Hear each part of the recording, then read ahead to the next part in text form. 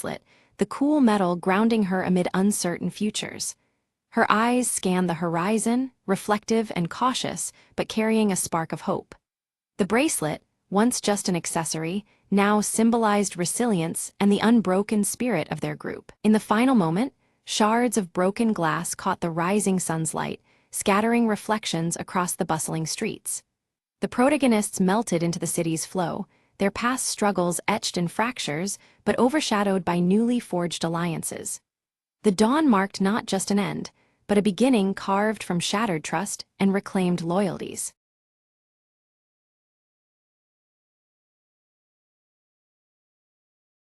The horizon burned red as Mara stepped through the dust-choked remnants of the city. She clutched an old, crumpled map, her only guide to the rumored sanctuary beyond the wasteland. "Just a little further," she whispered, eyes on the distant silhouette of twisted metal structures. The wind howled, carrying with it the voice of the past, echoes from a world undone by fire and fury. Suddenly, a faint flicker of movement caught her eye, a small figure darting between rubble. Heart-pounding, Mara called out, "Wait, I'm not here to harm you." An old man emerged, eyes weary but kind. "You seek the horizon's edge, don't you?" Mara nodded, hope fighting despair inside her chest. "It's not just a place," he said. "It's a choice between survival and rebirth." They journeyed together, tales unfolding as the sun dipped lower behind the ruined skyline. At night, stars pierced the heavy clouds, whispering stories of those who came before. Mara learned that the sanctuary was built on remnants of old technology, a fragile pulse of life in the wasteland. Morning light revealed a valley shielded by towering cliffs, crystals shimmering with an otherworldly glow. "Home," the old man breathed, tears streaming down cracked cheeks. Inside the valley, plants thrived against all odds, vines reclaiming steel bones of forgotten machines. Mara knelt, touching the earth, warm and alive beneath the cold ash of yesterday. "We rebuild," she declared, voice steady with newfound purpose. Together with the old man and the valley's sparse community, she planted seeds of hope and recovery. The wasteland outside remained harsh and unforgiving, but here, life bloomed resilient and brave. From the ashes, Mara saw not an end, but a beginning, the last horizon, a new dawn.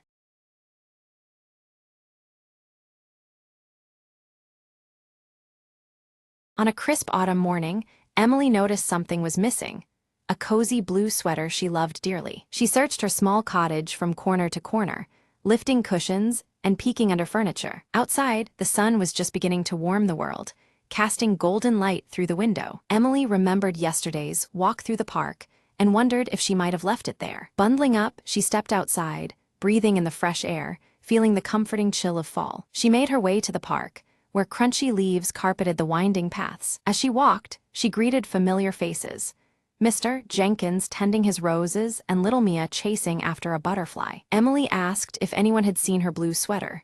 No one had yet, but they promised to keep an eye out. Just as doubt began to creep in, Emily spotted a flash of blue near the old oak tree. She hurried over and found her sweater caught on a low branch, gently swaying in the breeze. Relieved, she laughed softly.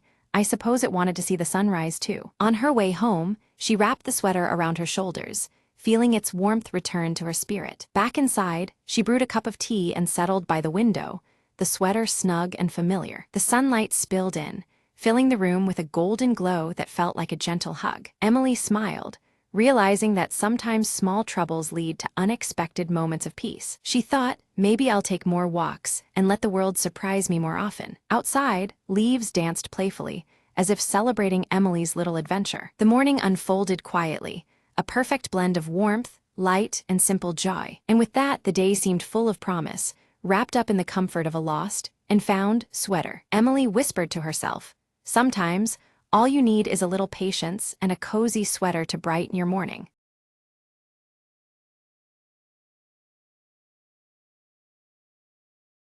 It was the perfect crime, or so Dave thought as he tiptoed into the kitchen at midnight. The prize, the last cookie in the jar, sitting on the counter like a delicious jewel. Dave glanced over his shoulder. The coast was clear.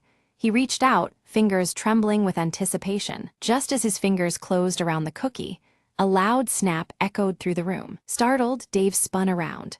The cookie jar lid had fallen off the counter and shattered on the floor. Before he could react, a voice whispered from the shadows, "Caught you." It was his cat, Mr. Whiskers, staring at him with unblinking eyes. Dave sighed, I just wanted one cookie. Mr. Whiskers flicked his tail, as if disapproving, then casually knocked the cookie from Dave's hand. Dave lunged forward, catching the crumb just as it hit the floor. He grinned, "Victory is mine, furball." Suddenly, his phone buzzed, a message from his roommate. "I ate the last cookie. Sorry." Dave looked at the cookie in his hand. It was a crumbly mess, nothing like the glorious treat he'd imagined. He glanced at Mr. Whiskers, who was now grooming his paw, completely uninterested. "Well," Dave said, tossing the crumb to the cat, "I guess you win tonight." He leaned against the counter, chuckling. "Next time, I'll just buy my own cookies." Mr. Whiskers purred approvingly, jumping onto the counter to inspect the cookie jar. Now empty. Dave shook his head, muttering, "Great crime indeed." As he left the kitchen, he heard the faint sound of a cookie jar lid clicking back into place. "Some mysteries aren't worth solving," Dave said with a smile, turning off the light.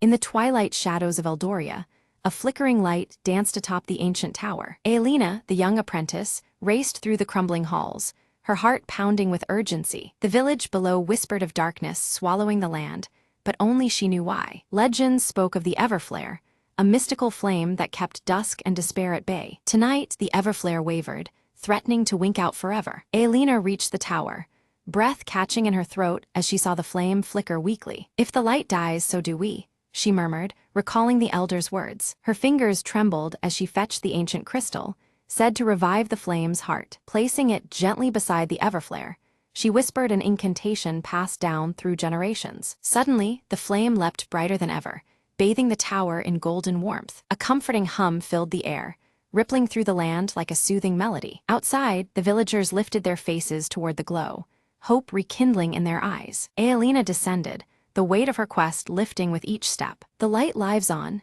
she told the gathered crowd, pride shining brighter than the flame. From that night forward, Eldoria's nights were no longer dark whispers, but stories of courage and magic. Aelina kept watch, her flame never flickering again, a beacon against the shadows. The villagers rebuilt, their fears replaced by faith in the light and its keeper. In every corner of Eldoria, whispers turned to songs, celebrating the last light's triumph. And as dawn stretched its fingers across the land, the darkness stayed at bay, held at bay by one girl's unwavering hope. In the heart of the ancient tower, the Everflare burned eternal, a promise that even the smallest light can conquer the deepest night.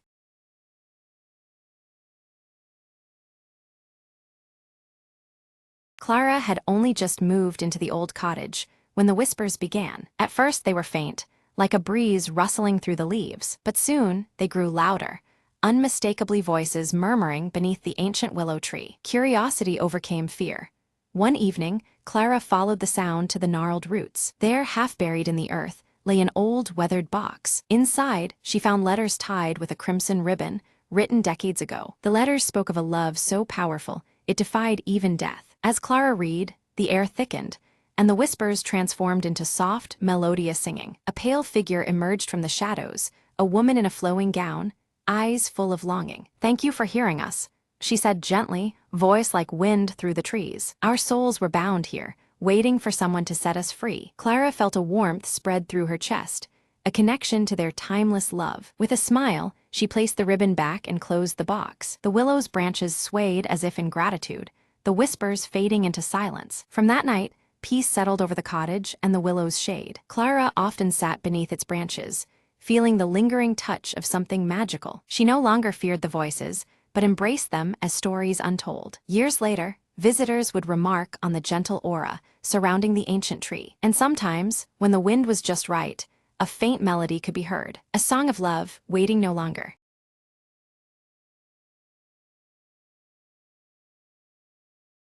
Dave decided today was the day he'd finally win the office chair race. It was an unofficial but fiercely competitive event held every Friday at 4:59 p.m. Rules were simple. Grab your chair, push off from your desk, and race to the break room. Dave's opponent, Linda, was a veteran chair racer with a customized seat cushion and laser focus. As the clock neared 4:59, coworkers gathered, phones ready to record the epic showdown. "Ready, set, go," the manager shouted, barely hiding his excitement. Dave launched forward, wheels squeaking loudly, but Linda zoomed ahead, her chair almost gliding. Suddenly, Dave's chair hit a rogue paperclip, spinning him around like a top. "Whoa!" he exclaimed, narrowly missing a stack of reports and an alarmed intern. Linda took the lead, but looked back with a grin as Dave struggled to regain control. Determined, Dave gave his chair a mighty shove and caught up to her by the water cooler. They were neck and neck, laughter bubbling up amid wheeling chaos. In a final burst, Dave aimed for the finish line, but his chair's wheel caught on a carpet edge. Time seemed to slow as he tipped backward, landing softly in a pile of empty coffee cups. The office erupted in laughter. Linda declared the victor, but everyone cheered Dave's spectacular effort. Next week, Dave promised, brushing coffee off his shirt, "I'm bringing training wheels." The manager handed Dave a consolation prize, a golden paperclip, and a Best Perseverance ribbon. As the office returned to normal, the chairs awaited their next race, eagerly and quietly spinning. Dave couldn't wait to get back on his chair and spin his way to glory, carefully this time. And so, the great office chair caper became legendary, reminding everyone that sometimes falling is just part of the fun.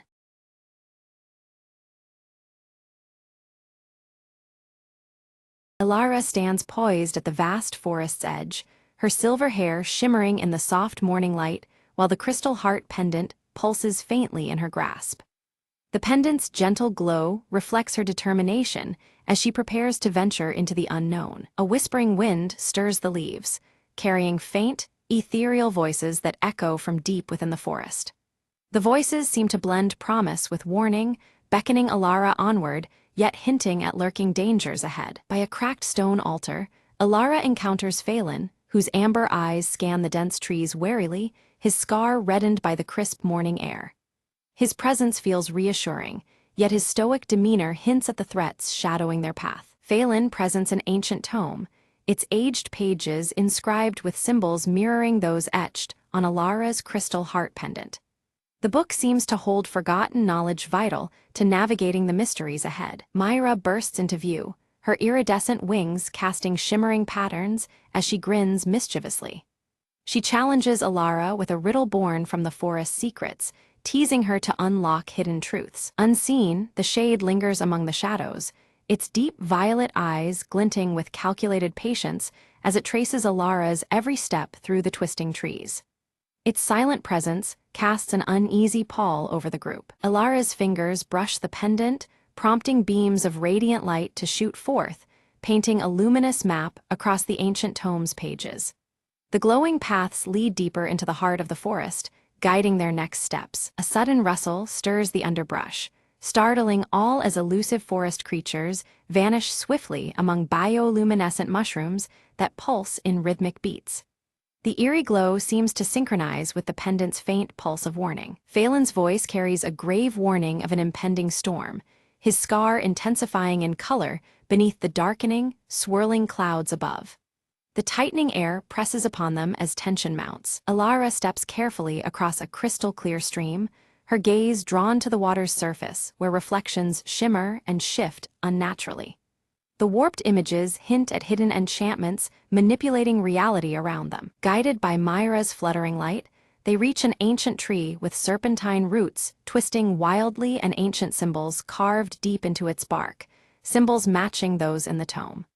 The tree seems alive with history and magic. From Myra's palm appears the silver key, glowing softly against the tree's bark as it slides effortlessly into a concealed lock. A silent mechanism stirs, unlocking passage to secrets guarded for centuries. A hollow within the tree opens to reveal a passage glittering with multicolored crystals. The pathway beckons the trio forward, deeper into a shadowed realm alight with flickering colors. Elara hesitates, clutching the crystal heart tightly as dancing shadows flicker around them, and the forest's usual chorus falls into an eerie, unnatural silence.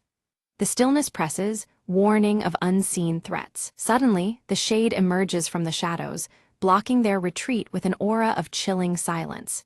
The crystal heart reacts instantly, emitting a faint, unsettling pulse that resonates through their very bones. Summoning resolve, Elara steps forward boldly, wielding the crystal heart to cast a radiant shield against the shade's encroaching darkness. Her light pushes back the shadows, momentarily holding the looming threat at bay. Phelan draws a blade etched with ancient runes that shimmer with captured light, readying for confrontation. His steady hands and fierce gaze speak of unwavering protection and skill. Myra darts skillfully through shafts of light, scattering fractured reflections across the cavern walls.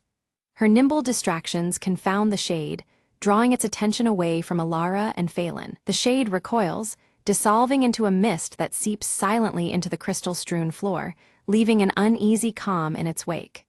Its retreat feels only temporary, a pause before it strikes again. Descending even deeper, the group finds a chamber where ancient symbols slowly rotate, aligning precisely with the shifting seasons.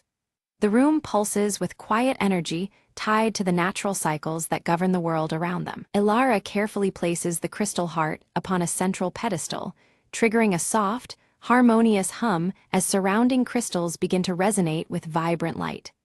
The chamber seems to awaken, responding to their presence. Without warning, the path behind them collapses with a thunderous crash, sealing off their retreat. Forced onward, the group advances into unfamiliar, shadowed tunnels fraught with uncertainty. Echoes of distant, indistinct voices envelop them, as the tunnel walls appear to breathe and warp subtly.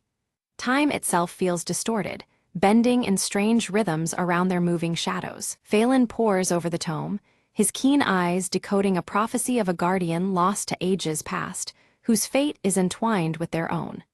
This revelation adds weight to their quest, hinting at a deeper purpose awaiting discovery. A shimmering silhouette materializes briefly, its form flickering like a mirage as it hints at the guardian's presence nearby.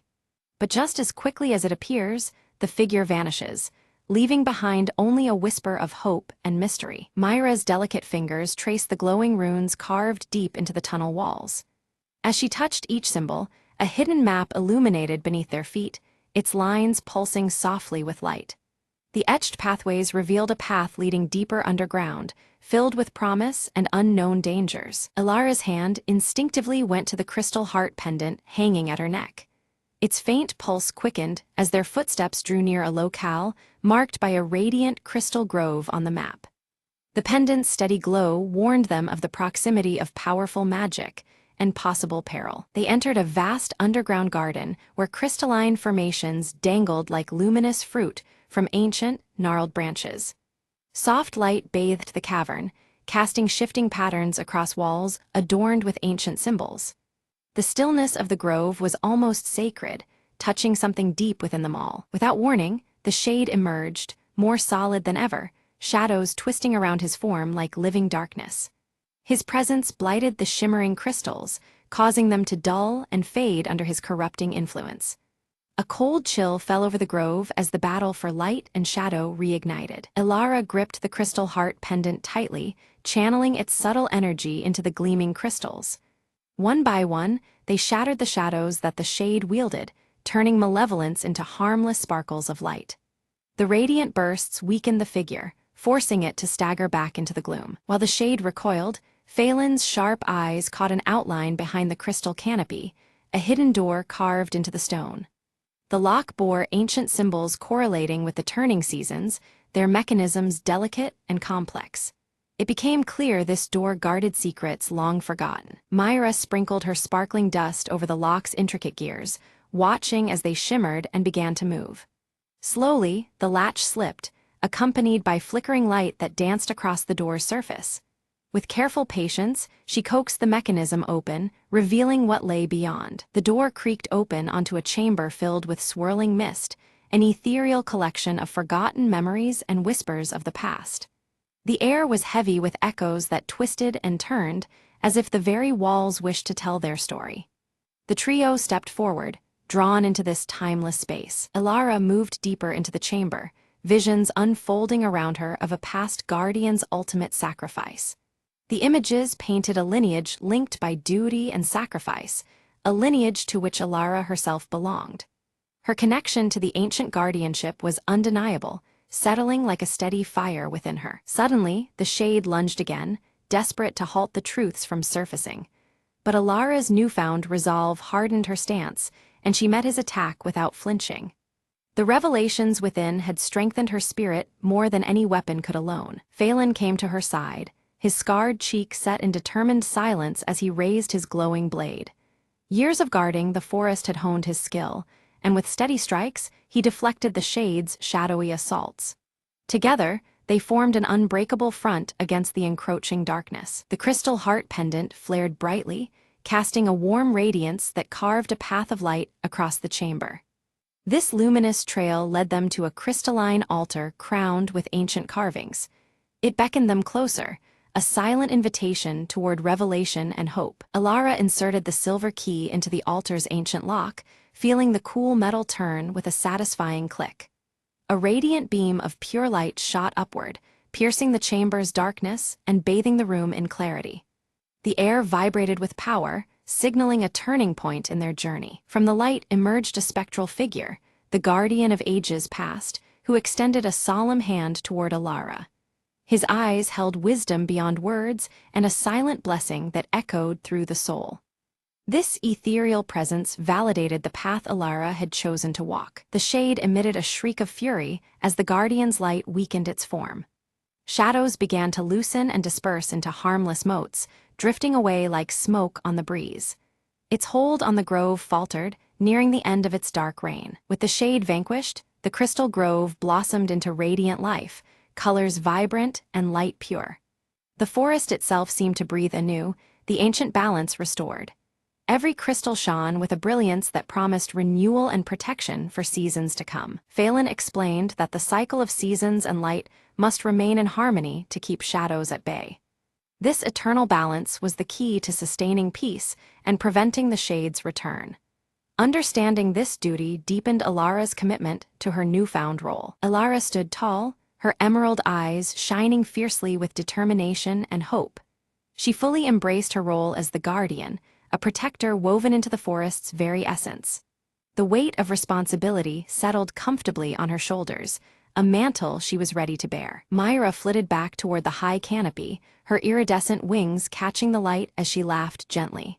She promised to watch over the forest's secrets, the mischievous sprite forever entwined with the grove's magic. Her presence was a joyful reminder that even in darkness, light could be found. Outside, the storm clouds parted to reveal a sky brilliant and clear. The forest vibrated with renewed energy, every leaf and branch alive with possibility.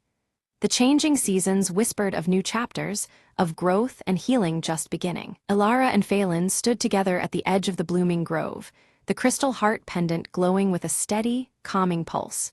Its gentle rhythm echoed the quiet strength of the land they now protected. Side by side, they watched as light and life intertwined in endless cycles. They uncovered an ancient mural depicting generations of guardians intertwined with the forest's destiny. The images showed eternal duty, sacrifice, and the delicate balance of nature and magic. Each painted figure bore symbols that felt deeply familiar, connecting past and present. Alara studied the mural carefully, realizing that every choice made would echo through future seasons like turning a page in a living book. The weight of their decisions stretched beyond the moment, rippling out over time. This understanding brought clarity and caution to her heart. Phelan shared stories of past challenges faced by guardians before her, reminding Alara of the strength found in unity and unwavering trust. These tales of perseverance reinforced the partnership they had forged. Together, they would face whatever trials lay ahead. The pair began setting protective wards around the crystal grove, using knowledge from the ancient tome and the pendant's power. Each ward hummed with light and magic, a barrier against future threats. Their collaboration marked the beginning of a vigilant and hopeful era for the forest. Alara carefully flipped through the ancient tome, her fingers trembling as she discovered a hidden compartment nestled between the worn pages. Inside, a delicate parchment glowed faintly, revealing a message left by the original guardian, filled with words of hope and guidance. The ink shimmered with an ethereal light, echoing the path that lay ahead. The message spoke of belief and courage as the greatest powers to overcome the darkness lurking beyond the forest's protective borders. It urged the reader to trust in the strength within and the light that shines even in deepest shadows. These words filled Alara with a newfound resolve, binding her heart to the destiny before her. Taking a deep breath, Alara stepped forward into the radiant light filtering through the crystal grove.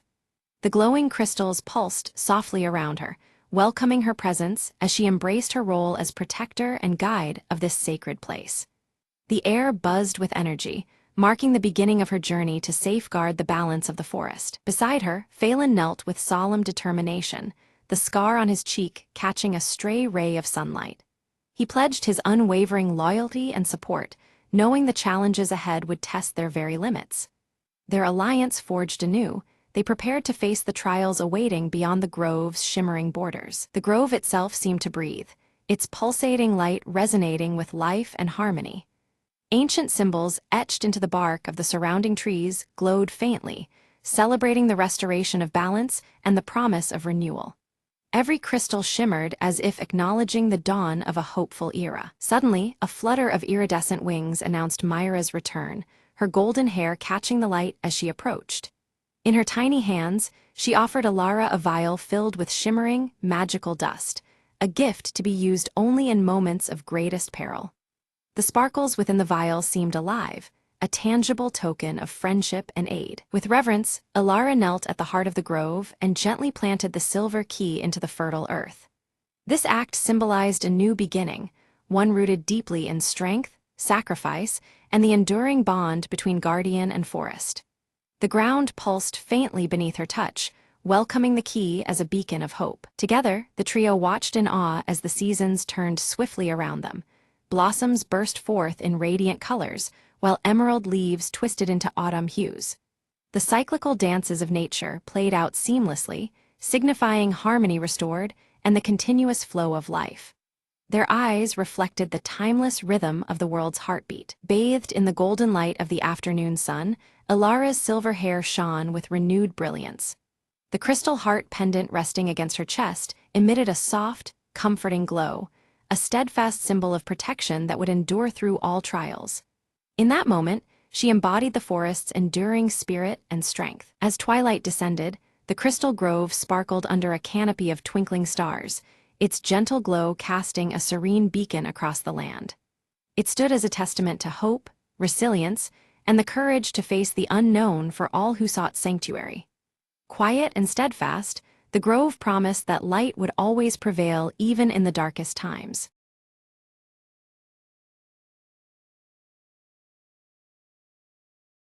The control room hummed with a faint, otherworldly buzz as Captain Mira stared at the flickering console. "We've lost contact with Earth." Her voice was steady, but inside a storm brewed. The starship Ardent Drift drifted in the vast void, a speck of metal swallowed by silence. Suddenly, the monitors lit up with a mysterious transmission, a sequence of cryptic pulses. "This isn't random," said Ali, the ship's communications officer. "It's a message." "From who? From what?" Mira decoded the signals, revealing coordinates to an unknown star system, labeled as Hope. "We have no choice," Mira declared. "Set course for Hope." Days turned into weeks, the crew facing isolation and memories of a lost homeworld. As the Ardent Drift approached the coordinates, an immense structure emerged from the darkness, a colossal space station.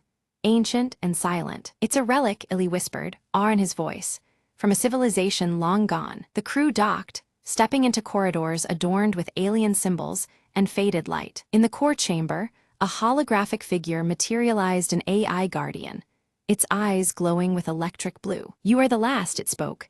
"Earth's final hope lies within this archive." It unveiled a vault containing data plans, technology, and memories preserved through eons. "Use it wisely," the AI warned. "Rebuild what was lost, protect the future." Mira's crew grasped the importance. This station was the ark of forgotten knowledge. "We carry the legacy now," Mira said, determination steadying her voice. The Ardent Drift prepared for a new journey, armed with ancient wisdom to reignite civilization. As stars twinkled outside, hope rekindled in the hearts of the crew, a beacon amidst the cosmic night. The silence was broken, not by despair, but by the echo of a new beginning.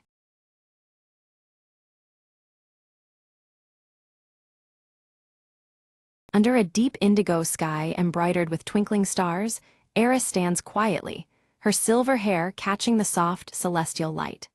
A gentle yet unshakable pull stirs within her, drawing her thoughts toward an ancient prophecy whispered through the ages. In the warm glow of his chamber, Elder Thalos unfurls a weathered scroll, its edges brittle with time. He points to an image of a delicate veil separating two realms, his voice heavy with warning that the veil's power is waning on this very night. Kalen approaches from the shadows, his tall frame adorned with celestial tattoos that pulse gently with radiant light. Meeting Eris's gaze, he pledges his unwavering protection along her foretold journey, the stars reflecting fiercely in his steady eyes. Suddenly, the peaceful night fractures as shadow wraiths emerge from the forest's edge, their faceless forms marked by ominous glowing red. They slide silently, yet threat looms palpable, their presence turning the tranquil hues to sharp crimson. Eris seizes the crystal star staff from Elder Thalos's grasp. Its luminous glow flickers precariously as the wraiths close in. She tightens her grip, the staff's light casting trembling patterns that dance against the surrounding darkness. Before them, the veil dissolves into a visible shimmer, a translucent curtain of ethereal light dividing the celestial stars from the mortal world below.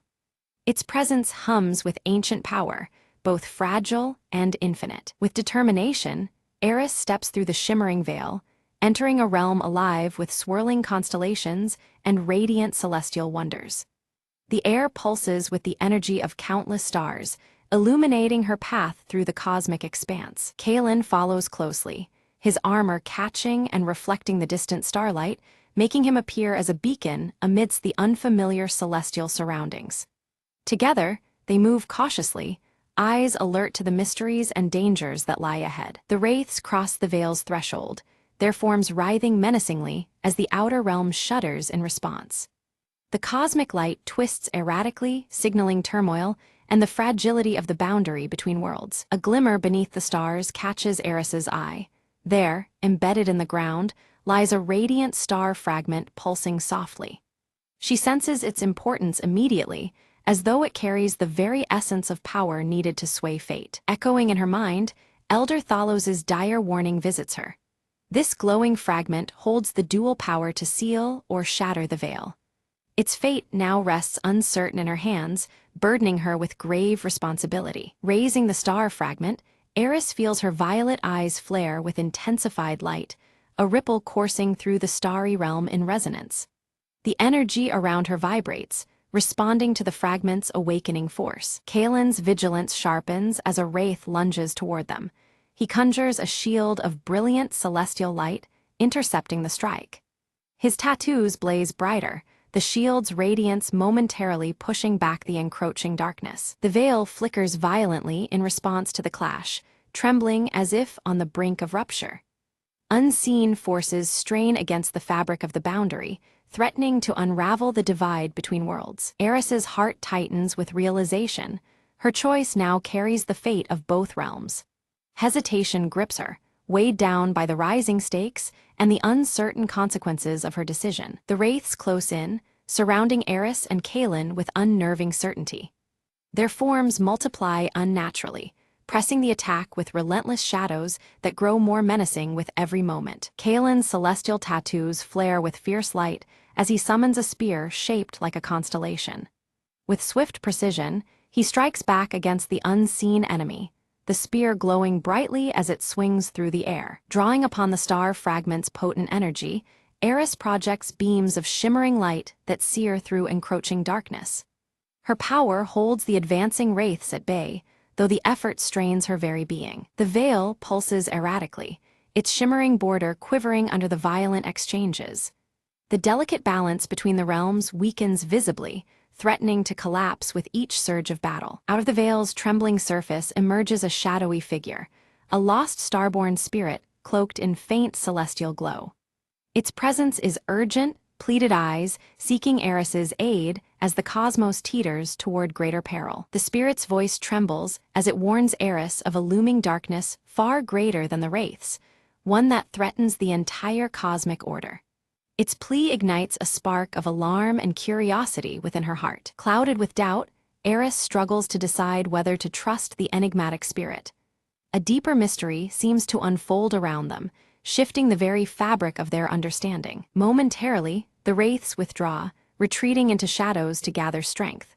Above the veil, a dark storm swirls violently, its red hues casting ominous light over the celestial fight. Kalen's voice cuts through the tension as he counsels vigilance, preparing for the next confrontation. His tattoos flicker nervously, a reflection of the looming threat awaiting their resolve. The Starborn spirit reveals the existence of a hidden celestial forge, a place of ancient power pivotal to restoring balance to the Veil. This revelation offers a glimmer of hope and a new direction amid the gathering dangers. Eris took a deep breath, her violet eyes glowing softly as she chose to follow the ethereal spirit deeper into the celestial realm's mysteries. Each step felt lighter yet filled with the weight of destiny, the shimmering stars above guiding her into the unknown. Around them, the stars shifted and realigned, forming new constellations unfamiliar yet beckoning. These celestial patterns glowed in deep purples and blues, casting a mystic light that traced their path through the vastness. Suddenly, jagged star-shaped portals burst open from the darkness, and shadow wraiths emerged, their glowing red marks contrasting sharply against the sky.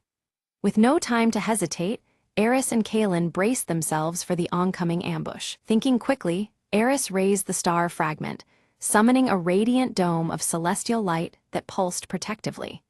The dome shimmered with intricate star patterns, momentarily shielding them from the wraith's attacks. Kaelin moved with calm precision, his celestial tattoos glowing intensely as he struck with his spear crackling with cosmic energy. Each foe that fell seemed to dissolve into stardust under his swift assault. After the fierce battle, they reached the forge, a majestic, ancient structure ablaze with celestial fire and pulsating power. The forge radiated warmth amid the cool cosmos, its glowing hues of deep blue and violet bathing the surroundings. The lost spirit appeared beside Eris once more, its form flickering as it beckoned her to place the star fragment into the heart of the forge. The crystal star staff in Elder Thalos's vision seemed to pulse in response, echoing the moment's importance. As Eris nestled the fragment within the forge's core, the veil pulsed violently, distorting between realms.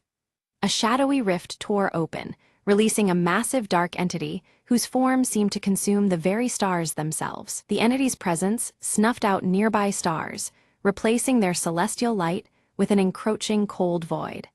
The cosmic balance teetered as the surrounding space shifted to ominous red tones reflecting the danger. Kaelin stepped forward, his celestial tattoos dimming as he confronted the dark force, but his cosmic energy struggled against its overwhelming shadowy power.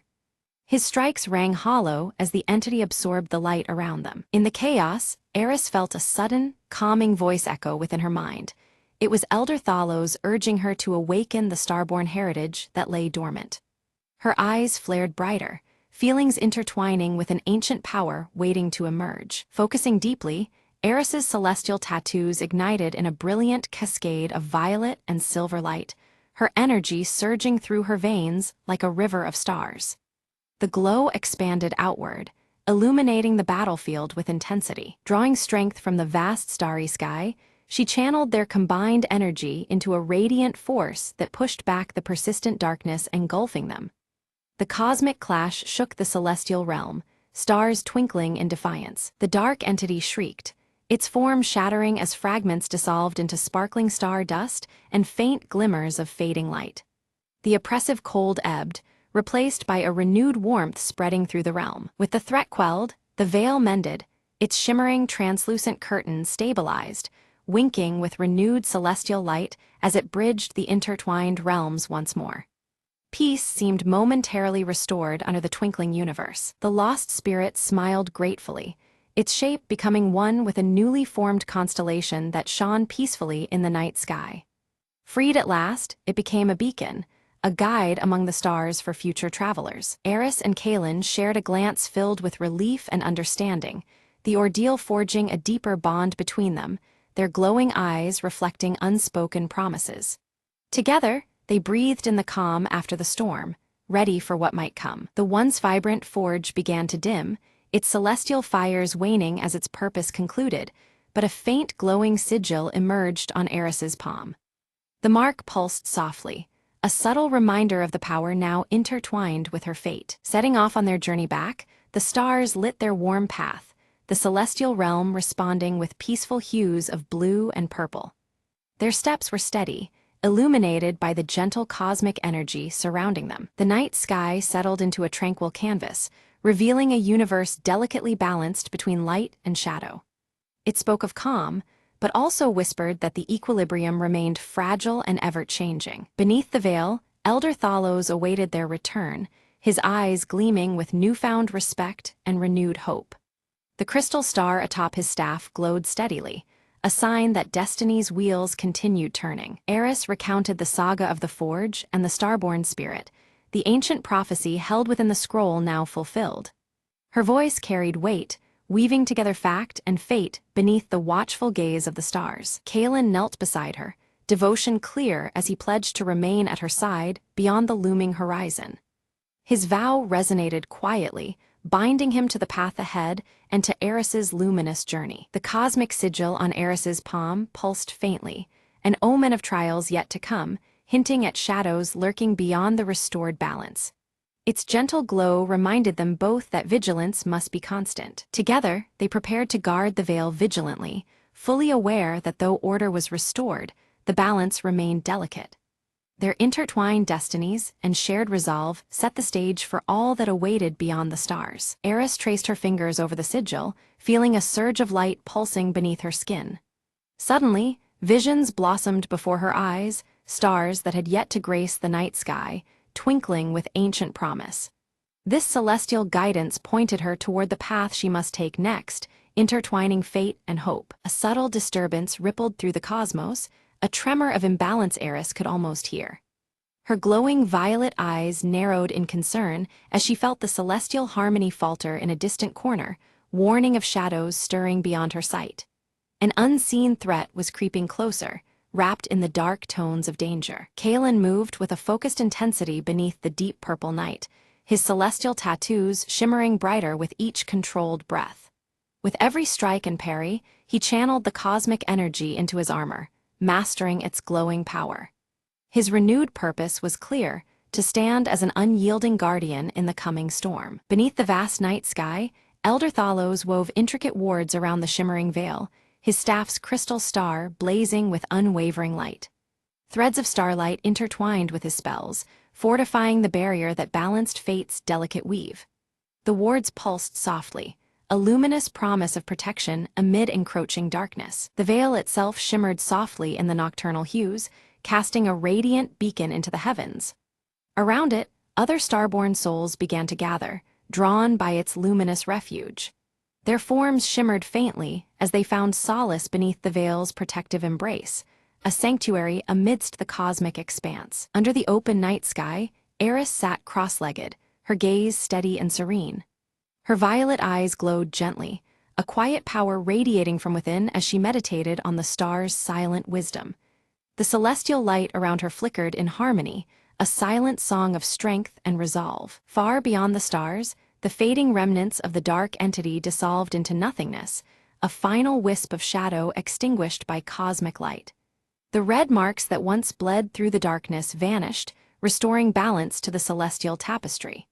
It was a fleeting glimpse of victory, reminding them of the fragile peace secured. Silhouetted against the vibrant night heavens, Eris and Kaelin stood side by side atop a hill. Their forms solid and unyielding, framed by deep blue and purple hues swirling overhead. Together, they kept vigilant watch, guardians bound by purpose and the glowing stars above. The veil swayed gently, alive with shimmering cosmic energy that twinkled like distant galaxies. Its translucent fabric shifted in the soft night breeze, a living emblem of fate's intricate design.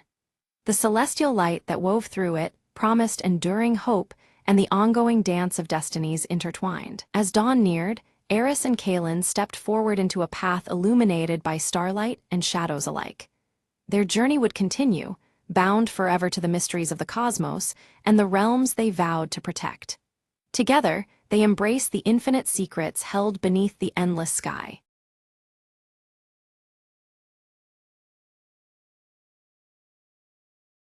At dawn, Arius moved with focused grace near the ancient stone circle. His silver hair caught the first sunlight, shimmering as he swung his crescent-etched sword in practice. Each strike echoed the disciplined spirit within him, the crescent tattoo on his arm, a silent pledge to the coming trials. Inside the dim tent, Lyra traced the star charts with attentive fingers. Her emerald eyes flickered in candlelight, reflecting constellations mapped in secrets. The star-embroidered cloak around her shoulders seemed to ripple with unseen energy as she pondered celestial patterns. Eldrin stood near the village gates, his white beard stirring in the cool morning breeze. His golden eyes scanned the horizon, gripping the rune-carved staff tightly as if anchoring himself against an unseen force. He sensed the boundary's thinness, aware shadows gathered beyond sight. A sudden chill swept the village as a shadow darker than night crossed its threshold.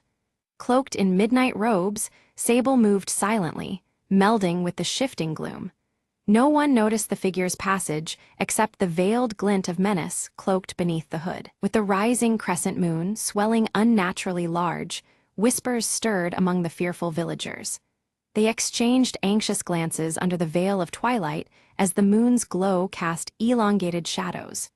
The night felt charged, as if the world itself held its breath. Arius's crescent tattoo glimmered faintly, a spectral light matching the moon above. His hand instinctively rose to touch the symbol, sensing a surge of energy coursing through him. The connection between mark and moon pulsed, a silent call to rising peril. Suddenly, Lyra's vision unfolded, a veil tearing apart to reveal a dark, writhing force. The imagery left her breathless, the starry cloak tightening around her shoulders. The revelation unsettled her soul, warning of veils unbound and secrets unveiled. Eldrin gathered the village council under the growing shadows, his voice grave with ancient knowledge. He spoke of a prophecy tied to shifting shadows and broken veils, a destiny threatening to unravel their world. The weight of his words settled like a stone upon their hearts. In the bustling marketplace, Sable moved unseen, planting a sinister symbol etched in shadow. Most missed the act, but the faintest ripple of darkness lingered where the mark was left behind. Suspicion grew, though no face could be tied to the unseen sowing of discord. Alerted by unseen danger, Arius drew his crescent-etched sword, feeling its latent power awaken. Pulses of energy thrummed through the blade, synchronizing with the glowing tattoo on his arm. The weapon was alive, ready for the encroaching threat. Lyra deciphered the ominous mark as a harbinger, the veil of Orenthal growing fragile. The star symbols in her cloak seemed to resonate with this truth, each stitch a reminder of their fragile defense. The veil's weakening signaled coming upheaval, demanding urgent action. Under the pale moonlight, Eldrin led Arius and Lyra toward the forbidden library. The ancient tomes awaited, holding secrets cloaked by time and shadow. As they approached, the veil surrounding the village seemed to hum, as if aware of their quest. Shadows warped and twisted unnaturally as they neared the veil-like barrier. A chilling breeze carried whispers of realms beyond, the boundary flickering like a fragile membrane. The trio stepped cautiously, senses alert to encroaching darkness. The veil quivered suddenly, thinning to reveal fleeting glimpses of a deep and desolate realm beneath. Dark tendrils writhed behind this fragile curtain, veiling an ancient and terrible power. Fear tightened in their chests as the boundary between worlds grew unstable. Fear rippled among the villagers, spreading whispers that the veil might collapse entirely. The ancient evil bound for centuries below threatened return, its shadows inching closer. Anxiety thickened the night air, veils no longer safe sanctuaries but fragile shields. Arius tested his blade against advancing shadows, sparks igniting as steel met intangible darkness. The sword's crescent glow clashed with shifting silhouettes, a battle of light against consume. Each strike pushed back malevolence, but at a rising cost to the warrior's strength. Lyra chanted a seer's incantation, her voice wavering yet determined to reinforce the veil. Unseen forces resisted, twisting the chant into discordant echoes. The veil's fragility fought back, straining against her desperate will to hold it intact. Eldrin recounted the legend of a lost relic, said to possess power to mend the torn veil. His golden eyes shone with urgency, recounting old lore masked by time. The relic was their only hope, a key to restoring the delicate balance between worlds. In shadows deeper than night, Sable gathered followers swayed by doubt and shadow's embrace. Their allegiance to darkness grew, spreading fear and discord throughout the village. The Veil's defenders faced a hidden threat within, veiled conspiracies weaving through trust. As the crescent moon waned swiftly, Arius's tattoo flickered unpredictably, its glow faltering. The unstable light mirrored the growing uncertainty surrounding their quest. The link between Mark and Moon wavered, threatening Arius's connection to the blade's power. Lyra's visions sharpened, revealing the relic concealed beneath the ancient stone circle. Shadows peeled back from the earth, exposing a secret long buried in hallowed ground. The path to salvation lay hidden under their feet, waiting to be uncovered. Eldrin warned that retrieving the relic required crossing the Veil's dangerous breaches. The realm beyond pulsed with hostile shadows, ready to consume the unprepared.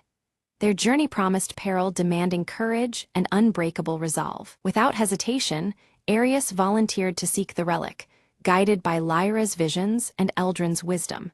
His silver hair caught moonlight as he prepared to step into unknown darkness. The burden of hope rested heavy but resolute upon him. Shadows clawed from every corner as the trio neared the Veil's thinning edge. The air swirled with shifting darkness, veiling secret dangers just beyond sight. Together, they pressed forward, each step a defiance against the growing gloom. Suddenly, Arius confronted a shadow creature, a twisted test of strength and will. The dark form lunged, seeking to extinguish the light within him. Steel met shadow in a fierce duel where every strike held the fragile fate of the Veil. Lyra drew her star-embroidered cloak tightly around her shoulders, channeling its faint glow to pierce the dense darkness ahead. As the celestial light spilled over the winding path, hidden traps, barely noticeable snare wires and concealed pits, became starkly visible, preventing disaster. Eldrin raised his rune-carved staff, which emitted a radiant golden light that pushed back the encroaching shadows in a wide arc. Yet with each dispelled shadow, distant alarms triggered, echoing ominously through the silent forest and heralding unseen dangers closing in. Just as their progress seemed steady, a trusted villager, whom they believed was loyal, turned abruptly against them. His betrayal introduced uncertainty and forced the group to reconsider who among the villagers could be trusted in this fragile alliance. Emerging from the swirling mists, Sable appeared briefly, his hooded figure radiating menace and mystery.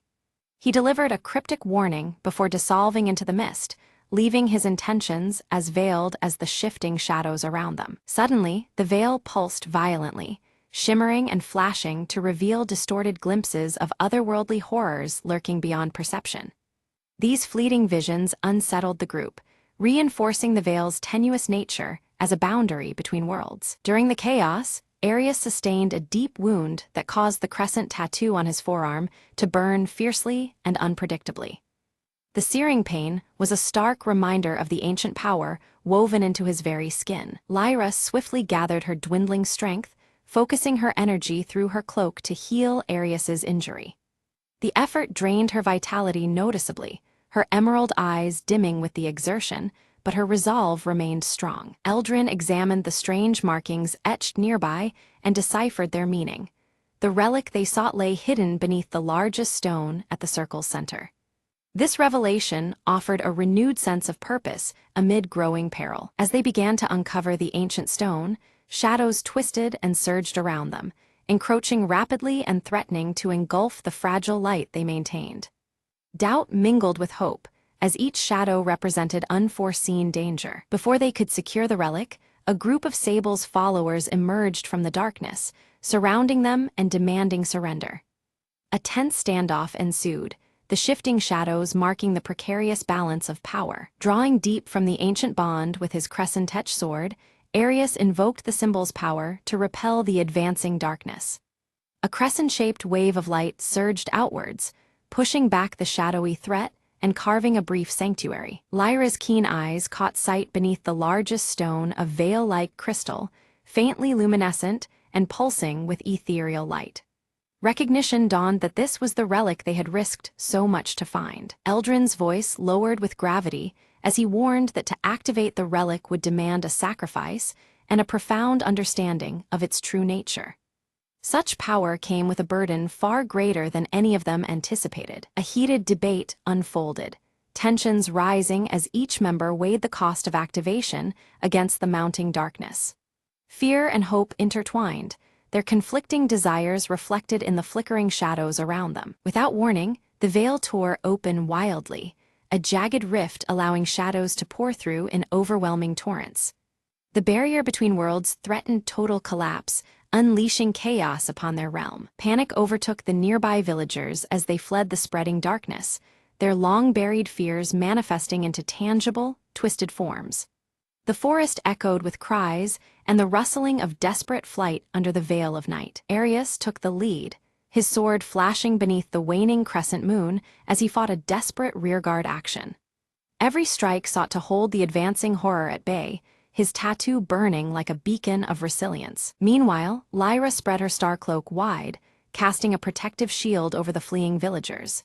Each moment of defense sapped her remaining strength, yet her determination to safeguard the innocent never wavered. At a critical breach, Eldrin raised his staff high, chanting in an ancient tongue to halt the largest wave of shadows. Golden runes appeared on the staff, creating a barrier that held long enough to stem the tide of darkness momentarily. The veil's instability worsened, its edges fraying ominously and threatening complete collapse unless swiftly repaired. Time pressed heavily upon the group, the fate of their world hanging in precarious balance. Despite uncertainty, Arius gripped the pulsing veil-like crystal firmly, resolving to activate it and face consequences unknown. His crescent tattoo flared fiercely, signaling the merging of his life force with the relic's ancient power. The crystal blazed with intense light, weaving brilliant threads of radiance and shadow in a delicate dance of balance. This luminous interplay seemed to pulse with the heartbeat of the worlds themselves, suspended between revelation and concealment. As the crystal's power surged, Arius felt his crescent tattoo ignite, binding his essence to the relic in a profound union. Pain mingled with strength, and the boundaries between self and artifact blurred in the swirling energy. Calling upon the stars for guidance one last time, Lyra's weakened form bolstered their fragile hope. Her unwavering gaze fixed on the heavens, searching for answers as her cloak dimmed but her spirit held fast. With Eldrin's final ancient incantation echoing through the night, the veil's torn edges began to stabilize. The radiant light spread slowly, weaving a fragile harmony that held the dark at bay, setting the stage for the truth to emerge. The veil begins to reform, shifting in layers to reveal a realm where shadows and light coexist in a delicate harmony. Faint outlines of hidden figures flicker between the interplay of darkness and illumination, hinting at a world both mysterious and alive. Sable emerges once more, her midnight robes less menacing, now flowing with a softer light. Her voice carries a new purpose, revealing that her allegiance lies not with destruction, but with maintaining the fragile balance between realms. Arius approaches cautiously, his crescent-etched sword lowered in trust as he seeks to understand Sable's change. Through their exchange, he uncovers the origins of the shadows, ancient protectors rather than mere threats, woven into the fabric of their world's natural order. Lyra's emerald eyes widen as a stirring prophecy unfolds within her vision. The shadows and light must coexist to sustain the world's vitality, not one to erase the other. Her star-embroidered cloak seems to shimmer with renewed significance, marking a turning point in their path ahead. Eldrin, gripping his rune-carved staff firmly, nods gravely in acceptance. The ancient guardian realizes that their role must shift from imprisonment of shadows to vigilant guardianship, ensuring neither light nor darkness dominates unjustly. The villagers, once fearful, gradually embrace the presence of shadows as essential to their world's cycle. Families gather beneath crescent moons and shifting veils, learning to live with the twilight dances rather than resist them. Together, Arius, Lyra, and Eldrin form a new order, dedicated to preserving the delicate equilibrium. Their symbols, crescent, star, and rune, blend into an emblem of unity, standing as sentinel against imbalance and chaos. The crescent moon hangs calm and steady in the night sky as the veil settles into a harmonious shimmer.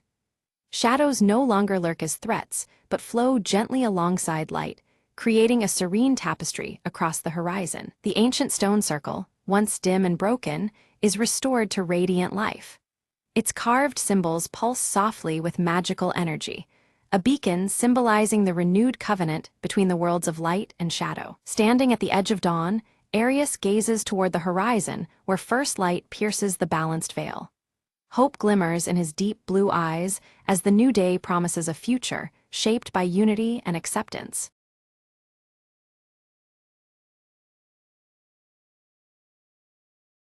The world had fallen silent, save for the whispers of wind among ruins. Ilara climbed the cracked wall of the old library, eyes scanning the horizon. In a sky once vibrant, gray clouds now held only ash and sorrow. Her only companion, a rusted drone named K2, buzzed softly at her side. Another day, another shadow, she murmured, gripping a faded map. They ventured beyond the city's skeletal remains, seeking seeds of life. Fields of twisted metal and splintered wood stretched endlessly. Hope was scarce, but Ilara's hands trembled with determination. K2 beeped sharply, detecting faint signals buried beneath rubble. They uncovered a buried greenhouse, surprisingly intact, a sanctuary of green. Inside, shoots of verdant plants clawed toward fractured glass ceilings. Ilara knelt, brushing the earth from a sprouting leaf, a miracle in decay. Life finds a way. K2's voice crackled with optimism. They worked through days and nights, nurturing the fragile garden of rebirth. As plants flourished, a distant storm began to cleanse the ash-filled air. Neighbors emerged,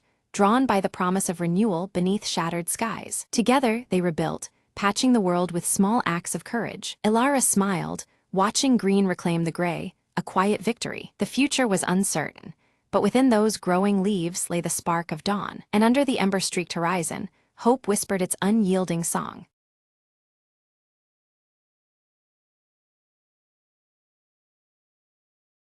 In the quiet village library, Ava studies an ancient map, the warm red light of sunset casting long shadows across the dusty pages. She carefully winds her bright red scarf around her neck, the fabric fluttering softly as a gentle breeze slips through the open window. At her feet, Keto, the mechanical fox with rusted bronze fur, twitches his ears with a spark of excitement. His glowing blue eyes shimmer as they fix on a peculiar marking revealed on the map, signaling a hidden path yet to be discovered. Elder Rowan approaches silently, steady with his carved wooden staff in hand. His silver hair catches the fading sun as he warns Ava in a low, grave tone about the perils that lie beyond the known horizon. Ava tightens her scarf resolutely, determination clear in her gaze. Keto circles protectively near her feet, his blue eyes glowing steadily, prepared to face whatever challenges may come. Suddenly, the sky-bound compass appears in Ava's palm, its soft, pulsing light matching the rhythm of her heartbeat.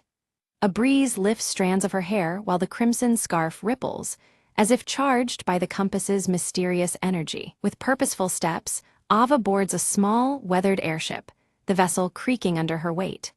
From the deck, she waves goodbye to the village beneath a sky streaked with warm amber hues, the evening setting a hopeful yet somber tone. The airship ascends, drifting above clouds that puff like cotton below, and the village fades into a distant memory. Keto scans the endless horizon with glowing eyes, alert to any sign of danger or discovery. Suddenly, silhouettes of sky pirates' airships loom in the distance, their familiar outlines dark against the sky. Their leather goggles catch the sunlight, flashing menacingly as they close in with a chorus of raucous shouts. The pirates swiftly surround Ava's fragile craft, their patchwork coats billowing in the rising wind. They demand the glowing skybound compass, their voices harsh and commanding, eager to seize its power. Ava clutches the compass tightly against her chest, feeling its warmth against her palm. Keto growls low, his blue eyes intensifying to a fierce glow, signaling his readiness to defend. A fast-paced dogfight erupts, with clouds swirling wildly around them. The pirates weave aggressively through the sky, their ships threading close to Ava's airship in a dangerous dance of chase and evasion. The airship shudders as it takes damage. Ava's scarf catches briefly on a jagged edge of the railing, but she rips free, her grip unwavering. Despite the broken parts, she maneuvers adroitly to escape capture, heart-pounding. Inside the battered cabin, Ava spots a faded symbol on the map, an ancient floating island glowing faintly with mystical light. Legend says it holds answers about the skybound compass's true power and origin. Ignoring Elder Rowan's warnings echoing in her memories, Ava sets course toward the mysterious island. The compass's pulsing light grows stronger, its glow intensifying with every mile she travels closer. Elder Rowan's cautionary words resound within her. Opening the island's secrets could unleash unknown dangers. Yet her resolve hardens, knowing the risks but driven by a deeper purpose. As the airship nears the island, turbulent clouds whip violently around them, buffeting the vessel. Ava struggles to maintain control, eyes narrowed against the storm, testing both her skill and courage. Keto's eyes flash rapidly as he detects the brewing storm approaching fast. The sky darkens ominously, with the first rumbles of thunder rolling like distant drums. Lightning strikes illuminate the island's towering ruins, casting eerie shadows against roiling dark clouds.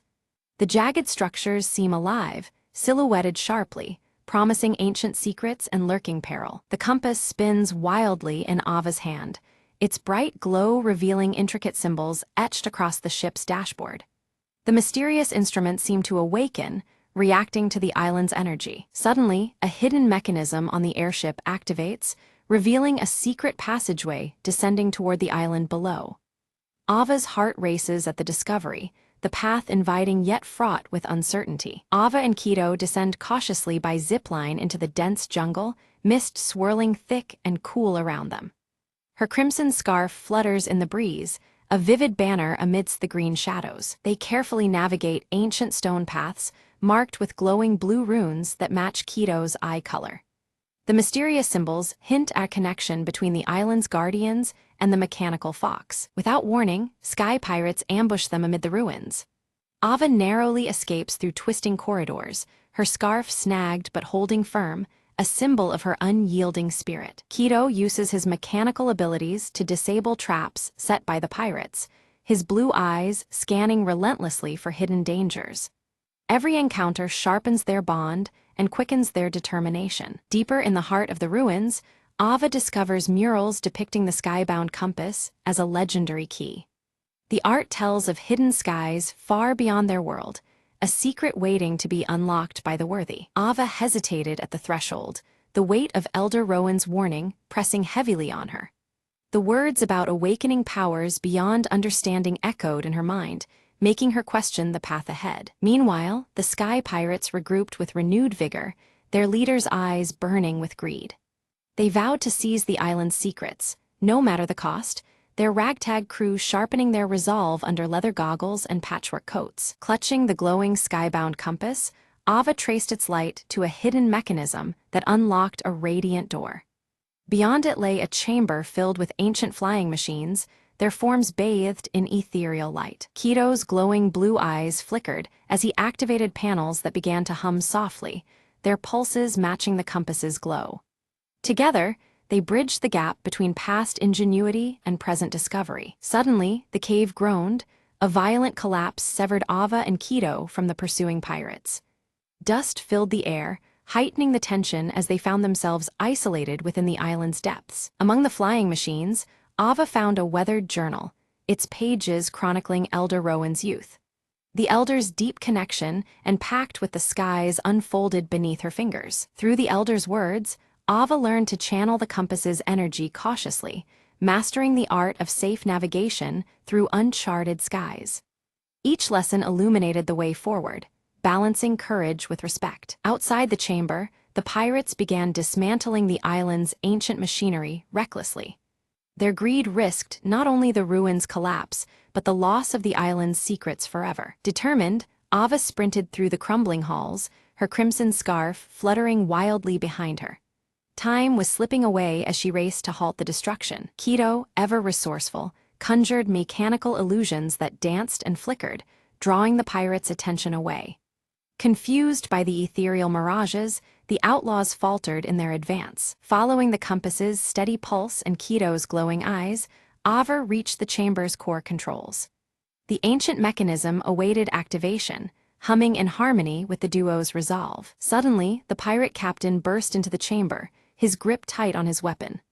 Ava's scarf caught again on a jagged edge as she dodged narrowly, evading capture by a breath. A tense standoff ensued. Ava stood grounded, the skybound compass blazing fiercely in her hand. Her gaze locked with the captain's, unflinching as the chamber's glow bathed them both. In a swift move, Keto leapt onto the captain, delivering a precise mechanical strike that disabled his weapon temporarily. The delicate balance tipped, giving Ava the upper hand. Seizing the moment, Ava activated the chamber's ancient machinery. Hovering platforms rose between them, their ascent blocking the pirate pursuit with a defiant shield. The ruins trembled as glowing runes flared, the island responding to long-forgotten magic. Slowly, the entire landmass began to lift, defying gravity to rise into the sky. The pirates scrambled to regroup, their skyships darting after the floating island with growing desperation. The mysterious ascent transformed the battlefield into a spectacle of air and light. With her scarf wrapped tightly, Ava climbed into one of the ancient flying machines from the chamber. She prepared to pilot it, determination radiating from her every movement. Keto's eyes glowed steadily, syncing with the compass's radiance as the flying machine stirred to life. Together, they took to the skies, ascending alongside the glowing island. They soared above the pursuing pirate ships, the radiant island behind them glowing like a beacon against the horizon. Ava felt the compass guiding her, a steady presence in the vast expanse. Unexpectedly, the pirate captain commandeered a rival flying craft, launching a relentless pursuit. The chase was on, the skies alive with tension and the roar of engines. Through dense clouds and shifting winds, Ava maneuvered with skill, her crimson scarf trailing vividly behind her. The engines hummed loudly as the chase unfolded in a dance of agility and resolve. With eyes fixed on the compass's steady glow, Ava navigated tight gaps with precision. The device's energy lit her path, guiding every daring move above the clouds. Keto detected a critical weakness in the pirate captain's airship, signaling Ava with urgent blinks.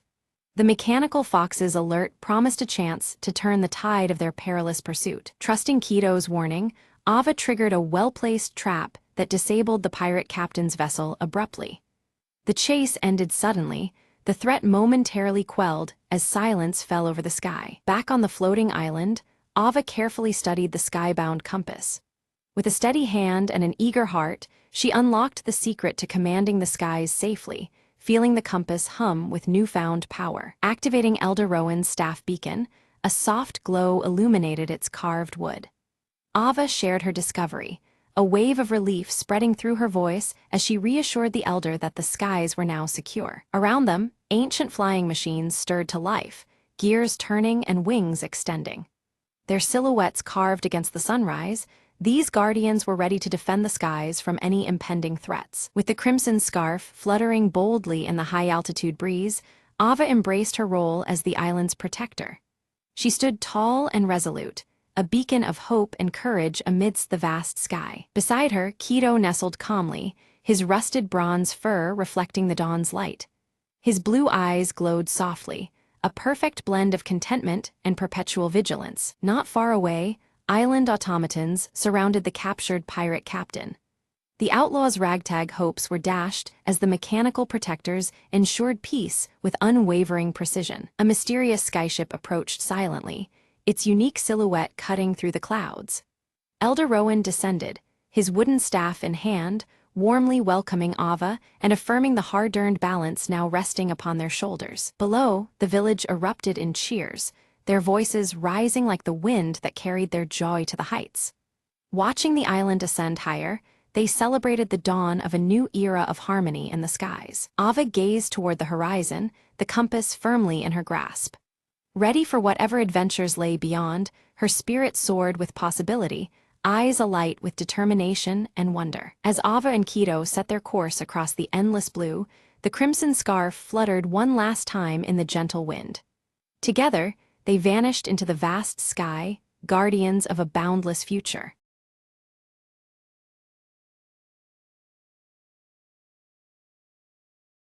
The sun struggles to pierce the thick ash clouds blanketing the barren cityscape, casting a muted glow over shattered rubble and twisted metal remnants of a once thriving world. The silence is heavy, broken only by the occasional creak of unstable structures. Mira moves cautiously through a collapsed alley, each step stirring dust that swirls in the dim light. She clutches her pendant tightly, a faint comfort in the oppressive gloom and rising ash that darkens the sky further. From the shadows, Joran steps forward, his mechanical arm clicking softly with each movement. His grave expression reflects the weight of their situation as he approaches Mira silently. They exchange whispered plans about a rumored safe zone beyond the ash fields, weighing the risks of venturing into the unknown. The promise of refuge sparks a cautious hope amidst the desolation. Nearby, Elias bends over a weathered map beside a flickering campfire, tracing convoluted routes with a gnarled finger. The firelight casts soft orange hues, contrasting the cold air and shadows around him. Following closely behind Mira and Joran, Kala darts nimbly between debris, her wide eyes filled with caution and curiosity about the path ahead. Her small figure moves like a quick shadow among ruins. The group assembles around the makeshift campfire as Mira outlines the stakes, her voice steady despite the peril. The orange glow illuminates their determined faces, a fragile warmth against the cold shadows. Suddenly, the ground trembles beneath them, scattering ash and breaking the fragile calm of their hideout. The unexpected shake sends a shiver through the group, heightening alertness. Joran scans the horizon through the ash haze, his eyes catching faint flickers of movement, a hostile force drawing closer. The soft clicks of his deteriorating mechanical arm mirror the creeping tension. Mira tightens her grip on the pendant as fear mixes with determination. They steel themselves to depart at first light, knowing that hesitation could cost them dearly. Elias issues a solemn warning of a deadly trap set near the supposed safe zone by rival survivors. The weight of his caution deepens the group's understanding of the lurking dangers ahead. Meanwhile, Kala practices with a crude slingshot, her small hands gripping it with fierce resolve.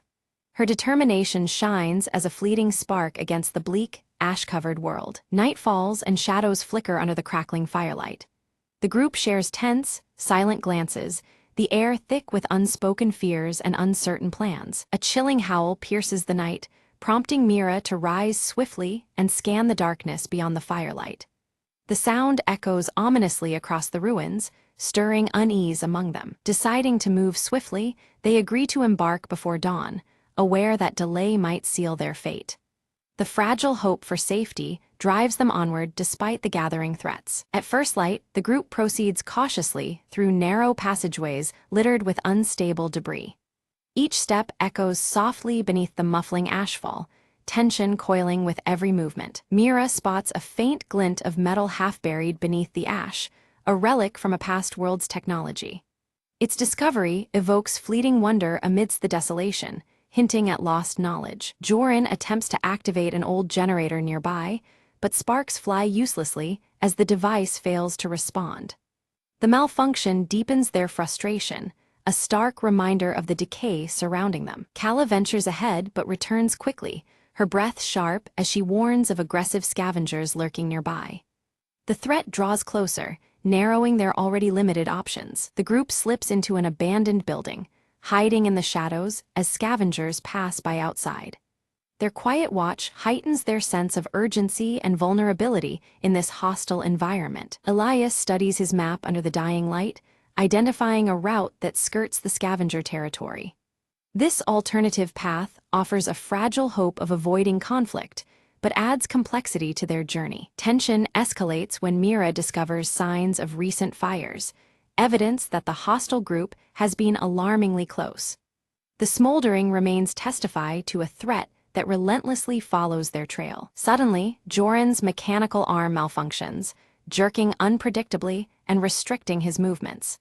The group's risk increases significantly as his primary tool degrades without urgent maintenance. Mira quickly moves to assist, using scavenged tools to repair Joran's arm. Their teamwork in the firelight reveals a bond of trust amidst the peril, a small flame of solidarity in the cold shadows. Kala suddenly points out a small, resilient plant pushing through the ashen ground, a rare sign of life and renewal.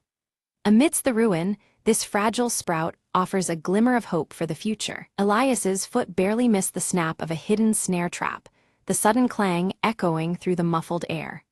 Tension surged as the group realized danger lurked closer than anticipated in this ash-darkened world. The ashfall thickened, muting their footsteps yet blurring their eyesight. They quickened their pace, each breath heavy under the sky darkened by relentless ash clouds. Mira's thoughts flickered to tales of old, whispers about an underground tunnel network beneath the city's ruins that might offer shelter. The possibility sparked a fragile hope amid the encroaching gloom. After a tense search, they uncovered a concealed entrance veiled by debris and shadow. One by one, they descended into the cramped, suffocating tunnels, seeking refuge from the relentless ash raining above. Elias lit his lantern, its soft orange glow illuminating ancient markings etched into the tunnel walls. These cryptic signs spoke of past survivors who had navigated these forgotten paths long ago. Joran paused, the finely tuned sensors in his mechanical arm picking up unfamiliar echoes beyond the walls. The tension tightened as the sounds whispered of lurking threats deep within the underground maze. Without warning, a sudden collapse sealed their retreat, chunks of rubble blocking the way back. Trapped, they grudgingly pressed further into the labyrinthine darkness, heartbeats sinking with every cautious step. The air thickened, fetid and foreboding, as visibility faded into near blackness. Mira raised her pendant, its faint, steady glow piercing the dark, a fragile beacon amidst the void. Kala's nimble fingers uncovered a forgotten cache hidden in a recess, a stash of dated yet functional supplies. This small fortune offered them brief respite, a momentary shield against the encroaching despair. Doubt crept in as the tunnels twisted beyond recognition, and Mira challenged the faithfulness of Elias's weathered map. Their steps faltered amid the disorienting maze, the past whispers now tangled in uncertainty. Joran proposed reliance on his mechanical arm's internal compass, a flickering device needing constant care. Though degraded, it became their guide through the subterranean labyrinth's shifting corridors. They confronted a fork, one path swallowed in shadow, the other marked by faint flickers of distant light.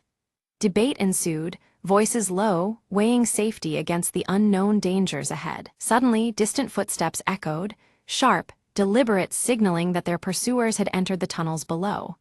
The unseen threat closed in, tightening the noose beneath the earth. Choosing instinct over caution, Mira led them toward a faint, steady light filtering through a cracked tunnel wall. It beckoned with the promise of sanctuary beyond the suffocating darkness. Emerging into an underground bunker, they found it filled with relic technology, cold metal contrasting the soft firelight of their lanterns. Among the decay, hope flickered softly, a spark against the endless ash. Elias's weathered fingers traced an ancient terminal, bringing it to life to reveal a faint signal. Flickering, it hinted at distant activity beyond the desolation outside. Joran worked swiftly, repairing a battered communication device with deft movements despite prior malfunctions. The mechanical whirs and clicks echoed gently amidst the bunker's cold silence. Power surged through the device. Static gave way to a clear, urgent voice broadcasting warnings. Ash storms were converging fast, threatening to seal all exits and trap anyone still wandering in the ruins. The news brought a crushing weight. The relentless ash storms would soon enclose all paths, compressing precious time for their escape. Shadows lengthened outside, embracing the horizon with grim inevitability. Suddenly, a breach tore open a bunker wall, spilling in hostile scavengers, their eyes gleaming with desperation. The fragile calm shattered as danger pressed into the confined space. A tense standoff erupted. Mira stepped forward, negotiating with steady resolve while Joran readied his mechanical arm, muscles coiled for swift defense. Firelight flickered over faces etched with suspicion and grit. Seizing a moment, Kala darted past, drawing the scavenger's attention with quick movements. Elias activated a hidden defense mechanism, ancient gears grinding and whirring within the bunker's walls. A blinding flash erupted, accompanied by choking smoke, engulfing the intruders and forcing them into a temporary retreat. The group used the chaos to regroup, hearts pounding beneath the shroud of orange firelight. Elias revealed a secret exit, long forgotten and barely concealed beneath rubble.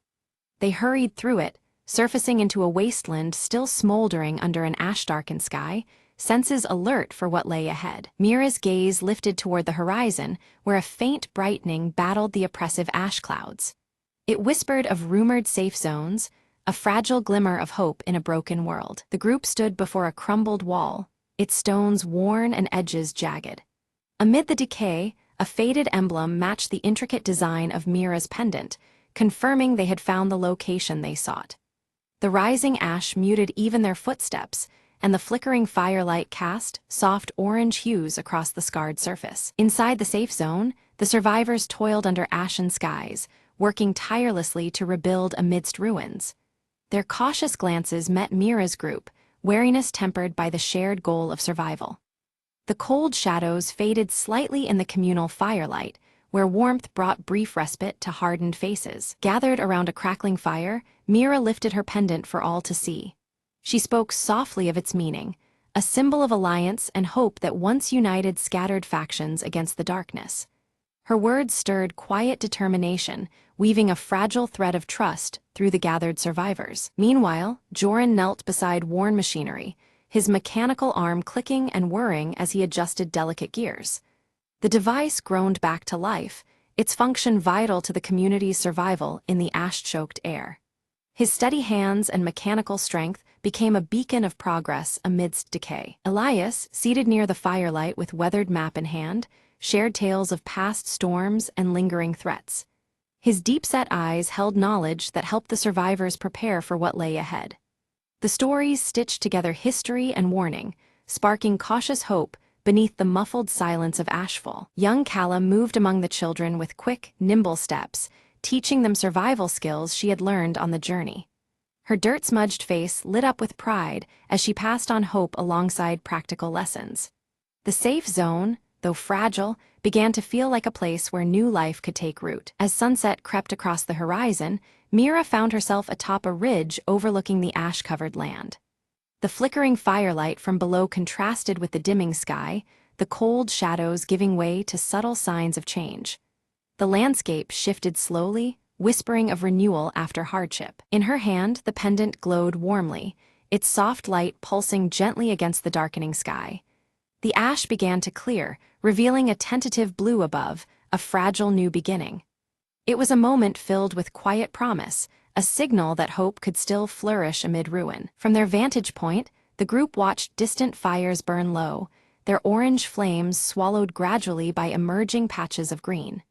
The earth beneath the ash stirred with life, revealing signs of restoration amid the fading destruction. It was a delicate balance between past scars and future growth. With a steady breath, Mira turned back toward the settlement, her resolve firm beneath the warming sky. The path ahead was uncertain, but she was ready to rebuild, protect, and nurture the fragile horizons stretching before them. Together, they would face the challenges to come beneath rising ash clouds and hopeful firelight.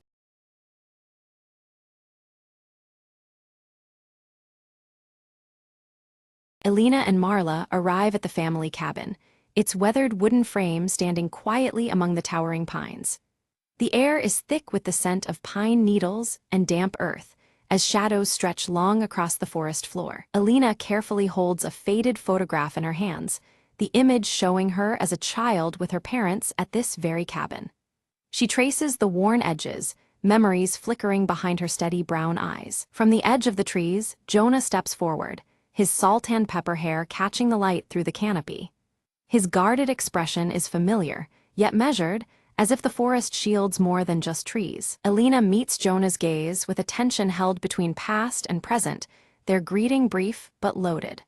The broken compass hanging from Jonah's neck gleams dully, its needle twitching erratically in the dappled sunlight. Marla, curious and unafraid, wanders close to the forest's edge, her small hands gathering pine cones. Her wide green eyes catch the flicker of shadows dancing just beyond her reach, as if the trees themselves are watching. Elena breaks the fragile calm by revealing her intent to sell the cabin, the words heavy with finality. Jonah's eyes narrow slightly, unease settling into the space between them like a gathering storm. Jonah warns Elena that the cabin holds secrets best left untouched, his voice low and urgent. The forest seems to lean in, the whispering pines echoing his caution with a soft rustle. Dusk falls, casting long shadows through the whispering pines as the wind carries a haunting song. Inside, flickering candlelight reveals the rough texture of wooden walls, the cabin enveloped in a fragile glow. Elena discovers a silver locket tucked beneath a loose floorboard, its delicate clasp worn by time and handling. Holding it, she feels the weight of unseen stories wrapped within its small, oval shape. Jonah recounts the forest's strange history, weaving tales connected to the locket and their shared ancestors. The old stories hang between them, thick with both warning and wonder. Marla suddenly points toward a shadowy figure glimpsed beyond the window. Her voice is a whisper, but the figure vanishes as they all turn to look. Doubt and fear flicker momentarily in the candlelight. Elena finds scattered letters hidden beneath floorboards, their torn edges and faded ink describing a family conflict long forgotten. Each word stirs a half-remembered tension, deepening the cabin's mysteries. Jonah steps quickly to block Alina's path as she moves toward the forest, his protectiveness clear but laced with unease. His warning is firm. Venturing deeper alone is too risky under the forest's watchful eyes. The air thickens as Alina confronts Jonah about his hidden ties to her family's past, demanding answers she has long awaited. Their voices are low but sharp, memories and mistrust colliding beneath the whispering canopy. A sudden storm bursts overhead, rain hammering the cabin roof and streaking windows as lightning fractures the sky. The power flickers and dies, plunging them into a darkness punctuated only by the pounding rain and distant thunder. Morning reveals unsettling changes. Marla's beloved doll has vanished without trace, and on the table, the broken compass spins wildly, ignoring any notion of north. Unease grows sharper as the sun's weak light seeps through the trees. Determined, Alina steps outside to search, discovering an overgrown trail obscured behind the cabin, tangled with vines and moss. The forest beyond seems both inviting and forbidding, its secrets buried beneath layers of time. Jonah follows reluctantly, his voice low with caution as he warns of hidden dangers ahead. His knowledge of the forest's unseen threats adds weight to every step they take deeper beneath the whispering pines. The woods close in around them, shadows shifting unnaturally with each footfall. The familiar path begins to warp, the forest taking on a strange, surreal quality that unsettles even Jonah's steady demeanor. Alina spots a carved symbol etched deep into the bark of a tree, identical to one seen faintly in the old photograph. The mark pulses with significance, a silent key to the forest's tangled past. Jonah admits he once belonged to a secretive group linked to that very symbol, tied to local legends shrouded in myth.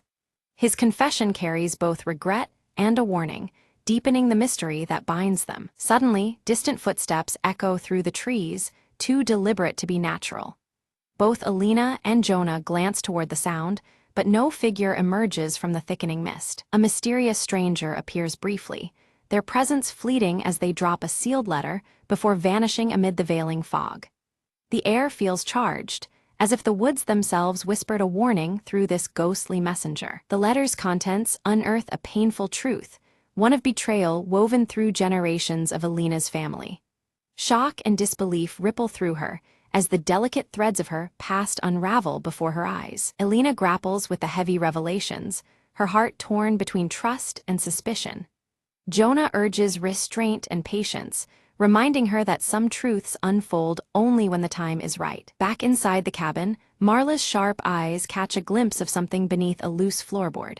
With careful fingers, she lifts the panel and uncovers the missing doll, its worn fabric dusty from years of hiding.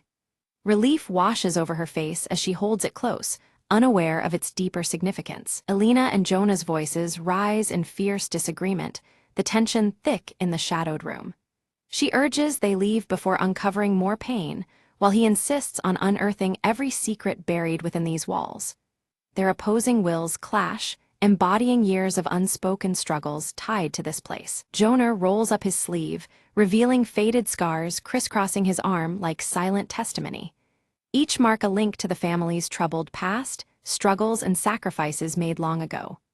The physical evidence jolts Alina, grounding the haunting stories she barely dared imagine. Alina's fingers tremble when she finds the silver locket left open on the mantelpiece. Within, a tiny photo of two children stares back at her, faces unfamiliar yet strangely evocative. It feels like a whisper from a past carefully hidden. A flood of fragmented memories rush through Alina's mind, snapshots of laughter and shadows intertwining beneath this roof.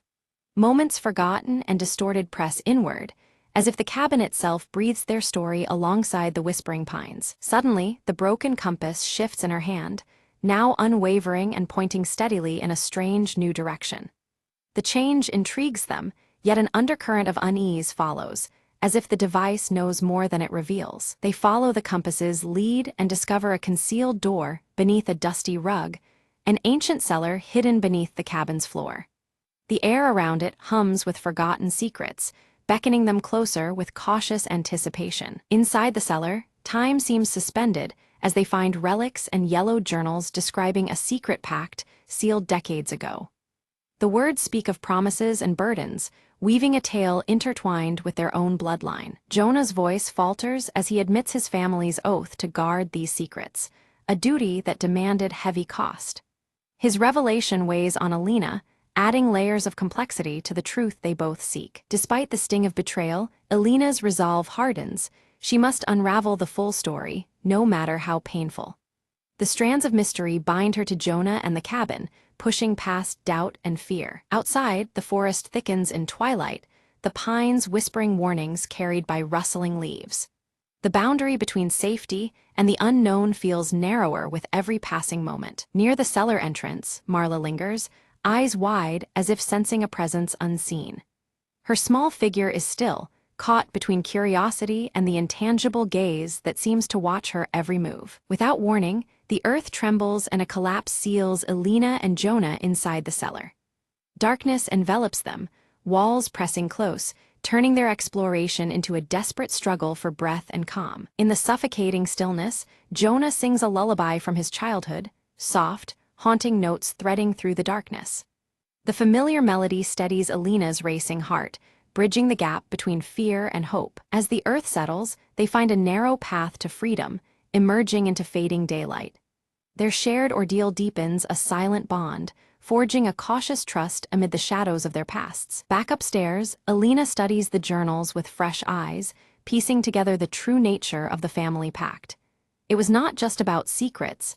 It guarded a treasure hidden from the world's gaze. Jonah reveals that the treasure is no gold or jewels, but a secret with power to alter their family's destiny. The weight of this truth presses on them, promising upheaval alongside understanding. A final letter, yellowed and creased, warns that unveiling this secret demands a personal sacrifice. The cost of truth is laid bare, chilling yet undeniable in its gravity. Determined, Alina and Jonah prepare to face whatever awaits beyond fear and hesitation. United in resolve, they step forward together to confront the unfolding mystery. Marla appears with the compass clutched tightly in her small hands, the needle steady and true. Its quiet certainty offers a fragile thread of hope amidst the growing darkness. Guided by the compass, the family moves deeper into the forest where shafts of light pierce the dense canopy. The eerie beauty of the woods surrounds them, mingling danger and promise in every breath. They reach a clearing dominated by an ancient oak tree, its bark carved with the same symbol appearing throughout their journey. The tree stands as sentinel to secrets long held in the whispering pines. At the base of the oak, moss and roots part to reveal a weathered box buried beneath the earth. The discovery feels like a culmination, a portal to truths hidden just out of reach. Inside the box lie personal keepsakes and a letter addressed directly to Alina from her grandmother. The words pulse with honesty and hope, bridging generations with unexpected tenderness. The letter speaks of forgiveness and legacy, urging Alina to carry the family's future with strength and compassion. It offers a fragile light amidst shadows, planting seeds for what lies ahead. As Alina gazed at the broken compass and the scattered letters, a deep understanding settled within her. The true treasure was not gold or jewels, but the shared history and bonds that had been frayed and were now being woven anew. In that quiet moment, surrounded by whispering pines, she felt the strength of family reignite. Jonah stepped closer, his weathered face earnest as he spoke of past mistakes and regrets. Alina listened, her steady brown eyes reflecting forgiveness and hope. Together, they made a silent vow to protect the legacy of the old family cabin, promising to face the future united. With careful hands, they restored the delicate compass, its needle finally steady and true. They placed the silver locket inside the worn wooden box, securing it as a symbol of their commitment. This act was more than preservation. It was reclaiming their shared past and safeguarding their future. Marla's inquisitive green eyes brightened with a gentle smile, sensing the tension in the forest lift. The once ominous presence among the towering pines seemed to wane, replaced by a peaceful calm that enveloped the cabin. Her laughter echoed softly, bringing life back to the quiet woods. Inside the cabin, the windows glowed warmly against the dusky twilight, casting golden light onto the surrounding trees. This welcoming glow was a testament to renewed life and resilience, standing firm amidst the forest's eerie beauty. It marked a fresh beginning for the family and their heritage. Elena stood before the familiar walls, feeling a renewed determination swell within her chest.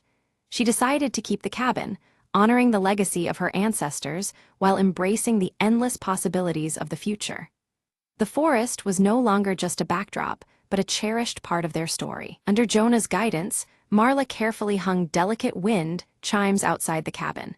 Their soft, melodious tones caught the breeze, mingling with the whispering pines in a welcoming symphony.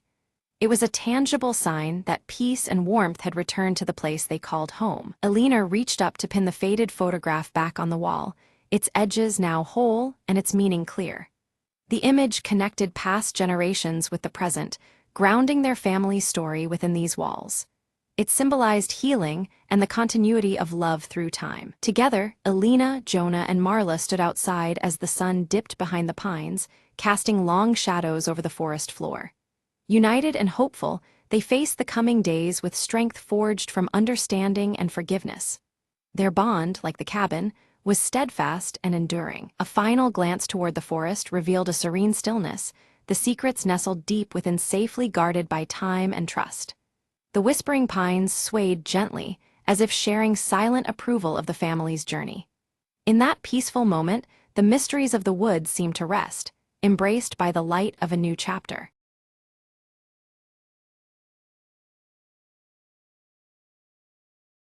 Beneath the twilight sky, a faint glow shimmered within the heart of the ancient crystal grove. Lyra, a young mage whose lineage whispered of forgotten powers, stepped cautiously onto the crystalline path. The grove's delicate trees sparkled with otherworldly light, each leaf a prism reflecting countless colors. They say only the pure can unlock the ember's flame.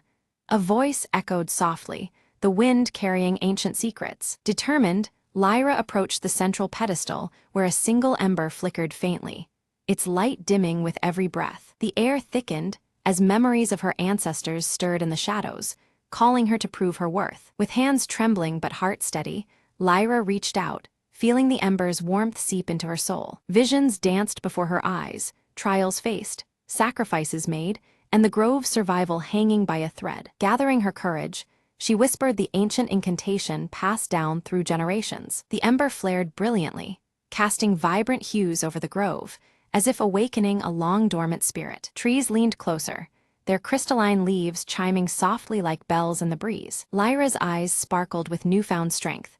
The ember's glow infused her with a gentle, radiant power. "The bond is restored," she murmured, feeling the grove pulse with life around her. Suddenly, a burst of light arced from her palms, spreading warmth over the frost-bitten earth. Tiny sprouts began to emerge, shimmering flowers blossoming where cold once lingered. The grove hummed a melody of renewal, its magic weaving seamlessly into the fabric of the world. Lyra smiled, knowing she had rekindled an ancient promise between nature and mage. As night embraced the sky, the crystal grove shone brighter than ever, a beacon of hope and magic. "Every ending holds a beginning," the whisper returned, fading into the gentle rustle of leaves. Lyra turned away with a peaceful heart, the ember's light guiding her journey beyond the grove's shimmering gates.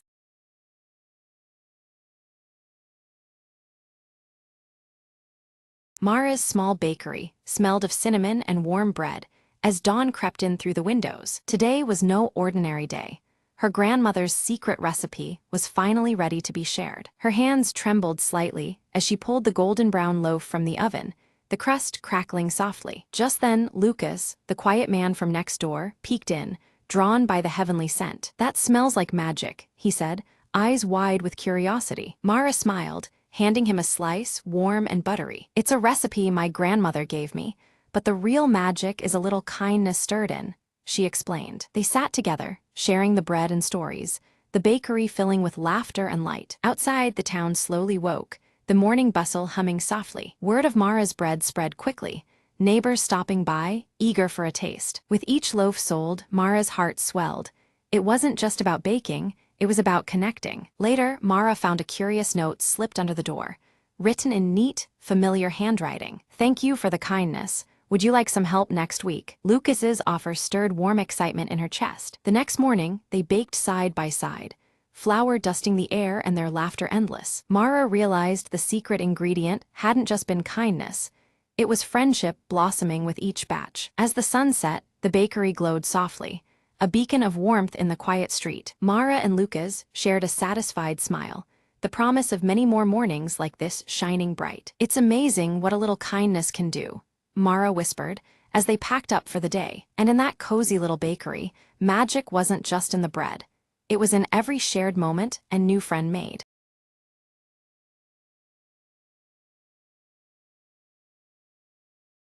Ira wakes slowly in a village blanketed by the soft embrace of dawn mist, her fingers tightening around a pendant with two intertwined flames that seem to shimmer with a quiet warmth. From the edge of the dense woods, Kale emerges, the subtle glow of his flame-shaped birthmark pulsing faintly as he watches Ira with guarded eyes, assessing the strange quiet. The village elder's voice trembles as he warns them of the restless shadows brewing just beyond the veil, an unseen boundary pregnant with ancient dangers lurking in silence. Ira discovers the pendant responds to the growing shadows near the village's edge, a rhythmic pulsing light that casts fleeting reflections resembling twin flames dancing in the gloom. Suddenly, a haunting howl pierces the misty air, and ethereal spirit wolves with faint blue glows gather, circling the village boundary like silent sentinels harboring untold secrets. Kale steps forward, offering Ira guidance beyond the veil to find the Veilkeeper, whose wisdom is said to hold the elusive answers they desperately seek. Together, they step into the thickening mist, where shadows twist and shapes flicker in and out of perception, turning the path ahead uncertain and alive with hidden movement. Ira's pendant intensifies its glow, casting broken images that morph into a shattered mirror held together by reflections of twin flames, symbols of an unspoken rift. A shadowy figure materializes to block their way, its form shifting in the mist, but the flare of Ira's pendant forces it to waver and dissolve like smoke in the wind. On the forest floor lies a broken mirror, its shards catching slivers of faint light and etched with mysterious, hidden symbols that seem to pulse with ancient energy. Touching one shard, Ira is overwhelmed by a vision, the Veilkeeper gripping a staff crowned with a glowing shard, standing amid swirling mist and shadow. Kale's voice breaks the trance, warning that instability courses through the veil, and crossing it may mean becoming lost to the encroaching shadows forever. Pressing onward, the mist thickens into living forms, whispers of past travelers caught between worlds, their twisted shapes reaching toward Ira and Kale with silent cries. A spirit wolf appears, exuding a protective aura before vanishing as they advance, leaving only the echo of its glowing eyes behind. They arrive at the glowing boundary, where the veil pulses like a fragile heartbeat, flickering unpredictably as if threatening to shatter under unseen pressure. Crossing the threshold, the world warps around them. The shadows elongate, and the twin flames on Ira's pendant flicker anxiously in the shifting air. Within the mist, the Veilkeeper emerges, cloaked in woven shadows that ripple with whispered secrets, eyes fixed with awe and caution on the pendant clasped in Ira's hand. The Veilkeeper's challenge is clear. They must confront the shadow within themselves, a trial to prove their worth amid the twisted mists and fractured truths. Ira faces a shadowy double, her mirror image, who voices doubts and fears, challenging every conviction she holds about her own intentions and strength. Kale's flame birthmark pulses fiercely as he confronts his own darkness, revealing a hidden, jagged scar beneath, a secret he's borne quietly until now. The Veilkeeper nods solemn approval, deeming their inner confrontations sufficient, and grants passage toward the enigmatic heart of the veil. Suddenly, the mist fractures into swirling shards of broken mirrors, each reflecting divergent paths and possible fates, shimmering ominously around them. Ira watches as the flames on her pendant tremble and split, flickering uncertainly between unity and division, echoing the fractured futures surrounding them. A voice murmurs from the shadows, seeping into their minds, whispers of doubt and mistrust designed to fracture their bond and turn them against one another. Kale grips Ira's hand, steadying her trembling spirit, reminding her that the twin flames are strongest when united by trust and unwavering resolve. Together, Ira and Kale confront the swirling illusions whispering deceit around them. As they break each falsehood, the pendant in Ira's hand flares brilliantly, its twin flames weaving stronger strands of light. Amid the dissipating mist, the Veilkeeper materializes once more, his form cloaked in shifting shadows and woven mist. He speaks solemnly, revealing the veil as not a barrier, but a test of balance between opposing forces. Through the Veilkeeper's words, they grasp the peril concealed, a rift dividing two realms, threatening collapse unless harmony is restored. The fragile weave between world strains, mirrored in the silver flickers of mist around them. From the depths emerges a specter of chaos, a formless shadow feeding on the fractured reflections and broken trust between realms. Its presence distorts the air, splintering shadows as it seeks to unravel their fragile unity. Stepping forward, Ira holds the pendant high, twin flames radiating fiercely to bind the fractured shards of their reality. Her emerald eyes burn with resolve, the pendant's glow threading warm light through the creeping shadows. Kale takes his place beside her, his flame-shaped birthmark igniting fiercely as he stands guard. He wards off the attacking shadows, his stoic stance a bulwark against the chaos seeking to tear them apart. With a surge of fury, the Chaos Spectre lashes out, cracking the ground beneath them and scattering the swirling mist into fragmented wisps. The air chills as fractures deepen, threatening to sever their fragile hold on balance. The violent upheaval separates Ira and Kale momentarily, thrusting them into solitary trials shaped by their deepest fears. Each faces a gauntlet of shadows, the twin flames dampened yet flickering still. Ira's fear manifests as a phantom village set ablaze, flames licking the air with haunting familiarity. But she clutches the pendant tightly, its warmth anchoring her against the searing illusions of loss. Kale confronts a shadow self, a murmured echo embodying his silent regrets and lost hopes.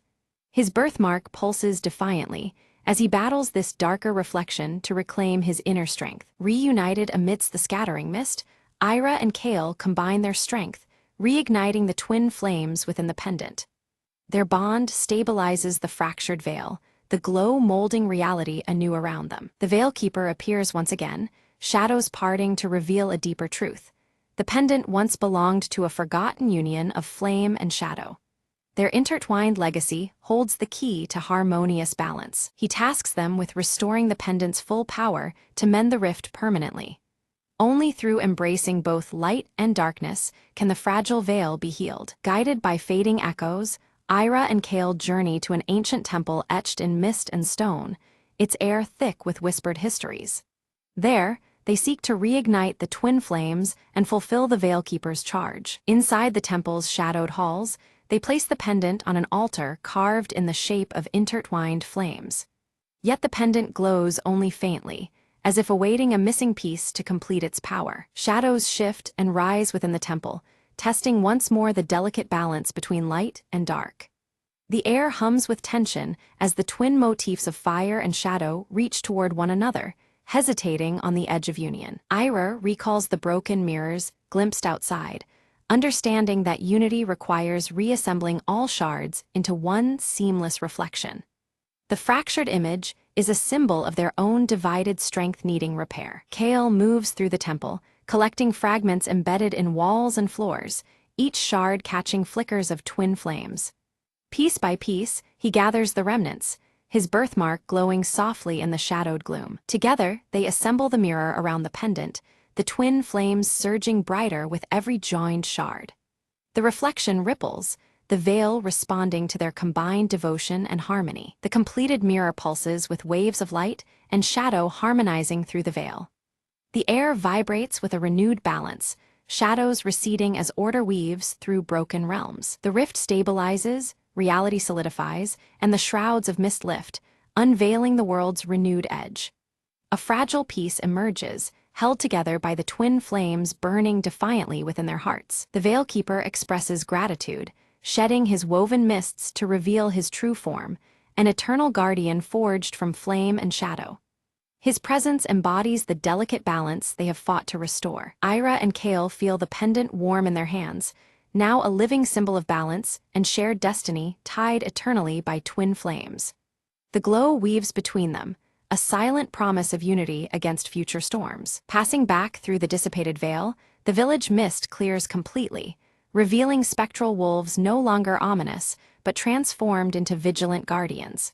Their faint blue glow speaks of protection and newfound harmony. The village elder greets them warmly, sensing the changed air, lighter, filled with promise and hope.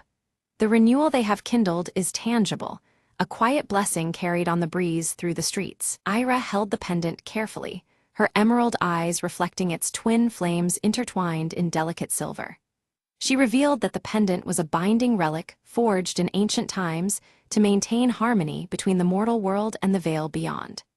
It symbolized the fragile balance that once united the two realms before their fracture scattered truth like shards of a broken mirror. As Ira spoke, Kale's flame-shaped birthmark on his left arm flickered and faded slightly, the change subtle yet profound. This signified his emerging role as a healer of the fractured veil, a bridge mending the rift between shadow and light. The motif of twin flames now pulsed softly within him, connecting him to the relic's ancient power. The village erupted into celebration, lighting twin flame bonfires that danced beneath the twilight sky. These fires honored Ira and Kale, whose union had restored balance long lost.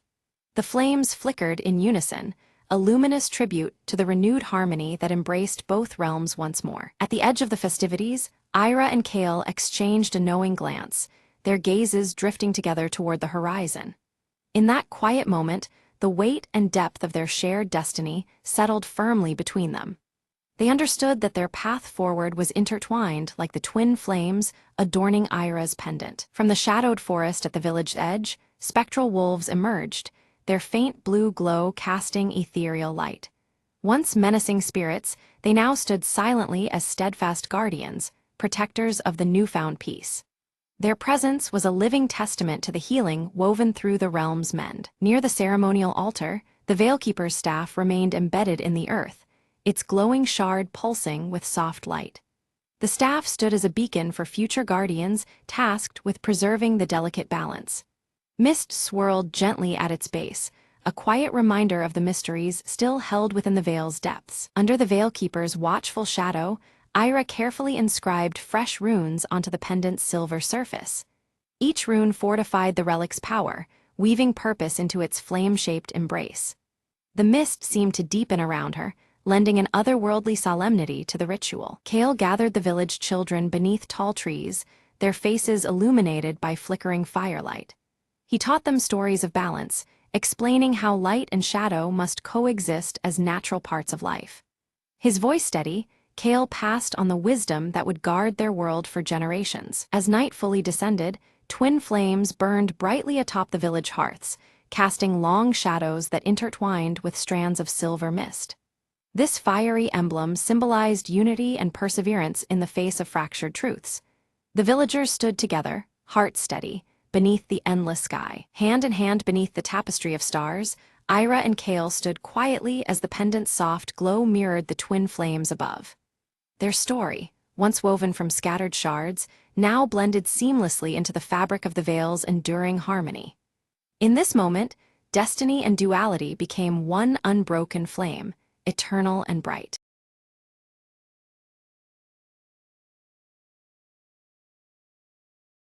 At midnight, beneath a heavy, shrouded fog, Emma crept into the old mansion at the edge of town. With only her flashlight piercing the darkness, she moved cautiously through the creaking halls. Soft murmurs seemed to drift from the cracked walls, barely audible yet unmistakably human. Emma froze, heart pounding as a voice whispered, "Help me," from the shadows. Determined not to flee, she followed the voice, each step echoing ominously. The hallway twisted unnaturally, doors appearing where none were before, leading deeper inside. She reached a room bathed in an eerie, pulsating glow, the source unseen. Inside, the voice grew clearer, pleading, "Find the locket, set me free." Emma's eyes caught a glint beneath the shattered floorboards, a delicate silver locket. As she lifted it, the temperature dropped. A cold presence filled the air around her. Shadows coalesced into a pale figure trapped behind the walls, eyes begging for release. Emma whispered, "I have it," sliding the locket onto the ghostly form's neck. Light burst forth, the walls trembling as the spirit smiled and began to fade. "Thank you," came the last faint whisper, before silence reclaimed the room. The mansion's oppressive weight lifted. The air grew warm, the whispers ceased. Emma stepped outside as dawn's first light touched the horizon, the curse broken. Behind her, the mansion seemed less menacing, almost at peace for the first time in decades. She promised herself to remember the trapped soul and the power of courage in darkness. As she walked away, a final gust of wind carried a soft murmur, "Never forget." Emma smiled, turning back once more to the now quiet house, fading into the morning mist.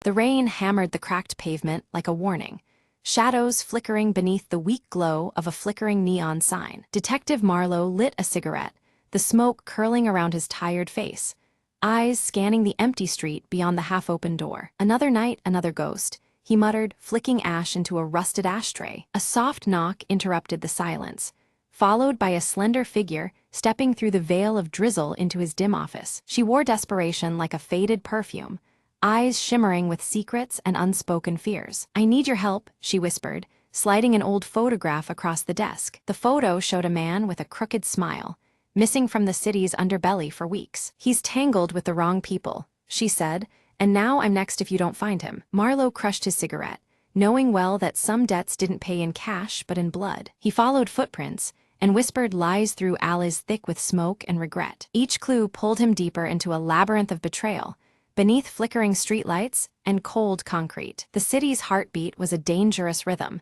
but Marlowe played along, tuned to every silent scream. In the back room of a forgotten bar, he found the man, bruised but breathing, shadowed by two dark figures. A standoff flickered like a broken film reel, guns drawn, tensions sharp as razors. "You're done hiding," Marlowe said, voice steady amid chaos. Chaos erupted, but Marlowe's quick reflexes carved a path to safety for the man and the woman waiting outside. The rain washed away the grime and gunpowder as they disappeared into the night, leaving only echoes behind. Back at the office, Marlowe stared at the empty chair across from him and sighed. "Some shadows never leave," he murmured, lighting another cigarette in the dim light. Outside, the neon buzzed, the city asleep but never quiet, ready for its next secret to surface.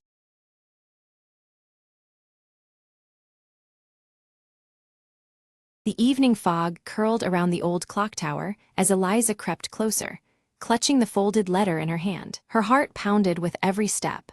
The letter promised a secret buried for decades, hidden right beneath the ticking face above. Old Man Grayson's cryptic warning echoed in her mind.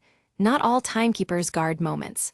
Some keep shadows. Eliza reached the iron door at the tower's base, her fingers trembling as she found the rusted key taped under the ledge. The door creaked open, revealing a spiral staircase that disappeared into darkness and dust. She took a deep breath and descended, the faint sound of the clocks ticking growing louder in her ears. Midway down, a glimmer caught her eye, a small leather pouch tucked into a crack on the wall. Inside, she found a collection of strange keys and a worn diary belonging to her grandfather, a man she barely knew. Flipping through, cryptic notes mapped a hidden compartment beneath the clock's mechanism. Her fingers quickly found the latch, releasing a panel that revealed a shaded alcove bathed in moonlight. Inside lay an old photograph and a delicate music box, its surface etched with a family crest she recognized. As she opened the music box, a haunting melody filled the silent tower, swirling memories of forgotten days. Eliza's eyes welled up.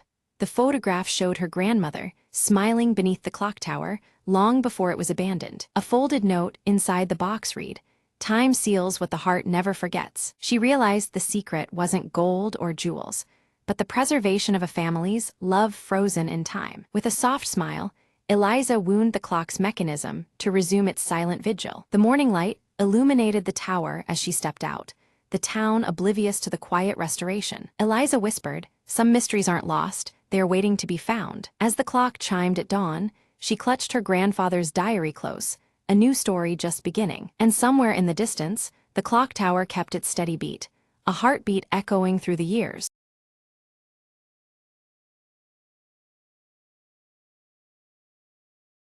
In the heart of a forgotten village stood an old mansion wrapped in ivy and shadow. Alina, curious and fearless, had always been drawn to the mansion despite the villagers' warnings. One evening, armed with only a lantern, she slipped through the creaking gates and into the dim hallway. The air was thick with dust and silence, until a faint whisper drifted from the wall at the end of the corridor. There, hanging crookedly, was a portrait of a woman whose eyes seemed almost alive, gleaming in the lantern light. Alina stepped closer, feeling a chill as a soft voice echoed, "Help me." Startled but intrigued, she reached out, tracing the woman's delicate features with trembling fingers. Suddenly, the room spun, and Alina found herself in a sunlit garden, centuries past, standing before the very woman from the portrait. The woman introduced herself as Isolde, trapped between worlds by a jealous curse. Elena realized the whispers were cries for freedom, her only chance to break the spell and release Isolde's soul. To succeed, she had to solve a riddle hidden somewhere in the mansion,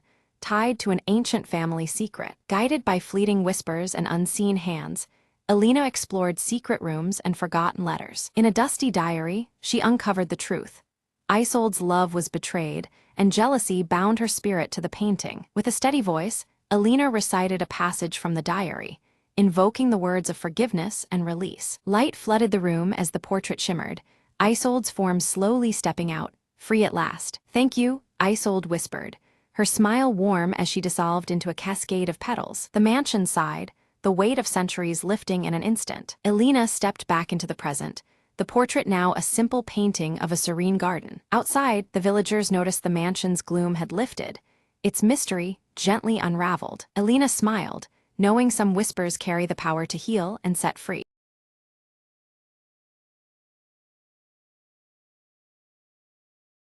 The rain slapped against the slick pavement as Detective Marlowe lit a cigarette outside the velvet lounge. Inside, the smoke curled around whispered secrets. A jazz saxophone wailed in the background, thickening the air with melancholy. Marlowe's eyes scanned the room until they landed on Ruby, the dame, with secrets darker than the alley streets. Ruby's voice was a low purr, barely above the jazz. "You're looking for Tommy, aren't you? He vanished last night." Marlowe nodded, flicking ash off his cigarette. "Yeah, and I think the answers are buried somewhere between the music and the shadows." She leaned closer, eyes gleaming. "Follow me if you want to find him, but be careful. He's tangled up with dangerous company." Outside, the neon sign flickered, casting eerie reds and blues onto the rain-soaked streets. Ruby led Marlowe through maze-like back alleys, the silence punctuated by distant sirens and their cautious footsteps. They stopped before a rusted door, barely hanging on its hinges. Ruby whispered, "This is where Tommy last made contact." Inside, the room was stale, filled with cigarette butts and overturned chairs. A single note lay on an old table. Marlowe picked up the note. "Find the man who plays the last note, and you'll find Tommy's fate." A clue wrapped in jazz, Marlowe muttered, the puzzle tightening like a noose. Back at the lounge, the saxophonist played as if possessed, notes cutting through the haze like daggers. Marlowe watched the musician closely and noticed a small tattoo peeking from under his cuff, a symbol Tommy used to carry. He approached quietly. "You know where Tommy is." The saxophonist's eyes flickered with a shadow of guilt. "He got into trouble with the wrong crowd," the man confessed. "They wanted something from him, something that could bring this whole city down." Suddenly, footsteps stormed in. Figures in dark coats encircled Marlowe and Ruby, their intentions clear. With quick thinking, Marlowe grabbed Ruby's hand, diving through a hidden exit behind the stage. They emerged into the cold night air, hearts pounding, but free the city's skyline bleeding neon hope into the darkness. Marlowe lit another cigarette, looking toward the horizon. "Tommy's out there somewhere, and this story, it's far from over."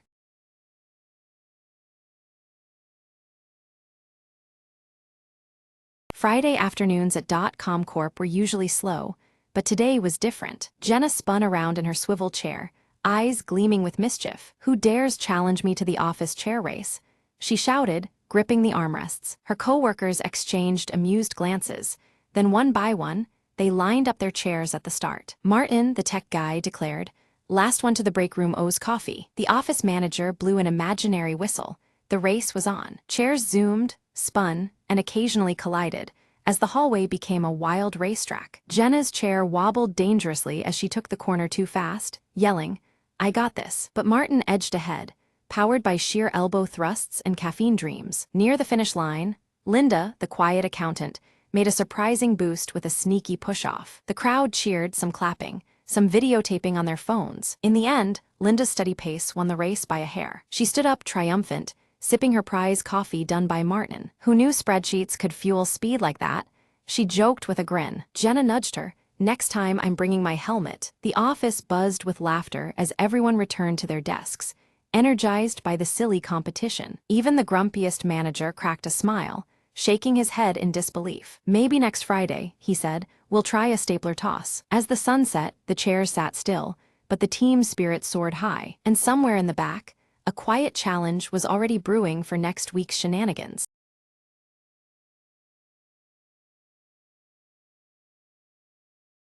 On a crisp autumn morning, Leela zipped up her coat and set out to explore the woods near Maplewood Bridge. She had heard whispers of a hidden garden blooming just beyond the old wooden planks, and curiosity tugged at her heart. The bridge creaked underfoot as she crossed, leaves crunching softly in the quiet air. Suddenly, a hush fell. Leela noticed a glimmer of light flickering through the trees to her right. Drawn in, she stepped off the path and pushed aside a curtain of ivy to reveal a small plot of wildflowers dancing in the breeze. In the center stood a tiny wooden bench, carved with delicate patterns of leaves and vines. Leela settled down, breathing in the sweet scent of blossoms and the earthy warmth around her. As she sat, a gentle voice whispered through the leaves, "Welcome, friend. Your secret is safe here." Looking up, Leela saw an old man smiling kindly from a distance, his eyes twinkling with stories untold. He approached, offering a hand wrapped in an intricate patchwork quilt. "This garden has always been a haven for those who seek peace," he said softly, "and now it's yours too." Leela's heart swelled with happiness.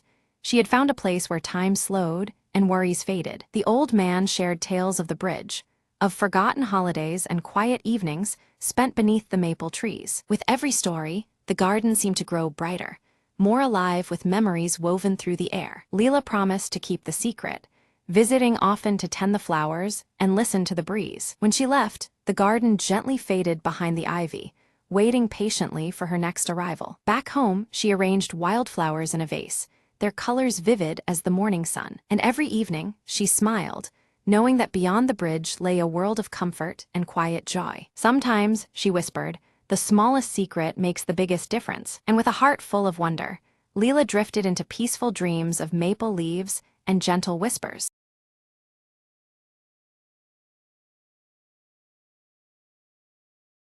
The train was nearly empty when Alina boarded at dusk, the dim lights flickering overhead. She slid into the last car, noticing an old man sitting alone, staring out the window without blinking. Curious, she sat opposite him, catching a faint scent of jasmine and something metallic. Suddenly, the train jerked violently and the lights went out, plunging the car into darkness. When the lights returned, the old man was gone, leaving behind only a small, folded note on the seat. Alina unfolded it carefully.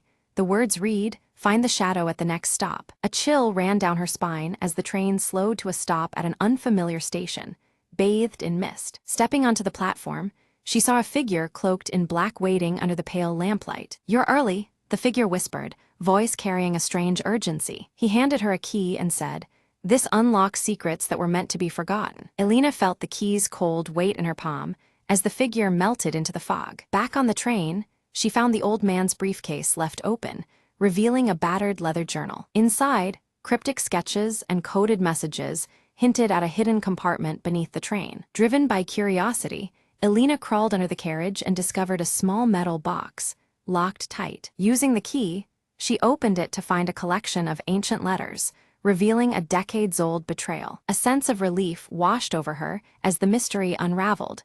The old man had been protecting these truths. As the train rolled onward, Alina placed the letters safely in her bag, resolved to bring the story to light. The final verse in the journal read, "Truth rides the rails, unseen but never gone." Alina looked out the window, the horizon glowing with the promise of a new day. With a quiet smile, she whispered to herself, "Some passengers leave more than footprints behind."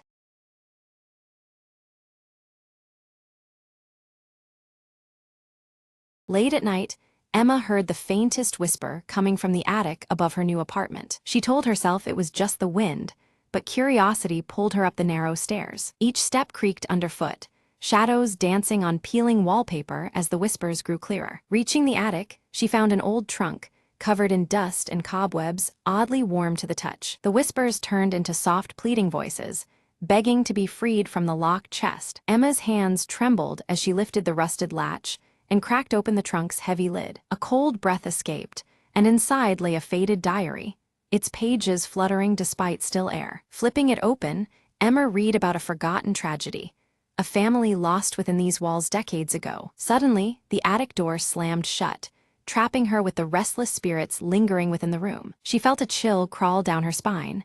The whispers grew desperate, pleading for release. Emma clutched the diary and spoke softly, "I will help you find peace." Following clues in the diary, she noticed a hidden compartment beneath the floorboards. Inside lay a locket, and a faded photograph of the family smiling in happier times. As she held the items, the shadows softened, and the voices whispered thanks instead of fear. The attic lights flickered, then steadied, as a warm glow filled the small space. Emma placed the locket and photo back carefully, feeling a calm settle over the room. The door creaked open slowly, inviting her to leave the attic with a gentle breeze. Downstairs, the apartment felt lighter.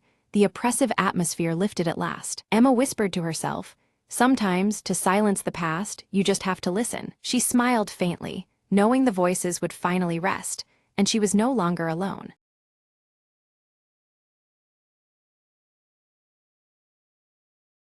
In the village of Elder's Hollow, no one dared to light the old lantern after dusk, except Mara. One foggy evening, Mara found the lantern hanging from a crooked branch deep in the woods. A soft glow flickered inside, and a whisper brushed against her ear, "Follow the light." Curiosity overcame fear as she lit the lantern, its flame burning with an eerie blue hue. The whisper grew louder, leading her along a winding path she'd never seen before. Branches seemed to bend away, shadows dancing just beyond the light's reach. At the path's end, a forgotten well lay shrouded in mist, its stones ancient and crumbled. The whisper urged, "Look within," and Mara peered down into the darkness below. Suddenly, a face emerged, a child trapped in twilight, eyes wide with hope. "Help me," the voice pleaded softly, the lantern's light pulsing in rhythm with her heartbeat. Mara grasped the rope tied to the well's edge and began to pull gently. With effort, the child was lifted into the cool night air, the mist parting as if in gratitude. The boy reached out,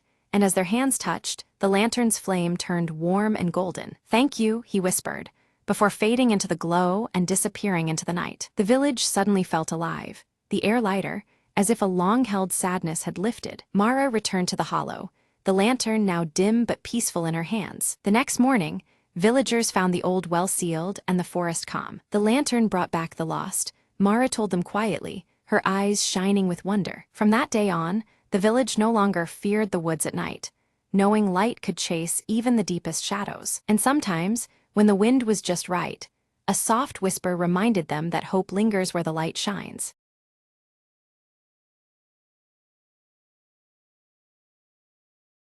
Right when Mark opened his lunchbox, it was empty. "Where did my sandwich go?" he muttered. He peeked under the table, no sandwich. He checked his backpack, also no sandwich. Mark's friend Lily spotted him. "Lost your lunch?" she asked with a grin. "Yep, someone stole my sandwich," Mark declared dramatically, waving an empty wrapper. Determined, they started a serious investigation around the cafeteria. They interrogated the class hamster, who only squeaked back. Then they asked Mr.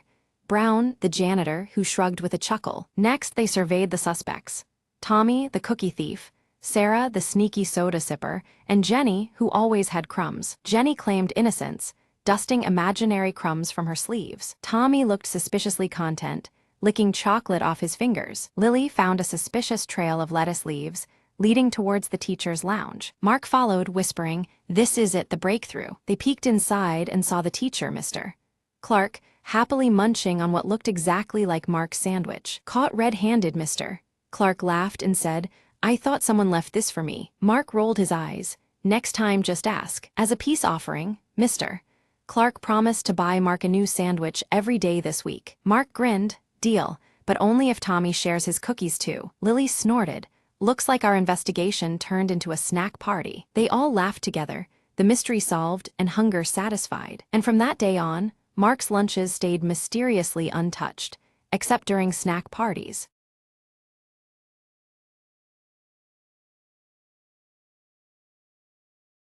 Anna sat by the flickering candlelight, clutching the worn envelope that had arrived that morning. Her hands trembled as she unfolded the letter, the handwriting instantly recognizable. "Dear Anna," it began, "I hope this reaches you before I'm gone." Her breath caught.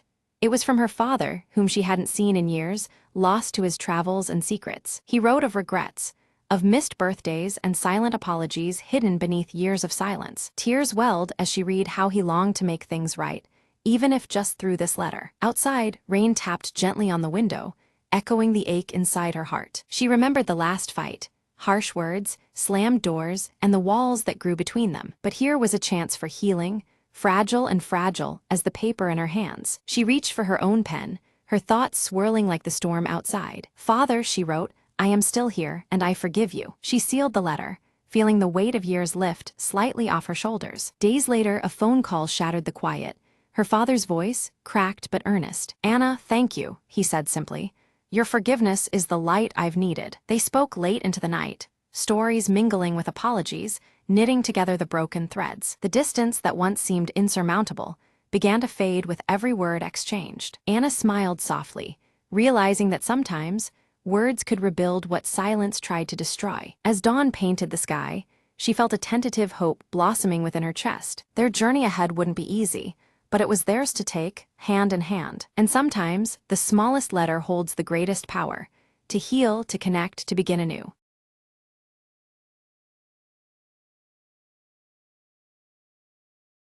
Every morning, Emma stopped by the same cafe for her coffee.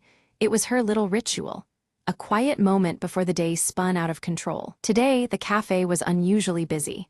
She glanced at the counter, hoping for her usual order. A simple black coffee, no fuss. As she waited, she noticed an elderly man struggling to reach the sugar packets. He was a regular too, always sitting in the corner reading. Emma walked over and offered him one, smiling warmly. "Here, let me help you with that." He looked up, surprised but grateful. "Thank you, young lady. It's the little things that make a morning better," he said. They struck up a conversation, sharing stories about their favorite books and the city's changing streets. Before long, the barista called out, "Emma, your coffee's ready." She took her cup, then turned back to the man and offered, "Would you like to share it with me?" He chuckled softly. "I think I'll stick to my tea, but I'd enjoy the company." They found a cozy spot by the window, watching the world move briskly outside while their conversation slowed to a comfortable pace. Emma realized this unexpected encounter was the best part of her day so far, a reminder that sometimes slowing down brings new connections. As the cafe began to empty, the man glanced at his watch. "I have to get going, but this was lovely." Emma nodded, feeling a warmth deeper than the coffee in her hands. "Me too. Maybe tomorrow, same time." "I'd like that," he replied with a smile, gathering his things. She watched him leave and took a sip of her coffee, savoring the moment. The barista approached, wiping his hands. "Looks like you made a new friend today." Emma smiled. "Yeah, sometimes the best part of the morning isn't the coffee, it's the company." She gathered her things, ready to face the day with a lighter heart. As she stepped outside, the sun was climbing higher, and the city seemed a little less hurried, a little more welcoming. And Emma knew that every morning held the promise of something new, something warm, just like this last cup of coffee.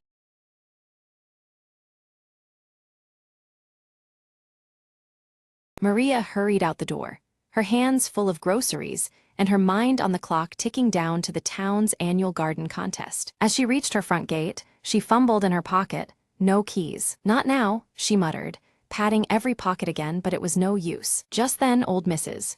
Fleming from next door appeared, her eyes twinkling behind her glasses. "Locked out, dear? Happens to the best of us," she said kindly, pulling a small, ornate key from her knitting basket. Curious, Maria accepted the key and tried it on her gate. The lock clicked open effortlessly. "I found this in the garden shed last summer," Mrs. Fleming explained. "I was saving it for you." Relieved and intrigued, Maria stepped inside.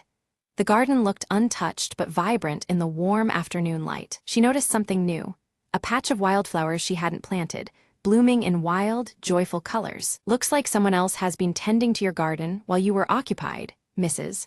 Fleming said with a smile. Maria knelt to examine the flowers, a note tucked among the petals catching her eye. It read, "For the one who loves the earth, sometimes help comes in unexpected ways." Moved, Maria looked up to see Mrs. Fleming waving, already heading to her own porch to knit nearer the window. With the key still warm in her palm, Maria tended the wildflowers, feeling a sudden, gentle connection to her neighbor and the earth. Together, though apart, they had tended the garden with love and hope. By the evening, Maria had prepared a small bouquet from the garden's new corners, wrapping it with care. She walked over to Mrs. Fleming's house and knocked gently, bouquet in hand. Mrs. Fleming opened the door, her face lighting up brighter than any flower Maria could pick. "Thank you," Maria said softly, "for the key, the flowers, and the kindness." Mrs. Fleming nodded. "And thank you for keeping our garden growing. Sometimes, it's the little things that bloom into the most beautiful stories."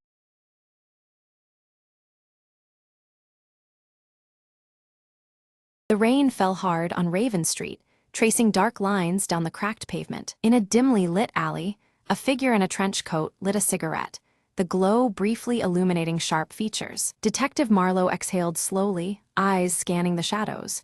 "Tonight, things get messy," he muttered. A sudden noise caught his attention. A whisper, a footstep, a secret waiting to breathe. He followed the sound deeper into the maze of alleys, the scent of danger thick in the damp air. A discarded playing card fluttered past. The Queen of Spades, a calling card from the city's ghostly kingpin. Marlowe's jaw tightened. "Looks like someone wants a little chaos tonight," he thought. At the end of the alley, a flickering neon sign buzzed. The Velvet Cat, a known haven for the city's underworld. Inside, smoke curled around conversations coded in lies and half-truths. Eyes darted. Hearts raced. He approached the bar, where a woman with emerald eyes and crimson lips locked gazes with him. "You're late," she said, voice smooth like silk hiding steel.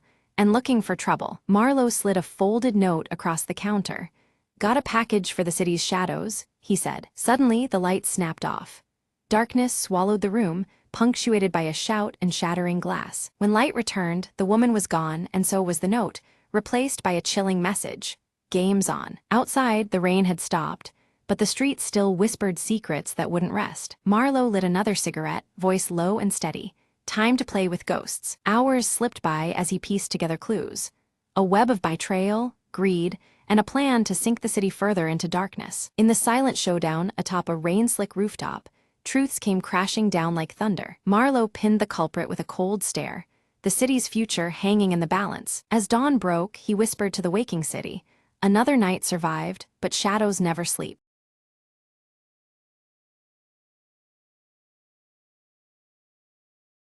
The console blinked to life in the silent command room, a single message flashing on the screen. Captain Arya leaned forward, reading the coordinates aloud.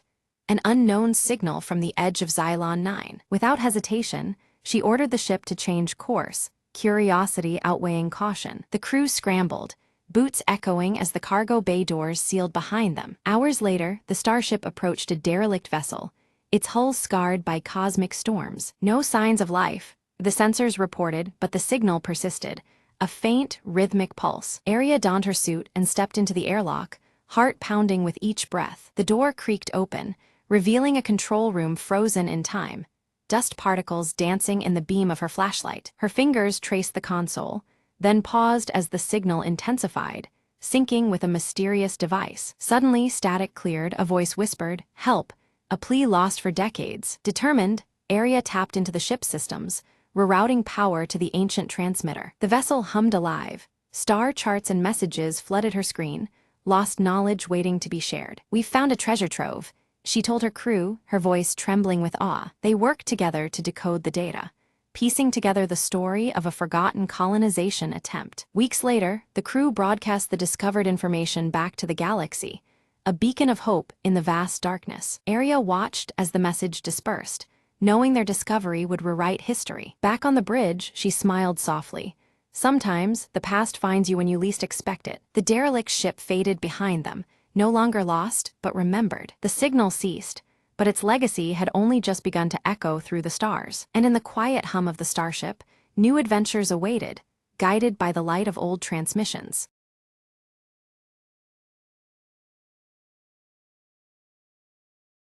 The sky was a permanent ash gray, the sun a dull ember behind clouds of dust. Lena crouched behind the crumbling wall, clutching the faded photograph of her family. She'd heard stories of the world before the fall, forests, oceans, the endless blue sky. But now, survival meant listening to the whispers beneath the ash, the echoes of forgotten days. In the silent ruins, a faint sound caught her attention, a child's laughter. Curious and hesitant, Lena followed the sound through twisted metal and shattered glass. She found a small boy playing with a broken toy car near a rusted playground swing. "You're not alone," he said with a crooked smile, eyes bright against the gray. Together, they navigated the maze of desolation, sharing stories of remnants and hope. They reached an underground shelter, home to a small group still daring to dream. Lena offered her photograph, a token of memory, and received in return a sprout growing from a crack in the concrete. "Life finds a way," the boy whispered, pressing the fragile green shoot into her hand. Days passed, and the shelter grew as they shared food,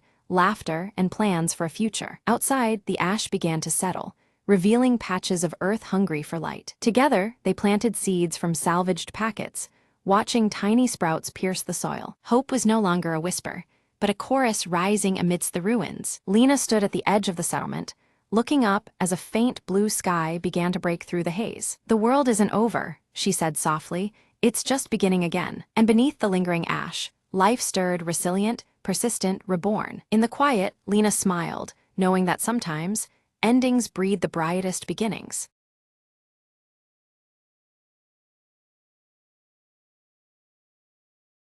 Ella wakes as dawn breaks, soft morning light filtering through her curtains, casting gentle shadows across her cozy bedroom. The faint ticking of an old wall clock melds with the quiet beginning of the day. Max, her golden retriever with a small scar above his right eye, stretches lazily at the foot of her bed. He senses the morning stirring, his red collar catching the early sun. Ella draws aside the curtains to watch Willow Lane slowly come to life, the street bathed in warm golden hues. Leaves flutter softly in the breeze, and the neighborhood seems wrapped in tranquility. Sitting by the window, she opens her worn journal and scribbles her morning thoughts, capturing the scent of fresh coffee mingling with the crisp dawn air. The silver streak in her hair gleams as she writes. Max lets out a soft bark, signaling his readiness for their morning walk. Ella smiles and nods, rising to prepare for their familiar outing. She dresses casually, tying a scarf that catches the light just right, illuminating the distinctive silver streak in her dark hair. The morning glow fills the room, promising a new day. Outside, Mrs. Green tends to her garden, humming an old tune while bees buzz lazily around her sunflowers. The sunflower-patterned tote bag swings gently from her arm as she works. Ella greets Mrs. Green warmly, accepting a small bouquet of wildflowers offered as a kind morning gift. The air fills with the rich scent of flowers and dew. Max darts ahead, chasing a fluttering leaf caught in the soft breeze, his bright red collar a vivid spot of color amidst the greenery. Ella laughs lightly, following behind. They reach the neighborhood park, alive with the sounds of children playing and laughter, blending with the rustle of leaves. The morning light dapples through tall trees, creating patches of shade and warmth. Curious, Ella spots a mysterious envelope tucked carefully beneath a park bench, its edges worn. The sight draws her attention amid the lively surroundings. She opens the envelope to find a handwritten letter inside, its message cryptic but strangely inviting, hinting at secrets waiting to be uncovered. The paper smells faintly of old parchment. Intrigued by the letter, Ella resolves to follow the instructions it contains, feeling a surge of excitement mixed with cautious anticipation. Max watches her intently, sensing the change in mood. Max tilts his head, his expression reflecting both excitement and uncertainty as Ella shares her decision. The familiar ticking of the old clock seems far away now. As the sun climbs higher in the sky, they set off toward the first location mentioned in the letter, determination shining in Ella's eyes.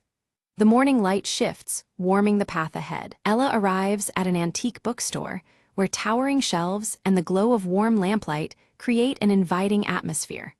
The scent of old books surrounds her like a treasured secret. She shares a silent exchange with the shopkeeper, who subtly places a faded photograph into her hand. The moment lingers with quiet significance. Studying the photograph, Ella recognizes a familiar street corner from her childhood, nostalgia mingling with a flicker of curiosity. Shadows lengthen gently in the fading light. Suddenly, a light rain shower begins, sending patrons indoors as droplets patter against the windows. Ella steps under a nearby awning, the scent of rain mingling with aged paper in her hands. As rain falls steadily, she reads further in the letter, discovering a hidden message that only reveals itself when wet.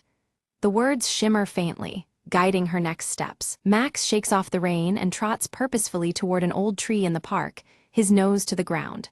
Ella follows closely, the damp air alive with fresh life. Approaching the tree, Ella finds a carved symbol matching one corner of the photograph, its grooves darkened by moisture.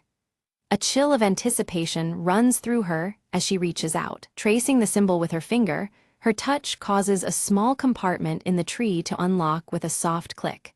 Her heart beats faster at the unexpected discovery. Inside the compartment rests a tiny key and a folded map adorned with intricate markings, revealing a path yet to be taken.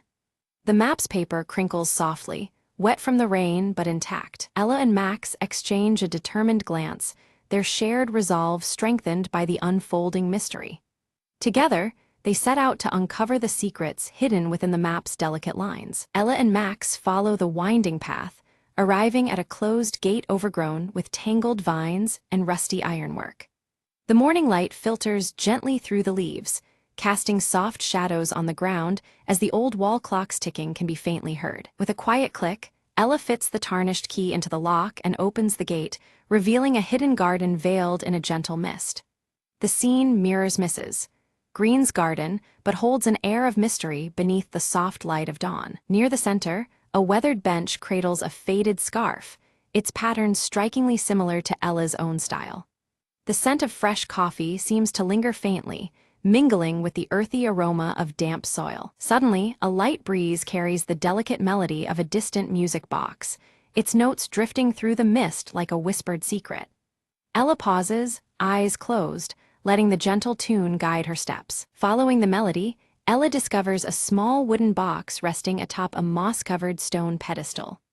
The box's surface is worn smooth, but the red collar she sees on Max reminds her to approach with care. Opening the box, Ella finds a bundle of letters tied with a faded ribbon, their jagged edges hinting at truths folded away for decades. The wall clock's ticking seems to slow as the morning light brightens around her. One letter among them is addressed directly to Ella, penned in handwriting that stirs a familiarity deep within her. Her hands tremble slightly as the scent of aged paper fills the air. Her heartbeat quickens, memories long buried surfacing with the unfolding words. The silver streak in her hair catches the morning light, reflecting a moment of quiet resolve. Max barks softly, nuzzling her gently, grounding her amidst the overwhelming emotions. The music box melody fades, leaving the gentle ticking of the clock and the rustle of leaves. The letter hints at unfinished stories and a promise of reunion beneath the willow tree at dusk.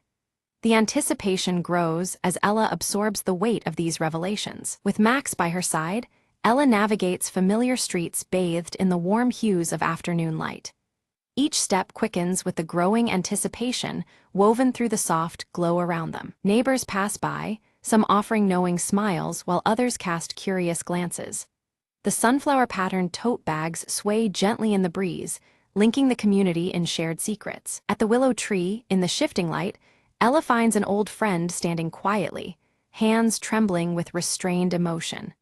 The sun casts long, gentle shadows that seem to embrace the moment. Their embrace speaks volumes, years of emotions surfacing in silence, a bridge rebuilt with shared understanding.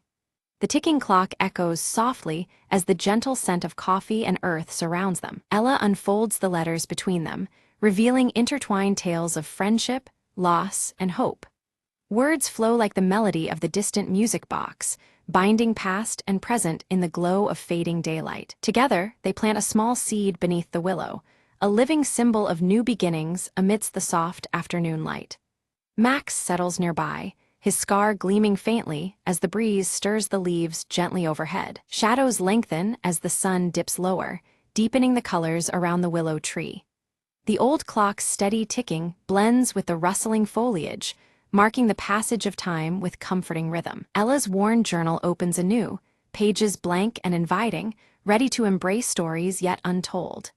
The silver streak in her hair gleams in the last light, a quiet witness to the day's unfolding. Max curls peacefully at their feet, serene and content amid the tranquil scene.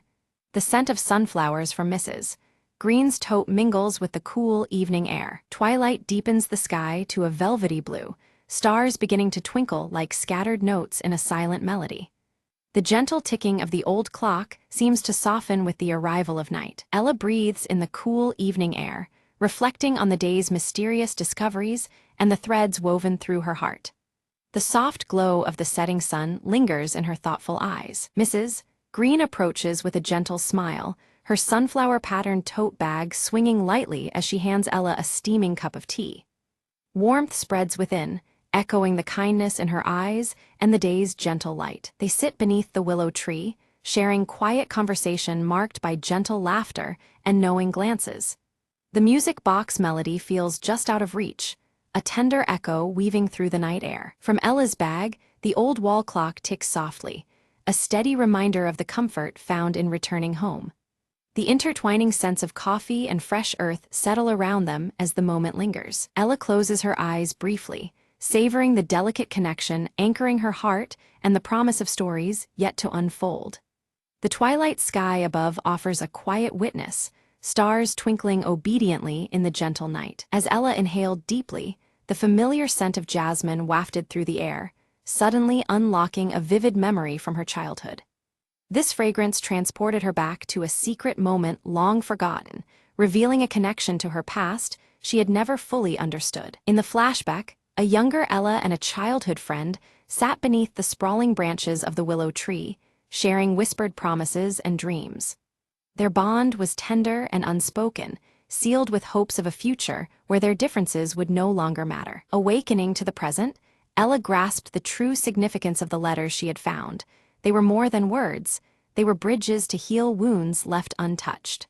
Understanding their power filled her with an urge to mend what time had frayed. Max nudged her hand gently with his nose, his warm brown eyes steady and reassuring.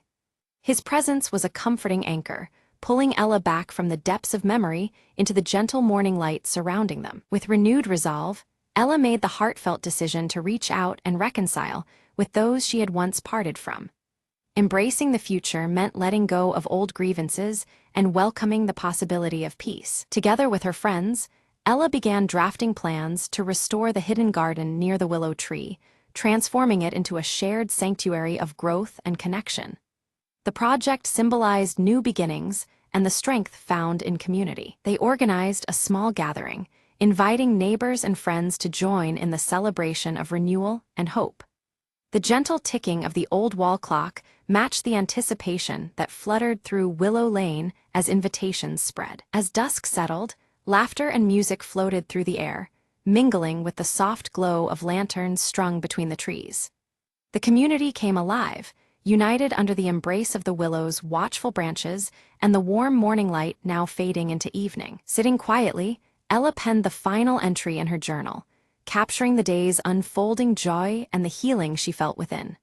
With each word, she closed a chapter marked by uncertainty and welcomed one illuminated by gratitude and hope. Night folded Willow Lane into a peaceful hush, with the willow tree standing tall and steadfast as witness to stories both past and new. Under the starlit sky, the gentle ticking of the clock and the lingering scent of jasmine promised that this was just the beginning.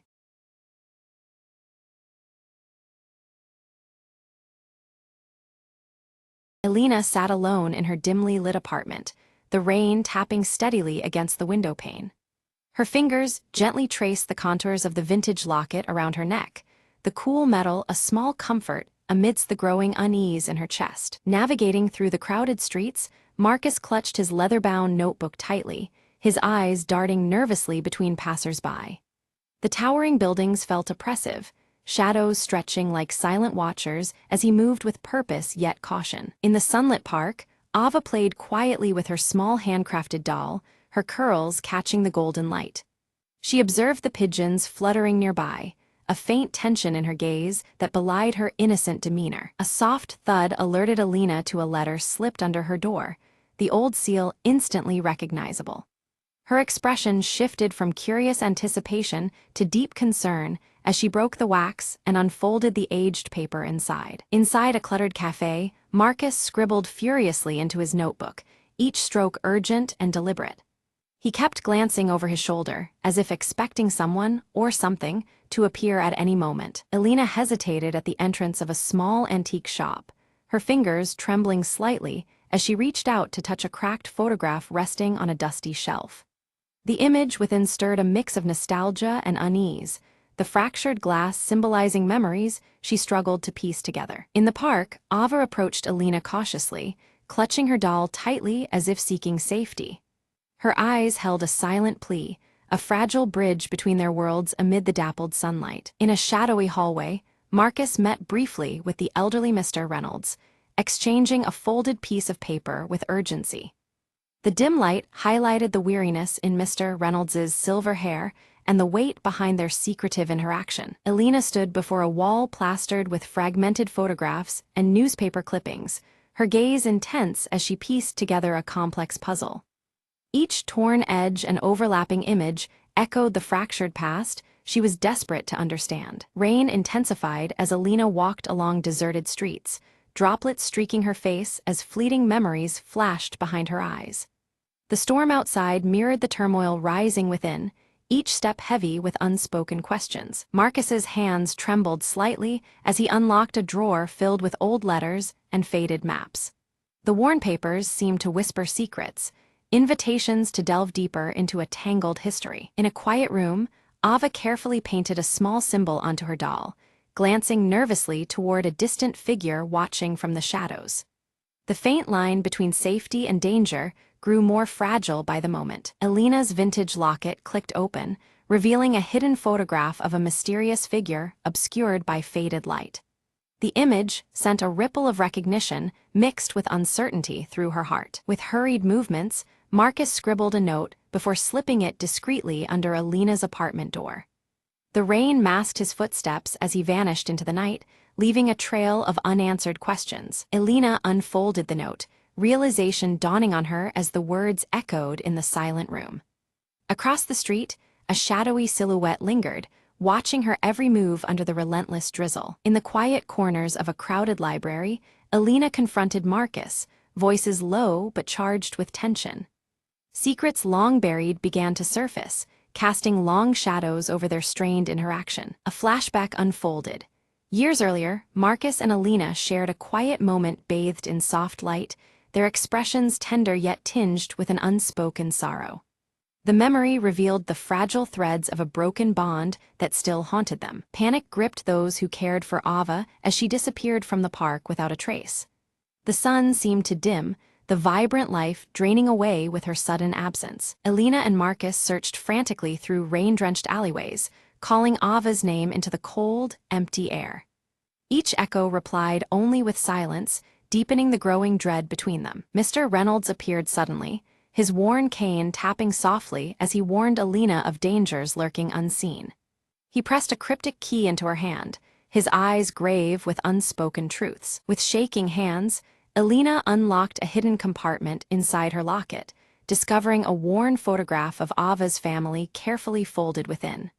The discovery linked their fates in ways she was only beginning to comprehend. By flickering candlelight, Marcus pored over his leather notebook, drawing meticulous connections between the lost girl and Alina's fragmented past.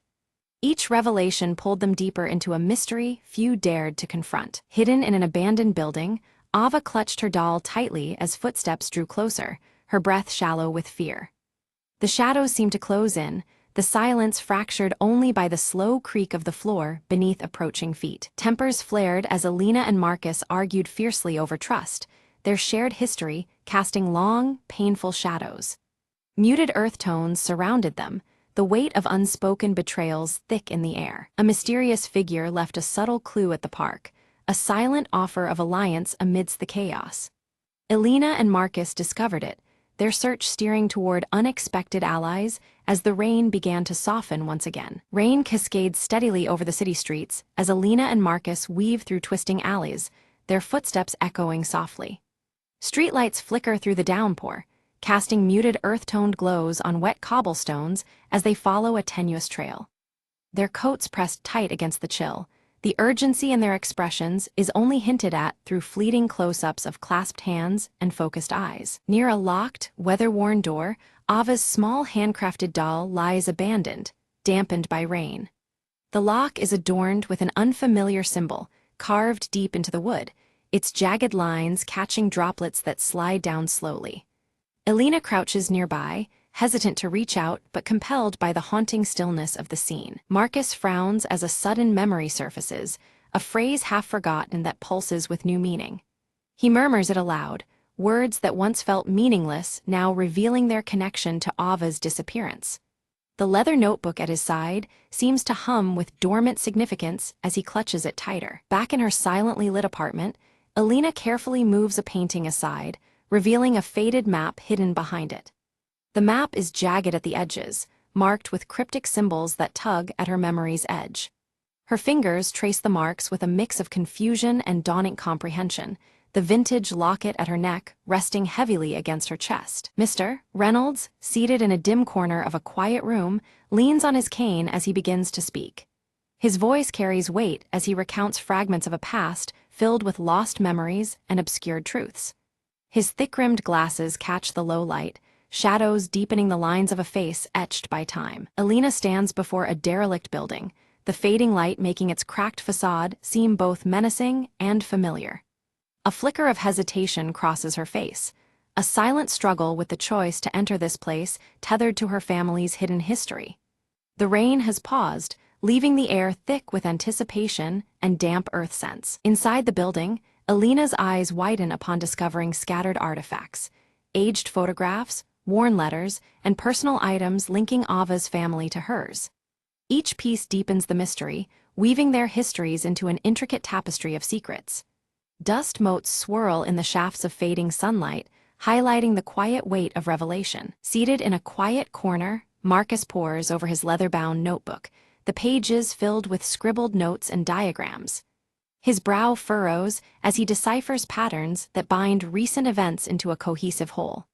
The muted tones of the room mirror his intense focus, punctuated by the scratch of pen against paper. Unnoticed, Ava watches Alina and Marcus from a shadowed distance, clutching her doll tightly.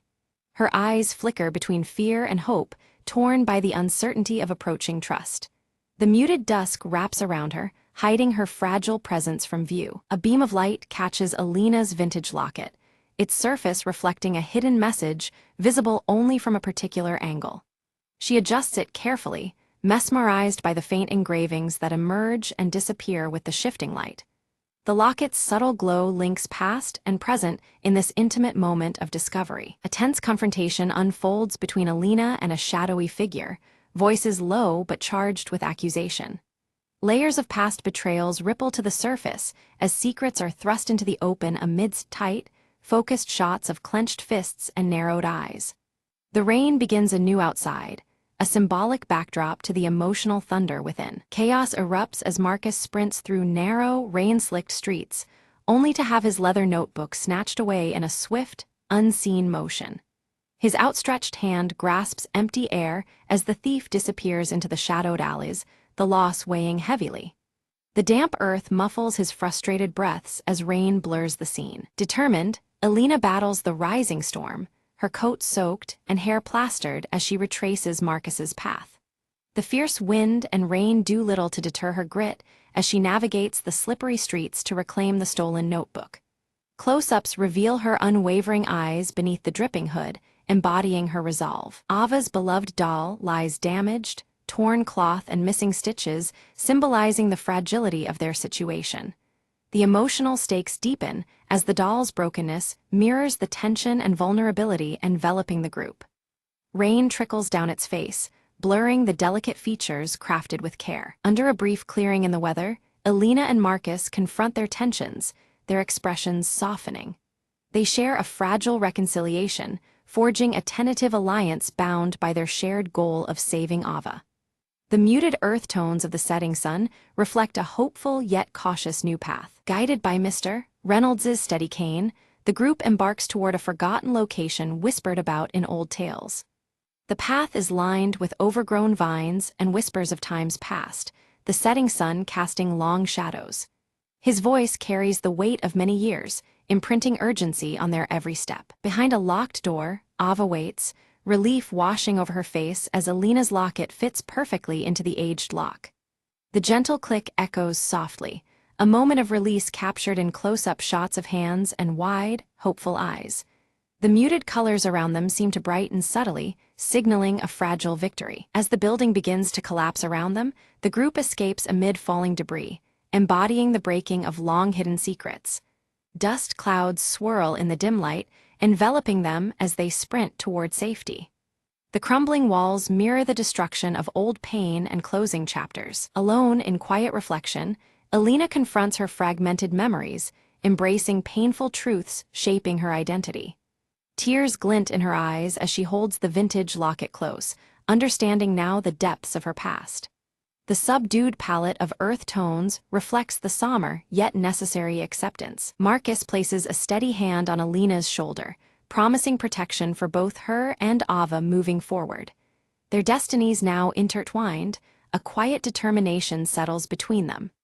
The first hints of clear skies appear beyond the window, symbolizing fragile hope. Alina examines the recovered notebook carefully, uncovering a letter addressed to her, penned years ago. The words hint at concealed histories and warnings wrapped in metaphor, deepening the intrigue.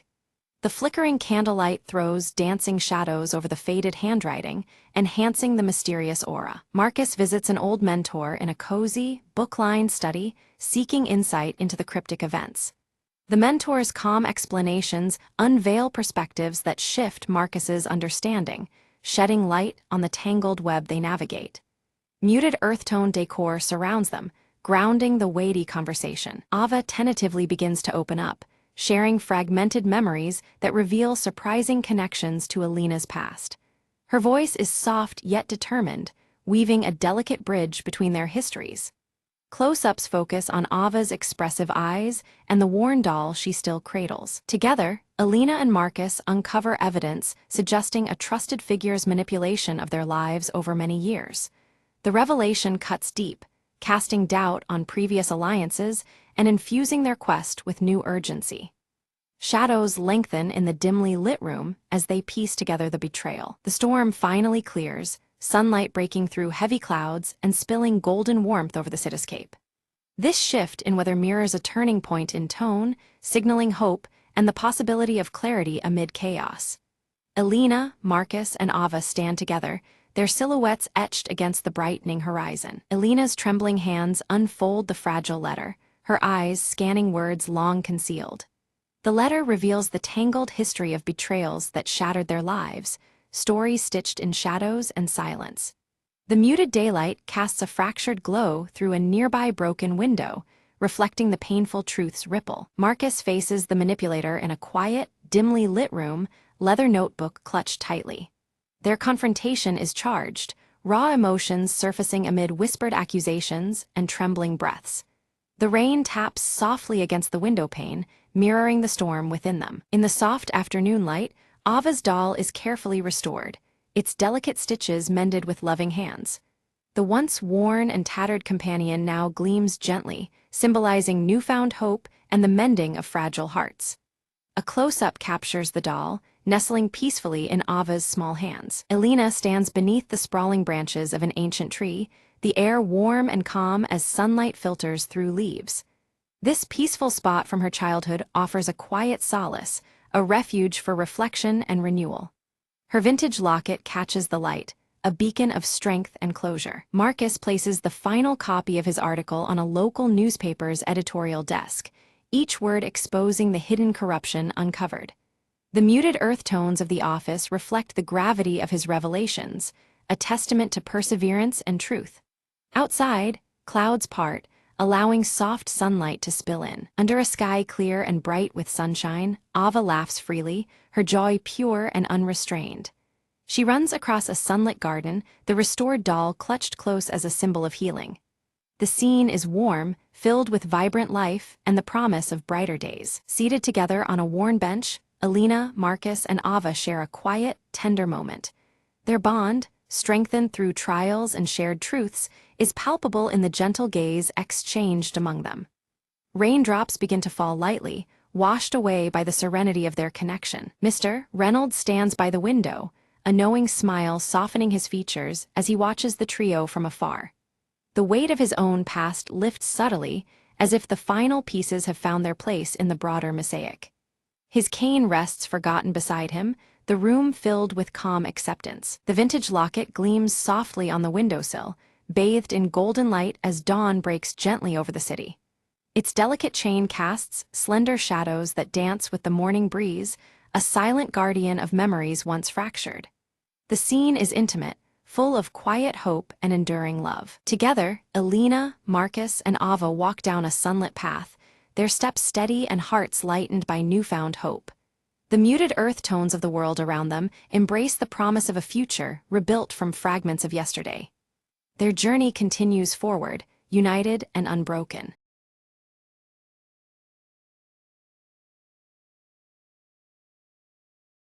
Alina Ward arrives at the dimly lit apartment on Marrow Street, her sharp eyes scanning the shadows that cling to the cracked walls.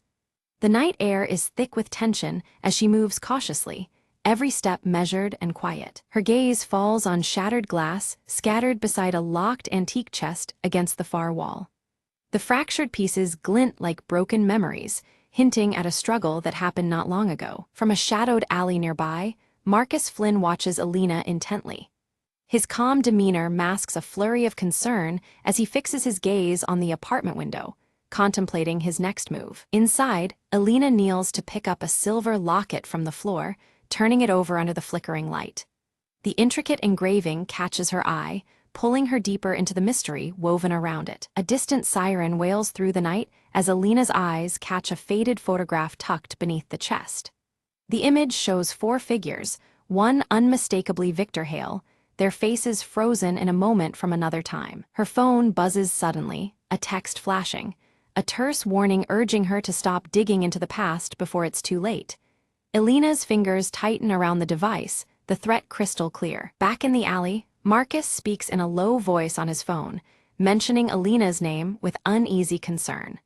His words suggest that the shadows around Marrow Street conceal more than just secrets. From across the street, Victor Hale emerges from the darkness, his intense glare locked on Alina through the window.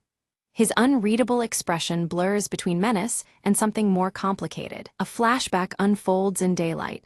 Victor stands at a park bench, handing the silver locket to a young girl, his face softer than before. This memory hints at a hidden connection tied to the locket and the secrets Alina seeks. Returning to the present, Alina slips the locket into her pocket and moves toward a nearby cafe where Leela Marks waits anxiously. The streetlights cast long shadows, mirroring the unease that settles between them. In the cafe, Leela pushes a folded note across the table, her curly red hair bouncing as she glances nervously at the door. Her eyes flicker with urgency, signaling the risks they face. Alina unfolds the note, reading about a hidden room beneath Marrow Street's oldest building where answers might lie.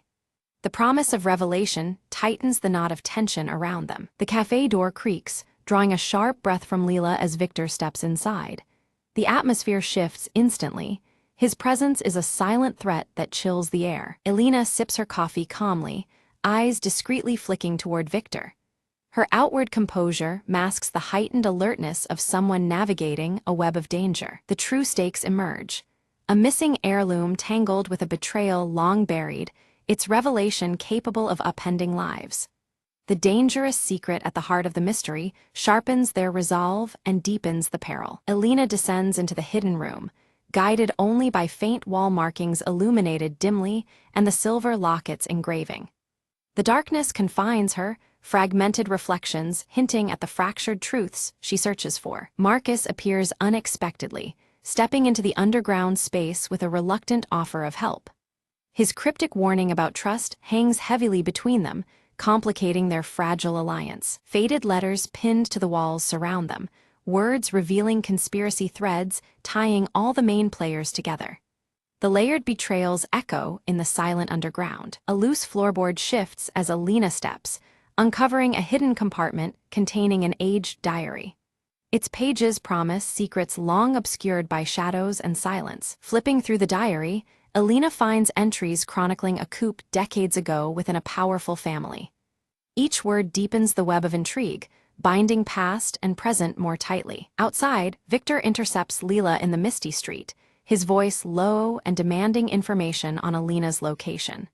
The threat in his eyes leaves Leela cornered and tense. Suddenly, the dim light flickers and dies as Alina reads passages implicating Victor in the darkest folds of the mystery.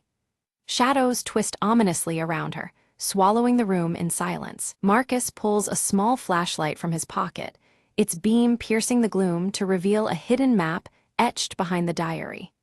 The illuminated lines trace a path into the depths beneath Marrow Street's catacombs. The map leads them to a forgotten vault, its heavy doors sealed by time and secrets.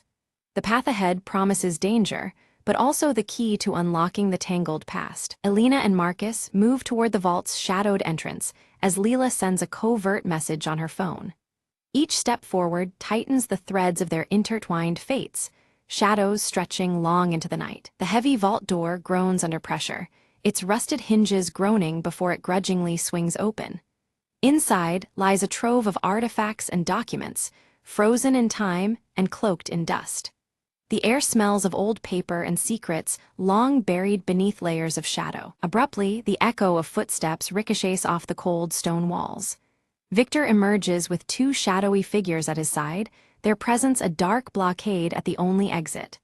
The tension coalesces, thick enough to cut through with a whispered threat. Elena swiftly raises the silver locket, catching the flickering light to reveal a concealed symbol matching the vault's emblem. The gesture freezes the room, the locket's glow defying the darkness around them. This emblem ties the present moment to a deeper, hidden history. One of Victor's companions lunges for the locket, but Marcus intercepts with practiced precision, his hand slamming down to halt the snatch. The sudden clash breaks the fragile stillness into sharp urgency. Elena sidesteps, heart pounding beneath fractured glass reflections. A glance catches Elena's eye on a cracked mirror, its fragmented surface offering glimpses beyond the vault walls. There, faintly outlined in shadow, is the entrance to a concealed escape tunnel.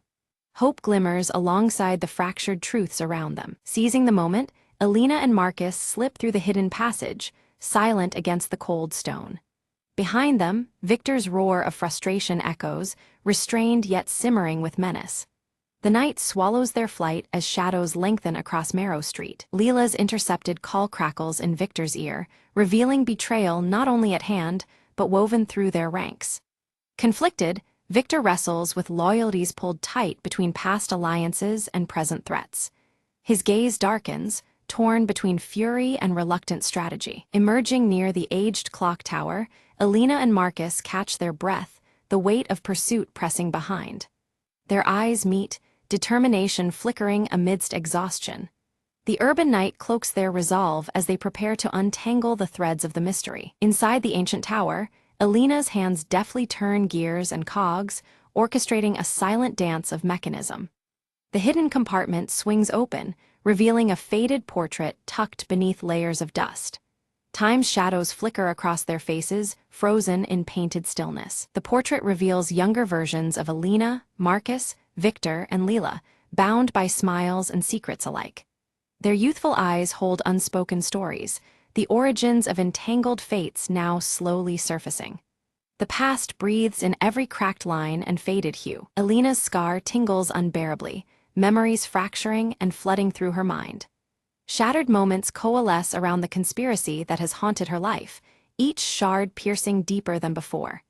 The link between past wounds and present danger sharpens with chilling clarity. Marcus lowers his gaze, admitting a hidden allegiance entwined with the family's ruin. His revelation complicates their fragile alliance, threading betrayal into their shared quest.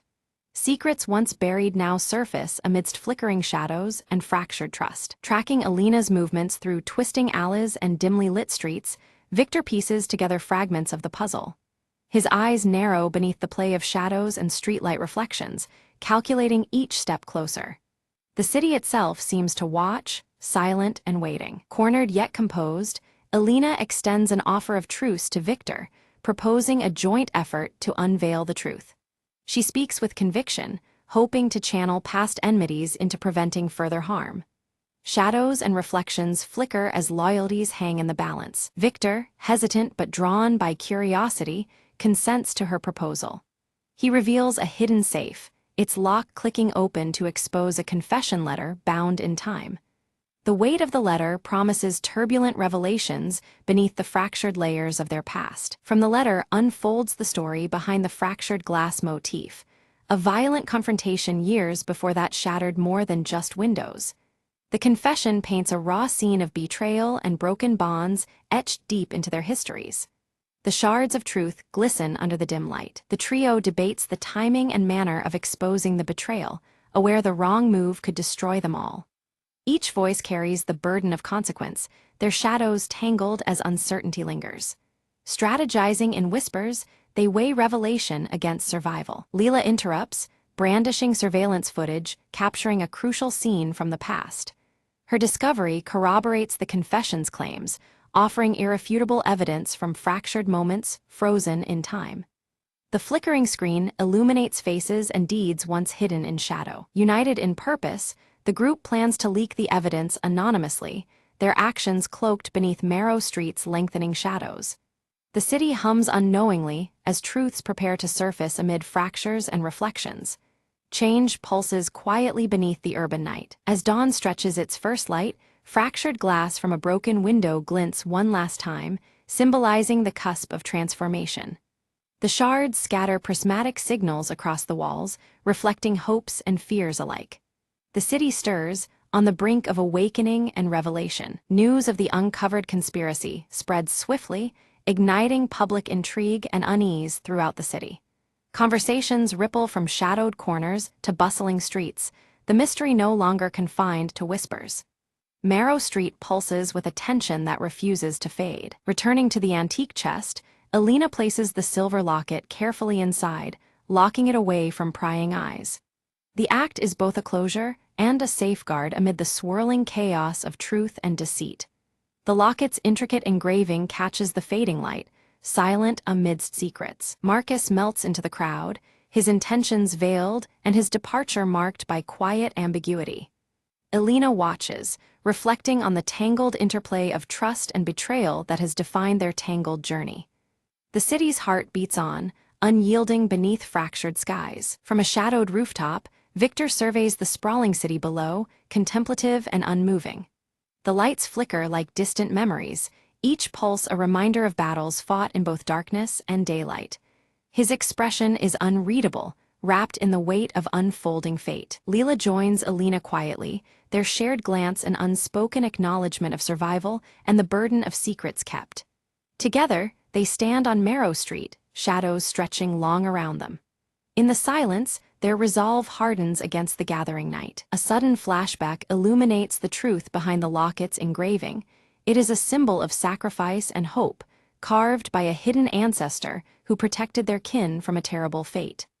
The fractured glass from earlier scenes reflects in this memory, breaking the past into shards that finally fit together. Back in the present, Alina carefully opens the silver locket and discovers a folded, aged letter addressed to her. The handwriting is familiar, belonging to someone she loved and lost long ago, the words etched with a deep sense of urgency and care. As Alina reads, her eyes well with emotion, the letter speaks of promises made, to protect, to remember, and to bear the heavy burden of knowledge passed down through generations.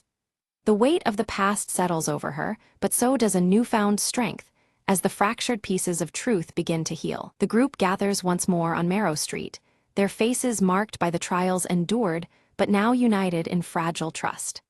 Despite the scars and shadows that cling to them, an unspoken bond forms, knit by the shared revelation and the enduring mysteries they've faced together. As the sun dips low, its fading light casts long shadows across the cracked pavement of Marrow Street, mirroring the lingering secrets that still haunt the night.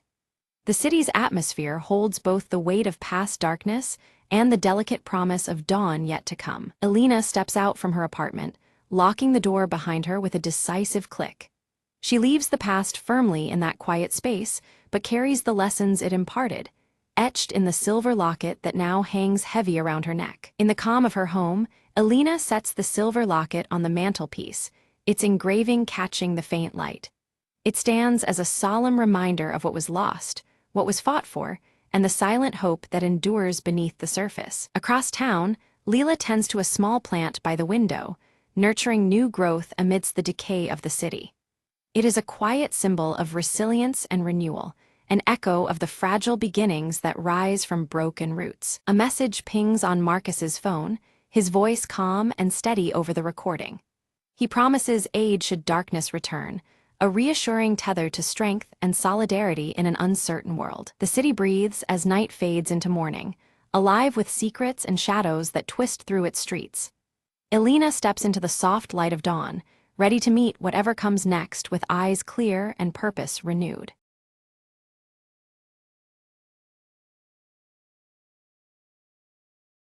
Anna's morning began with the familiar scent of freshly baked bread wafting through her kitchen. She glanced out the window and noticed a golden maple leaf fluttering gently to the ground. Deciding to seize the calm, she slipped on her shoes and stepped outside, the crisp air filling her lungs. The park nearby was her sanctuary, especially under the sprawling branches of the ancient maple tree. She sat down on the worn wooden bench, watching children play and dogs chase after frisbees. An elderly man approached, carrying a small sketchbook and a kind smile. "Mind if I join you?"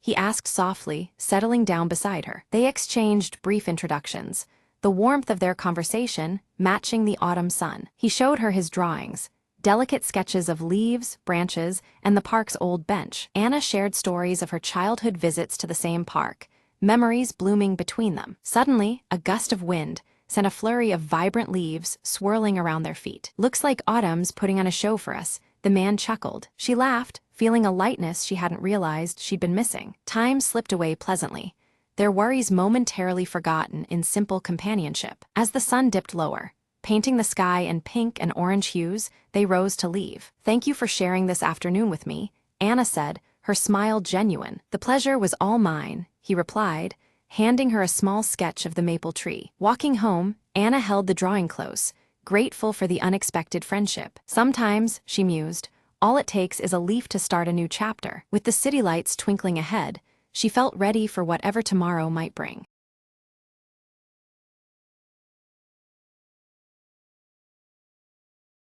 Evelyn Drake arrived at Greystone Manor, her red scarf fluttering in the cold breeze as the silhouette of the clock tower loomed overhead.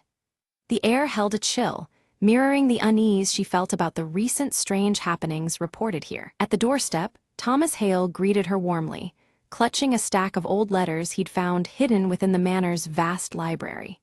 His sandy hair was tousled, and behind his glasses, his eyes sparkled with curiosity about the manor's secrets. Inside the grand hall, the clock tower's hands eerily stood still at 3:15, casting long, distorted shadows over the peeling wallpaper stained by time. The dim, warm light was beginning to fade, tension creeping into the corners of the room. Evelyn studied a faded photograph showing a family posed beneath the very clock tower outside. Her sharp eyes noted a missing figure in the picture, deepening the mystery that hovered around the manor. Without a sound, Mr. Grayson appeared, clutching his silver pocket watch tightly. His weathered face drew serious as he offered a somber warning about the manor's troubled past, his voice barely above a whisper. In the study, Evelyn uncovered a locked diary, its cover etched with a strange symbol that matched the border framing the faded photograph. The red scarf brushed against the diary as Evelyn held it, a silent signal of discovery. Thomas proposed they search the manor's grounds for the diary's key as the wind began to howl, rattling the old window panes. Outside, the clock tower stood silhouetted against a darkening sky, its still hands mocking the passage of time. As they reached the garden, Leela Crane appeared from the shadows, her mischievous smile breaking the tension. She claimed to have heard faint whispers near the old oak tree, which stood twisted beneath the looming clock tower. The group gathered around the ancient roots of the tree, where Evelyn's fingers found a hidden compartment. Within it lay an old key, its metal cold and ominous as the clock tower's shadow stretched across the ground. Suddenly, inside the manor, the clock chimed 3:15 sharply, its sound echoing through the halls despite being frozen for decades. The sudden noise startled everyone, plunging the room into a shadowy stillness. Evelyn opened the diary with trembling hands, reading aloud a cryptic entry hinting at secrets concealed behind the manor's very walls. Her red scarf slipped slightly as each word deepened their collective unease. Footsteps echoed across the floorboards upstairs, but when the group raced to the hallway, it was empty, haunted only by their whispered guesses and flickering shadows. The cold light from the window cast eerie patterns along the worn floor. Thomas discovered a hidden passage behind a grand bookshelf, its entrance marked by the same mysterious symbol etched on the diary and photograph. Dust swirled in the dim light, the air thickening with anticipation as the clock tower loomed outside. Evelyn hesitated at the passage, debating whether to proceed while her red scarf snagged on a protruding rusty nail, tugging her back to the present moment.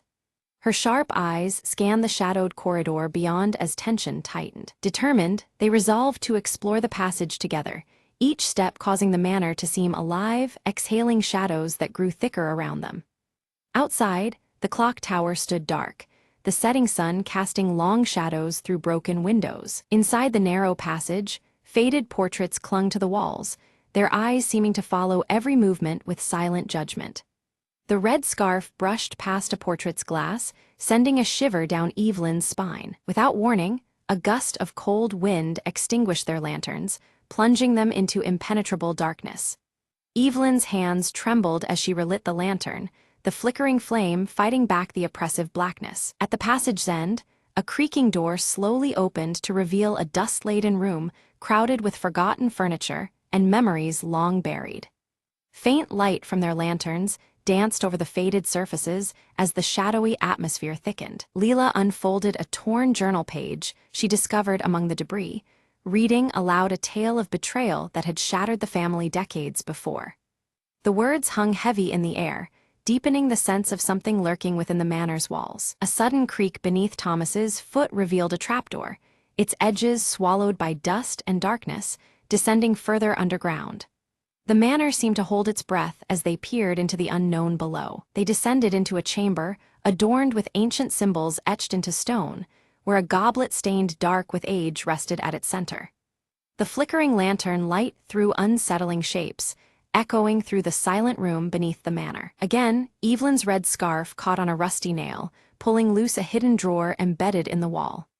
Inside lay a mysterious locket, its metal tarnished but intact, glinting faintly in the dim light. The group debated whether to open the locket, its weight heavy with possibilities.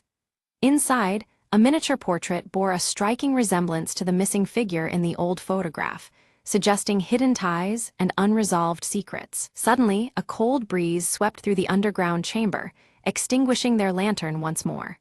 Faint, indistinct whispers echoed off the stone, sending a chill through their bones as shadows danced on the walls. Thomas called out into the darkness, but only silence answered back.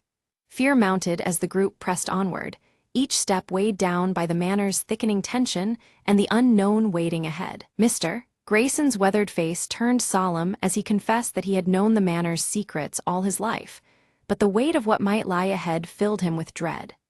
The silver pocket watch in his hand ticked softly, marking the uneasy moment, as if time itself hesitated alongside them. Evelyn tightened her red scarf around her neck, her eyes fierce with determination. "We can't turn back now," she insisted, driven by a need to uncover the truth hidden beneath Greystone Manor, no matter the cost. The group's flashlight beams landed on a wall inscribed with a cryptic poem, the faded letters hinting at a hidden treasure and a broken promise that haunted the manor's history. Shadows danced across the aged stone, adding a chilling weight to the verse. A creeping unease settled over them as they realized the treasure was connected not just to wealth, but to the manor's troubled past and the unrest still rippling through its halls. The shadows seemed deeper now, as if the manor itself was warning them away. Suddenly, a noise rustled in the shadows, sharp and fleeting. Heartbeats quickening, they made the tense decision to split up, each searching for clues, apprehension growing heavier with every quiet footstep. Evelyn's sharp eyes caught a glimpse of something familiar beneath peeling wallpaper, an old family crest bearing the same emblem as the locked diary. Her red scarf brushed against the wall as she traced the faded emblem, a symbol connecting past and present. Meanwhile, Thomas's fingers uncovered a secret compartment hidden in the floorboards. Inside lay a blood-stained letter addressed simply to E, its ink blurred but the urgency unmistakable, sending a chill through the room. A startled voice called out, and Leela rejoined the group with wide eyes, claiming she had seen a fleeting shadow vanish down the dimly lit hall.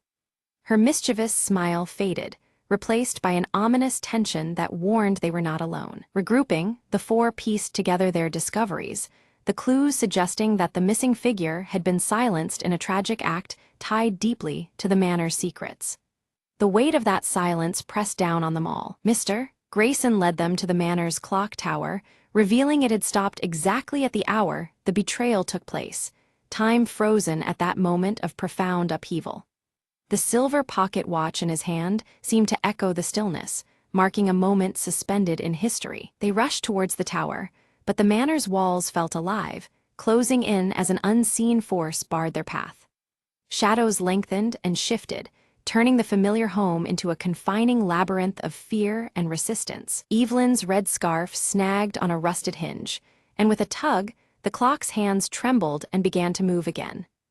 The slow turning of time seemed to unlock something deeper within the manor's heart as the mechanism groaned to life. As the clock struck 3:15, a concealed door creaked open at the base of the tower, revealing a narrow staircase spiraling upwards into darkness. The faint glow from their torches revealed dust motes dancing like spirits in the cool air. Carefully ascending, they reached a chamber filled with family relics and an ancient journal, the room suffused with a warm golden light contrasting the manor's usual shadowy gloom. Each object held whispers of a forgotten legacy. Evelyn opened the journal and read aloud a confession detailing a misunderstood sacrifice made to protect the manor's legacy from ruin. The words painted a complex picture that challenged everything they had assumed about the past. Suddenly, the chamber's light dimmed until only shadows remained, and an indistinct figure materialized, softly calling Evelyn's name. The apparition's presence was both unsettling and tender, as if begging for understanding. The ghostly figure gestured toward the journal before fading away, urging them to grasp the truth within its pages before it vanished into the depths of memory.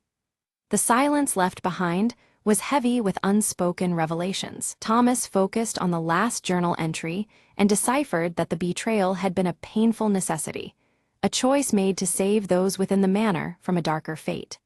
The harsh truth settled among them like a fragile truce between past and present. The group, relieved yet contemplative, agreed to honor those sacrifices by preserving the manor's history rather than seeking retribution. They prepared to leave the tower, carrying with them a new understanding forged in shadows and light. Outside the chamber, the atmosphere had lightened, the once oppressive tension giving way to faint hope, though shadows lingered, reminding them that some secrets remained veiled beneath Greystone Manor's ancient stones. Descending the spiral stairs, Evelyn clutched a locket she had found earlier, now warm to her touch as if infused with the manor's lingering spirit. Her red scarf fluttered softly, a symbol of their ongoing connection to the house's hidden past. Back in the grand hall, the clock tower's hands now ticked steadily, marking the passage of time as the manor seemed to exhale a breath long held. The steady rhythm echoed a turning point, a present moving forward from a shadowed past. Mr. Grayson expressed heartfelt gratitude to Evelyn and her friends, revealing that the manor's legacy was now safe in their hands. The silver pocket watch gleamed faintly, a silent seal binding them to the manor's history and future. Leela discovered a hidden box tucked beneath the grand hall's floorboards, containing letters of reconciliation that bridged the fractured family history. The mischief returned to her smile, touched now with the weight of healing and hope. Together, they stepped out of Greystone Manor, the dawn casting warm sunlight over the once shadowed estate. As the clock tower chimed softly behind them, their footsteps carried the promise of new beginnings beyond the lingering shadows. Weeks later, Evelyn carefully unveiled the restored portrait in the manor's gallery. The missing figure, once obscured by time, finally appeared reunited with their family, completing the haunting image.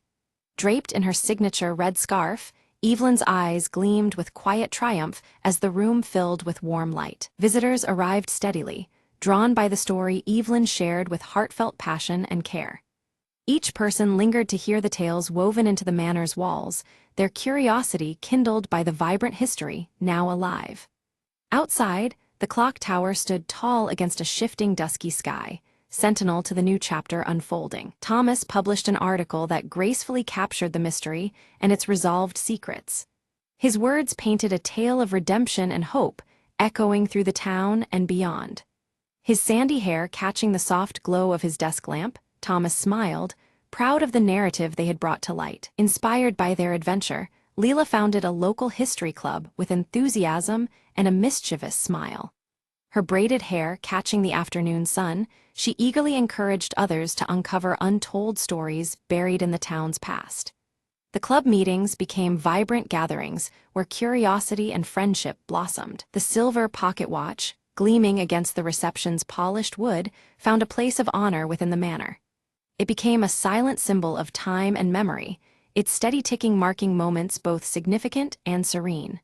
Visitors admired it, often pausing to reflect on its quiet presence. Evelyn's red scarf transformed into a badge of courage among the townsfolk, symbolizing their shared journey through shadows into light. The vibrant fabric appeared at community events and quiet moments alike, a rallying emblem of resilience. Its color stood vivid against the backdrop of healing and renewal. One evening, Evelyn stood beneath the manor's imposing clock tower, the shadows lengthening around her. The air pulsed with the convergence of past and present, the steady ticking echoing in her ears. Wrapped tight in her red scarf, she felt the weight and warmth of the journey thus far. A soft breeze stirred unexpectedly, lifting her scarf gently as if whispering a quiet thanks for the peace restored. The manor seemed to breathe around her, alive with a calm that had once eluded its halls. The shadowy light softened, embracing the night with a tranquil grace. Greystone Manor transformed from a place of lingering shadows to a beacon of stories, connection, and healing. Its walls, once heavy with silence, now hummed with laughter and shared memories. The clock tower, always watching, cast steady time over lives renewed and histories embraced. Evelyn smiled subtly beneath the watchful clock, knowing some mysteries endure beyond resolutions. These lingering echoes inspired those who chose to listen, weaving new tales beneath the ticking hands. The red scarf fluttered gently, a symbol of enduring hope and untold stories yet to come.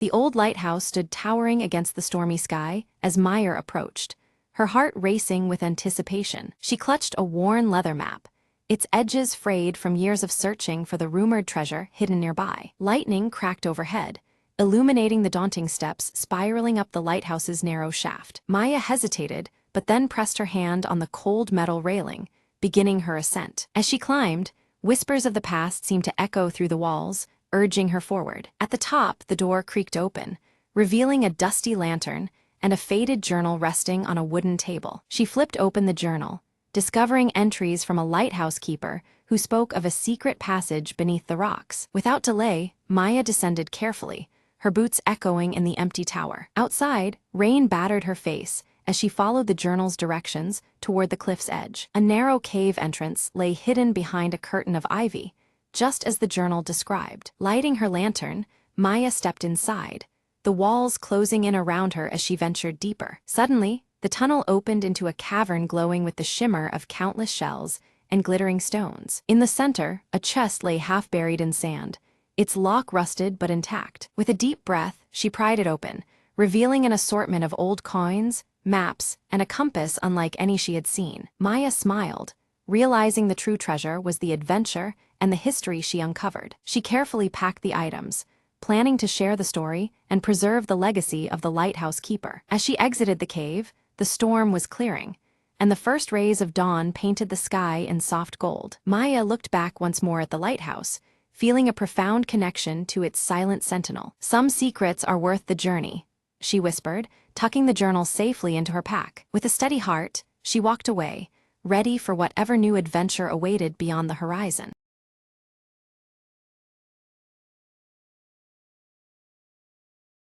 Lyra moves carefully through the desolate cityscape, ashes swirling around her silver-streaked hair as she clutches the cracked compass her mother once owned.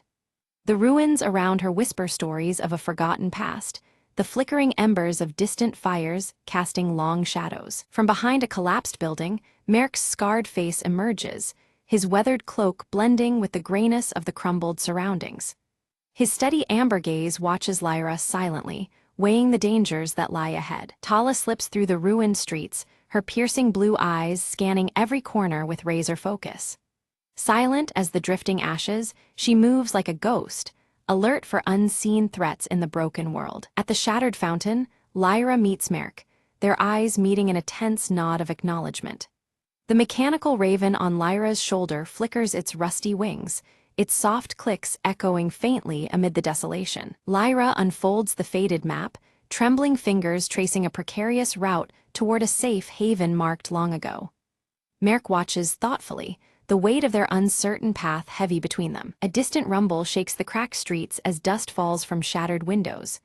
A massive convoy of scavengers, armed and ruthless, approaches, casting long, ominous shadows over the ruins. Quickly, the trio smothers their small campfire, smudging the glowing embers as the scavengers' silhouettes stretch closer. The fragile warmth and light vanish, swallowed by the encroaching menace. Tala catches sight of the scavenger leader, a towering figure wielding a crude spear. With a swift, silent gesture, she signals danger, her piercing blue eyes fierce as the shadows tighten. Lyra clutches the cracked compass tightly, her gaze stealing against the gray sky. Determined, she vows to protect the map's secret at all costs, knowing it could mean salvation or destruction. Merk loads his improvised crossbow, every motion practiced but tense. His amber eyes survey the uneven streets, seeking the best defensive position amid the jagged ruins. The mechanical raven takes flight from Lyra's shoulder, its rusty wings beating hurriedly as it circles above. With soft mechanical clicks, it distracts the scavengers, buying precious moments for the group to reposition. Lyra, Merk, and Tala slip silently into narrow alleys, their footsteps muffled on the cracked pavement. Shadows of ruins envelop them as they evade the scavengers' ever-closer patrols. Suddenly, a clatter breaks the silence. A loose metal pipe tumbles wildly across the ground. The group freezes, hearts pounding as scavengers turn sharply toward their trail, voices rough and rising. The scavengers spread out aggressively, scouring the ruins with echoing shouts that bounce off cracked walls. The air thickens with tension, dust swirling like whispers of danger. In a hushed tone, Lyra whispers of the map's secret, a rumored haven with untouched resources that could change everything. But now, with predators closing in, that secret is at grave risk. To confuse their pursuers, the group briefly splits, each taking shadowed paths through narrow passages. Tala leads with swift, silent movements, a ghost weaving through the remnants of the old world. Merk narrowly escapes a deadly encounter, ducking behind collapsed rubble just as a scavenger's spear shatters stone inches away. His breath hitches, the close call fueling his resolve. Guided by the cracked compass, Lyra finds the entrance to an underground tunnel faintly marked on the faded map. The promise of shelter hides beneath the ruined city's surface. As the group regroups at the tunnel's mouth, the mechanical raven emits a sharp, warning click. The scavengers are closing in fast, their harsh voices growing nearer, echoing across the desolation. Inside the tunnel, the trio navigates dim, crumbling corridors filled with dust and stale memories. The flickers of faint light reveal relics of a lost world mingling hope with decay. Suddenly, the passage collapses behind them with a thunderous crash, sealing the scavengers outside, but blocking their escape. The heavy silence that follows tightens like a cage around them. Soft green bioluminescent fungi cast an eerie glow along the underground path, illuminating forgotten life that persists beneath the ruinous earth. The delicate light dances on worn metallic relics scattered by time. Tensions flare as dwindling supplies press heavily. Merk shares stories of the world before, voices low and steady.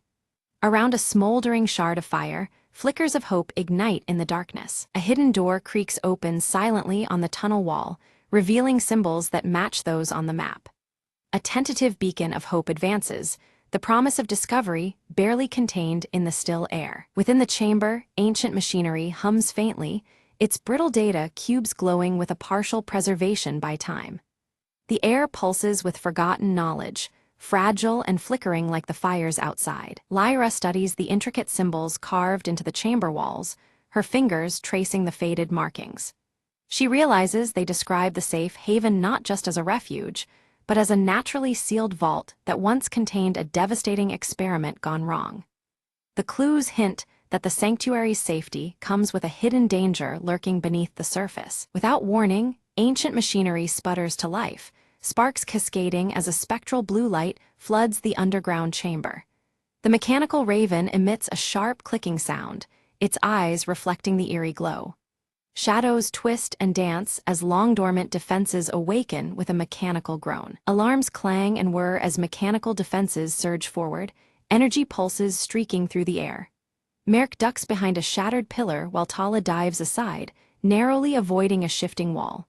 Lyra clutches her cracked compass, eyes scanning rapidly for a safe path amidst the chaos. Tala's quick fingers find a hidden switch concealed beneath rusted panels. With a click, the relentless machinery ceases, the hum of power fading into silence. A newly revealed passage yawns open deeper into the vault, promising answers but demanding courage. Carefully, they descend into a cavernous vault where ancient technology hums softly. Rows of preserved seed banks stand alongside water filtration units, and at the vault's heart, a pulsating energy core glows steady blue. The remnants of a lost world offer fragile hope amid the ruins. Hope flickers in Lyra's eyes, but her gaze lingers on cryptic warnings etched into the machinery's surface. The inscriptions speak of contamination risks, remnants of a toxic past that could poison the sanctuary itself.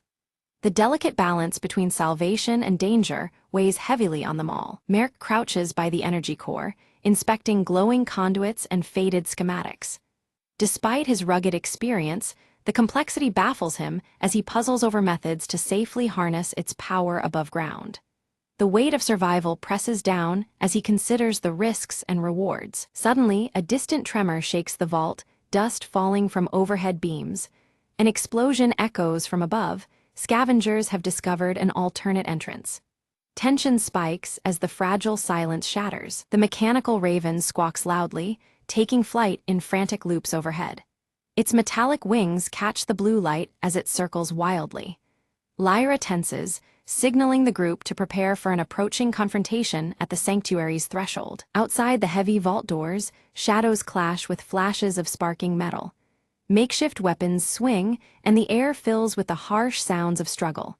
Each side fights fiercely, a desperate battle for control over the precious safe haven. Lyra steps into the fray, her voice steady as she negotiates with the scavenger leader. She offers a tentative truce, emphasizing their shared need to survive the harsh ash-covered world. The fragile hope of cooperation hangs in the balance. The leader derides her proposal but falters, revealing a secret: an injured child dependent on the sanctuary's clean water. The revelation softens hardened faces as the weight of human need becomes undeniable. A crack opens in the cold veneer of conflict. Moved by compassion, Lyra offers an alliance to protect the sanctuary together, promising fair sharing of resources. The fragile pact reshapes their purpose from rivalry to cooperation. Trust begins to grow amidst the flickering fires around them. Merrick and Tala exchange cautious looks, nodding their agreement. They begin to organize defenses but signal readiness to work alongside former enemies.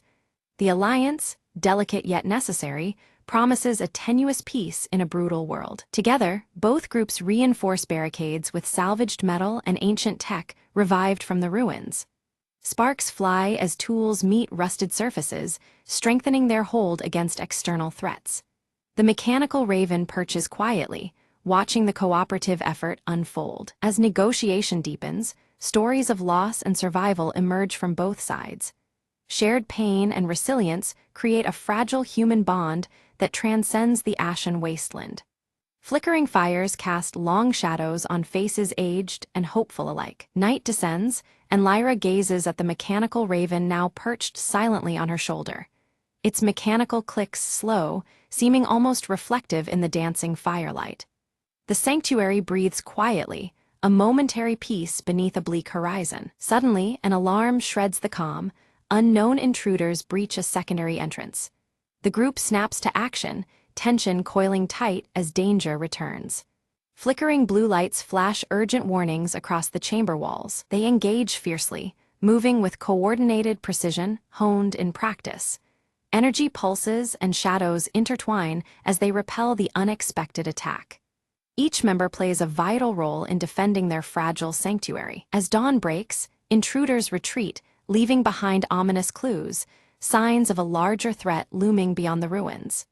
The fragile sanctuary may be only the first battleground in a wider conflict. The ash-filled air carries a new, heavier weight of uncertainty. Lyra studies the evidence, her green eyes narrowing in thought. The sanctuary might be a beacon drawing dangers as surely as it attracts hope. Their fight for survival is part of something far greater than they had imagined. Resolute, they decide to activate the energy core fully, sending a signal into the desolate skies. The machinery awakens with a roar, pulsing rhythmic light outward like a call for aid. Each pulse echoes their hope and their warning across the ash-choked horizon. The vault brightens as the energy core hums at full power, ancient tech alive once more. Pulses ripple through the atmosphere, reaching far beyond the sanctuary walls. Their beacon is both a promise and a challenge to the world outside. In the desolate distance, faint figures respond, trekking steadily toward the glowing light.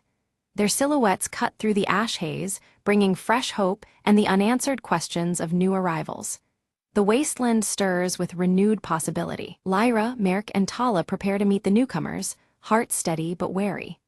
The sanctuary's fate now entwines with these fresh faces, their uncertain futures bound by fragile trust.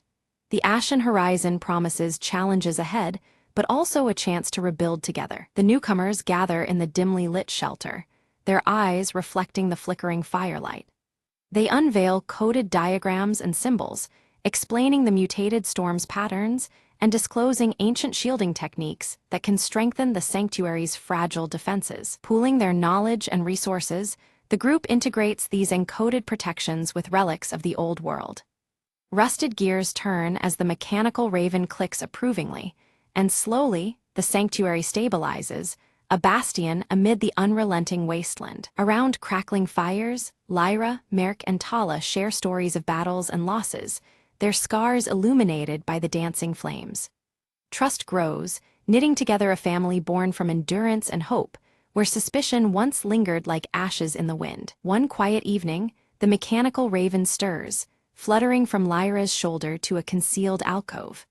There, behind a rusted panel, lies a hidden archive filled with fading holographic messages, preserved echoes from the world before the fall. The projections reveal the sanctuary's true purpose. More than mere survival, it was crafted to ignite renewal and unity among scattered survivors. The voices urge those who listen to rise beyond isolation and rebuild together, a new dawn beckoning beyond the ashen horizon. Moved by the revelations, Lyra and Merk pledge to nurture this vision. They vow to extend their network of protection and knowledge, transforming their stronghold into a beacon of hope for others wandering the bleak wastes. The group springs into action, loading caravans with seeds, weathered tools, and precious relics symbolizing a hopeful future. Preparations hum with anticipation, every piece of cargo a promise to distant enclaves waiting in silence. Beneath the steely sky, the caravans roll steadily away from the sanctuary's embrace. High above, the mechanical raven soars, its subtle mechanics clicking softly, sentinel of the fragile journey against the endless gray. Back at the sanctuary, resilient and unwavering, tiny green shoots emerge defiantly through cracked concrete. Against the monochrome wasteland, these first hints of life whisper of renewal, the earth slowly reclaiming hope. At dawn, Lyra stands atop the ramparts, the cracked compass warm in her hand and the rising sun casting golden light on her determined face. The ashen horizon stretches before her, and with steady gaze, she prepares to guide humanity's fragile rebirth into the uncertain dawn.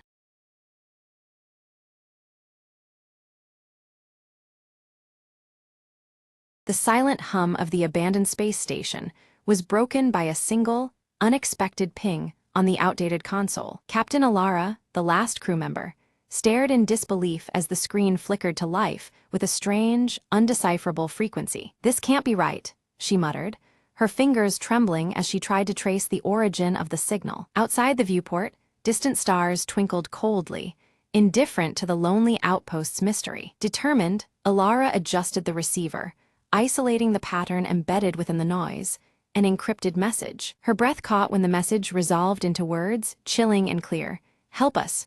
Repeat, help us." Memories flashed back, the doomed crew that vanished decades ago, whispers of an experiment gone wrong. With renewed purpose, she initiated the station's ancient transmission array, aiming to send a rescue beacon. As the signal soared into the void, the station's systems flickered, awakening something deep within its core. Suddenly, the lights revealed a hidden chamber, untouched by time, illuminated by pulsating alien technology. Ilara stepped inside, her heart pounding as mechanical limbs extended from the walls, assembling a strange device. A message and a cure, she realized, left behind by those who never returned. She connected the device to the mainframe, watching as data streamed in, revealing a way to reverse the catastrophe. Time was short, the station's instability grew, threatening to tear it apart. Working quickly, Ilara uploaded the cure to the distress signal, transforming it into a beacon of salvation. The console beeped erratically, then fell silent as the station stabilized. The unseen threat dissipated. Outside, rescue ships appeared on the horizon, answering the beacon's new call. As the doors desynchronized and opened, Ilara stepped toward the arriving crew, hope rekindled. "Echoes of the past saved us," she whispered, "and now we bring them home." The space station, no longer a tomb, but a testament to perseverance, as new beginnings unfolded beneath distant stars.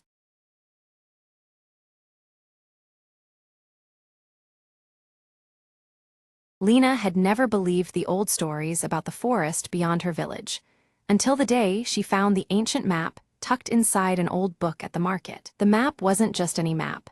It shimmered faintly, as if alive, guiding her eyes to a hidden spot marked with a curious symbol, a twisted tree with roots like fingers. Without hesitation, Lena set off into the dense woods, her heart pounding with a mix of fear and excitement. The forest was alive with sounds and shadows, as if watching her every step.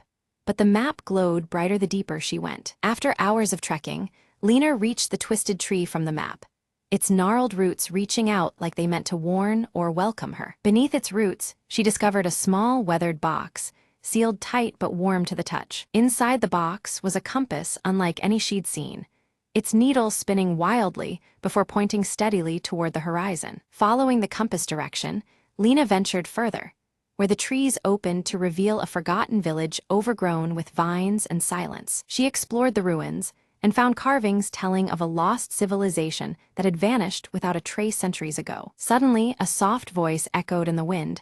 "The path chosen, the secrets revealed, the past awakens with courage." Lena realized the map and compass were keys to uncovering stories buried by time, inviting her to be the new keeper of their memory. Determined, she took notes, sketches, and memories, preparing to share these wonders with her village. On her return journey, the compass's glow dimmed, resting now in harmony with her steady steps. Back home, the village gathered around as Lena unveiled tales of bravery, magic, and history hidden within the forest's heart. Eyebrows lifted and faces lit with wonder, Lena's stories rekindled a spark of adventure in every listener. From that day forward, the forest was no longer a place of fear, but a doorway to discovery, all thanks to Lena's courage. And the shimmering map?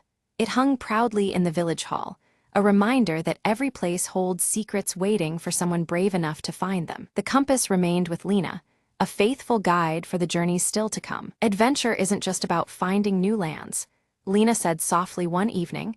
It's about seeing the magic in the unknown. With a smile, she looked toward the horizon, ready for the next whisper of the wild to call her name.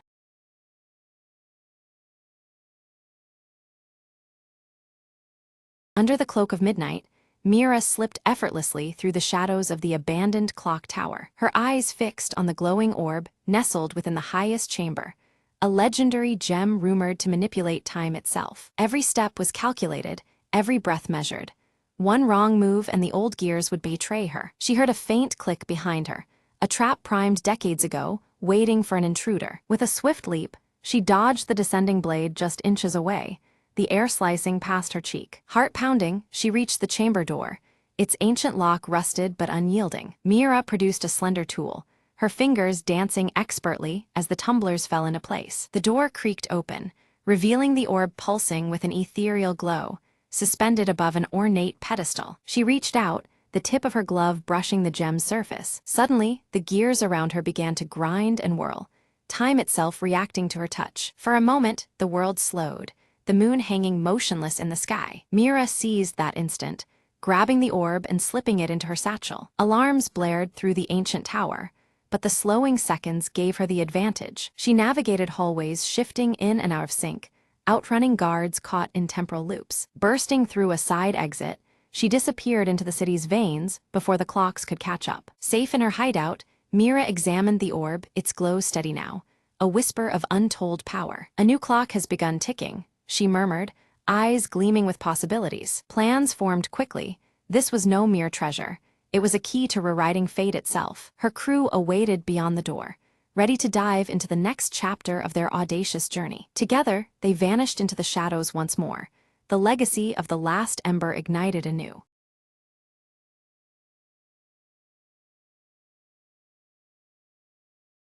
At midnight, beneath a heavy, shrouded fog, Emma crept into the old mansion at the edge of town. With only her flashlight piercing the darkness, she moved cautiously through the creaking halls. Soft murmurs seemed to drift from the cracked walls, barely audible yet unmistakably human. Emma froze, heart pounding as a voice whispered, "Help me," from the shadows. Determined not to flee, she followed the voice, each step echoing ominously. The hallway twisted unnaturally, doors appearing where none were before, leading deeper inside. She reached a room bathed in an eerie, pulsating glow, the source unseen. Inside, the voice grew clearer, pleading, "Find the locket, set me free." Emma's eyes caught a glint beneath the shattered floorboards, a delicate silver locket. As she lifted it, the temperature dropped.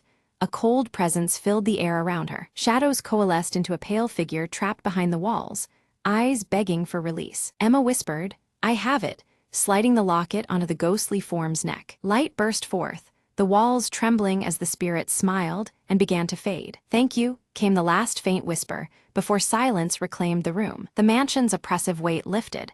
The air grew warm, the whispers ceased. Emma stepped outside as dawn's first light touched the horizon, the curse broken. Behind her, the mansion seemed less menacing, almost at peace for the first time in decades. She promised herself to remember the trapped soul and the power of courage in darkness. As she walked away, a final gust of wind carried a soft murmur, "Never forget." Emma smiled, turning back once more to the now quiet house, fading into the morning mist.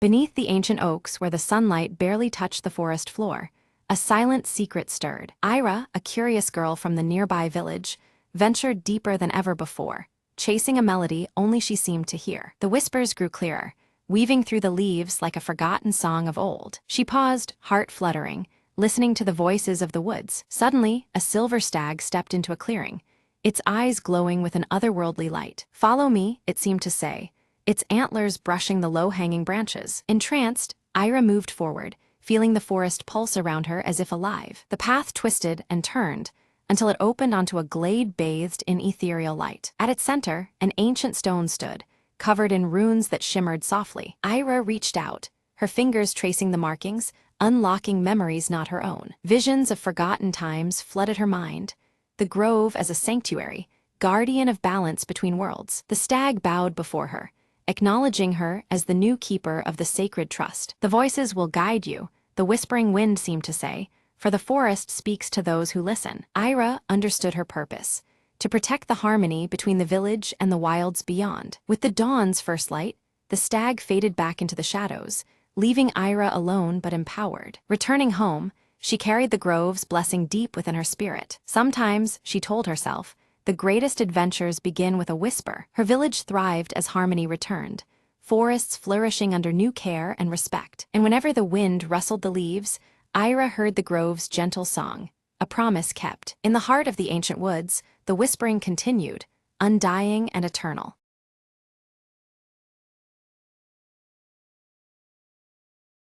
The evening fog curled around the old clock tower as Eliza crept closer, clutching the folded letter in her hand. Her heart pounded with every step. The letter promised a secret buried for decades, hidden right beneath the ticking face above. Old Man Grayson's cryptic warning echoed in her mind. Not all timekeepers guard moments. Some keep shadows. Eliza reached the iron door at the tower's base, her fingers trembling as she found the rusted key taped under the ledge. The door creaked open, revealing a spiral staircase that disappeared into darkness and dust. She took a deep breath and descended, the faint sound of the clock's ticking growing louder in her ears. Midway down, a glimmer caught her eye, a small leather pouch tucked into a crack on the wall. Inside, she found a collection of strange keys and a worn diary belonging to her grandfather, a man she barely knew. Flipping through, cryptic notes mapped a hidden compartment beneath the clock's mechanism. Her fingers quickly found the latch, releasing a panel that revealed a shaded alcove bathed in moonlight. Inside lay an old photograph and a delicate music box, its surface etched with a family crest she recognized. As she opened the music box, a haunting melody filled the silent tower, swirling memories of forgotten days. Eliza's eyes welled up.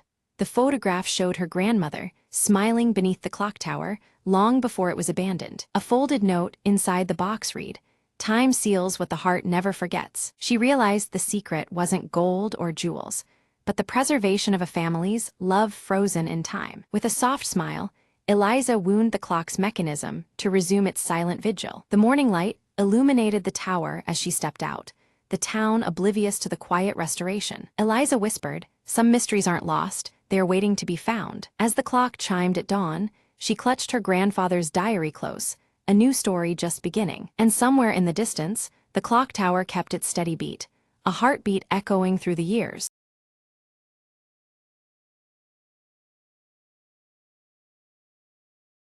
The city never sleeps, especially under a curtain of rain that smears neon signs into ghostly whispers. Detective Marlowe lit a cigarette, the flame flickering as he stared down the glistening pavement. Another night, another case, he muttered, the smell of smoke and wet asphalt filling the air. A mysterious woman in a red coat appeared through the mist, her heels clicking a rhythm of urgency. "I need your help," she said, voice trembling just enough to catch his attention. Her brother was missing, vanished without a trace from the dimly lit jazz club downtown. Marlowe agreed, drawn to the case by more than just curiosity.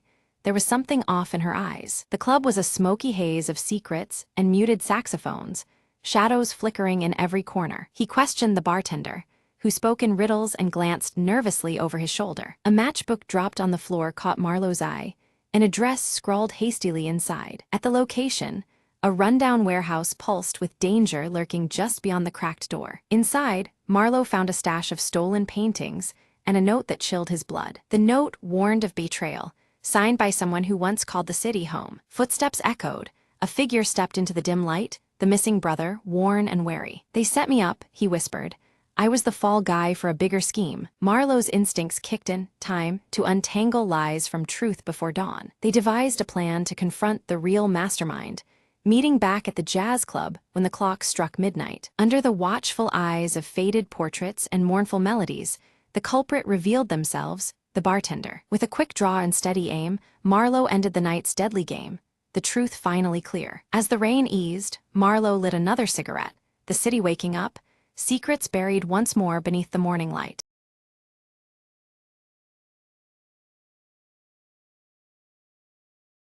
The morning sun spilled golden light across Maple Hollow, where ivy crept lazily over weathered stone walls. Evelyn clutched a faded map, its edges soft from years of handling, and stepped through the garden gate. "It's just an old legend," she mumbled, eyes scanning for the mysterious landmark marked by a tiny star. Her footsteps stirred the crunch of leaves, as the village seemed to hold its breath in the quiet hum of dawn. At the heart of the hollow stood an ancient oak, its branches tangled like stories waiting to be told. Evelyn circled the tree, fingers tracing the carved symbols worn smooth by countless seasons. Suddenly, a tinkling laugh floated on the breeze, and from behind the trunk hopped a tiny creature. "Looking for something special," whispered a voice as soft as moss underfoot. Startled, Evelyn met the bright eyes of a sprightly forest spirit, shimmering in shades of amber and emerald. "I guard the secrets of Maple Hollow," the sprite said, "and I've been waiting for someone brave enough to believe." Evelyn smiled, feeling the weight of the map lighten in her hands. Together, they ventured deeper into the thicket,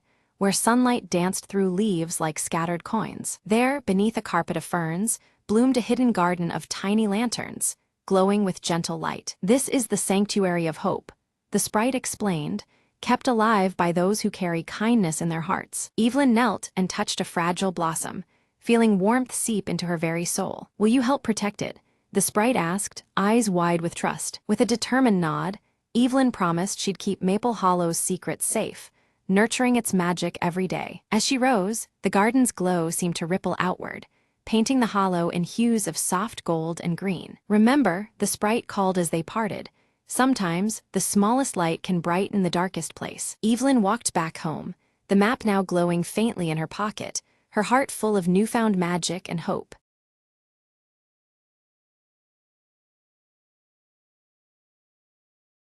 Smoke wreathed the crumbled skyline as Mara stepped over rusted debris, eyes scanning for any sign of life. Her voice was a whisper, barely heard over the cold wind.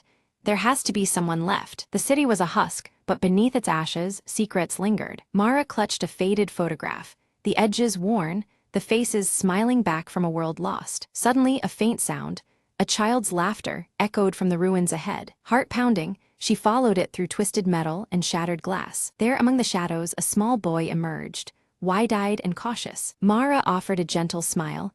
"I won't hurt you, I'm just looking for answers." The boy nodded slowly, stepping closer, tugging a ragged toy behind him. Together, they explored forgotten rooms, discovering a hidden garden still blossoming against all odds. Sunlight filtered through shattered ceilings, casting patterns on the cracked tiles. "Life finds a way," Mara murmured, hope stirring within her chest. In that quiet sanctuary, the past and future intertwined in fragile harmony. She knew rebuilding was impossible alone, but here, with this spark, anything could begin. As twilight fell, the boy led her to a makeshift camp, other survivors gathering cautiously. Eyes brightened at her arrival, whispered tales of hope and survival filling the air. Mara realized the city was not truly dead.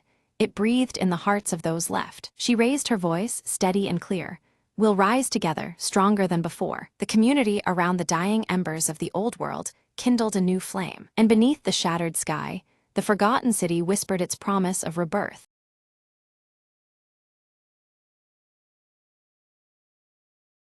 Lena set her keys on the table and sighed. Another quiet evening at home. Just as she sank into the couch, a gentle knock came from the door. Surprised, she opened it to find a small, soaked, stray dog shivering on her porch. Without hesitation, Lena wrapped the dog in her jacket and brought it inside. As she dried the dog with a towel, it looked up at her with big, hopeful eyes. Curious, Lena decided to check if the dog had a collar or any identification. No tag, but a thin red ribbon was tied carefully around its neck. She prepared a bowl of warm water and some leftover chicken, watching nervously as the dog ate. A soft tail wag convinced her the dog felt safe now, a quiet companionship already forming. Lena pulled out her phone to post a picture, hoping to find the dog's owner. Hours passed without any calls, and the dog curled up beside her as if it belonged there. She smiled softly, thinking, maybe you're not just a visitor, maybe you're a new friend. The next morning, the dog greeted her with enthusiastic barks and happy eyes. Lena found herself humming in the kitchen, a warmth spreading inside her she hadn't felt in a while. She put up flyers around the neighborhood, but still no one claimed him. The dog, whom she named Milo, followed her everywhere, her new shadow. Days turned into a week, and Milo settled comfortably into the rhythm of their shared home. Lena realized that sometimes, what you need comes unexpectedly. Her quiet evenings no longer felt lonely. They were filled with soft paws and joyful companionship. With a contented sigh, Lena whispered, "Welcome home, Milo."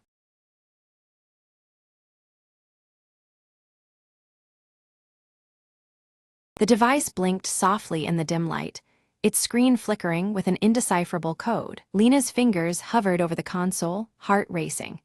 The last transmission from Earth's lost colony was captured in those symbols. Across the barren wasteland, the wind whispered secrets of what had gone wrong centuries ago. "If this works," Lena murmured, "we'll know the truth." She initiated the sequence. Suddenly, a holographic projection burst to life, swirling with images of a fading world and desperate voices. The voices told tales of isolation, strange mutations, and a breakthrough that promised salvation but vanished before fruition. Lena's eyes widened as she pieced together the story.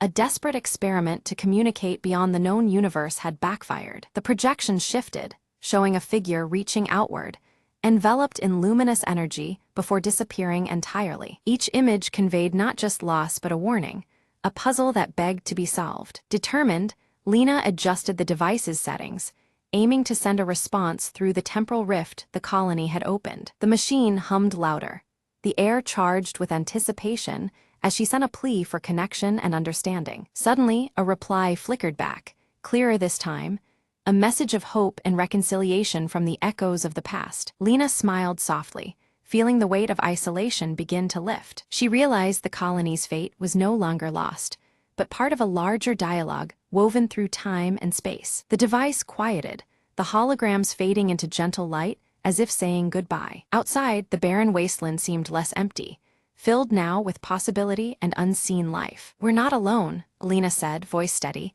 "and maybe, just maybe, we never were." Packing up the device, she felt an unfamiliar warmth, a connection bridging centuries and stars. As she prepared to return to the main base, Lena glanced once more at the horizon, where the first faint signals of dawn began to glow. With newfound hope, she stepped forward, ready to share the echoes that would change humanity's story forever.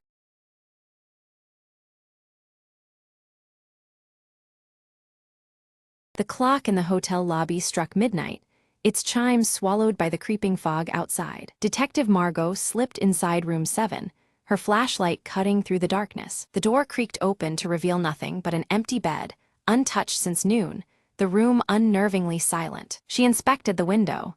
No sign of forced entry, just a cool breeze whispering secrets. Suddenly, a faint tapping echoed from the closet. "Who's there?" Margot called, her voice steady despite the chill rising in her spine. No answer, just the rhythmic tap-tap-tap, like a code in Morse. Drawing her gun, she cracked open the closet door to reveal a small, antique music box. Margot opened it cautiously.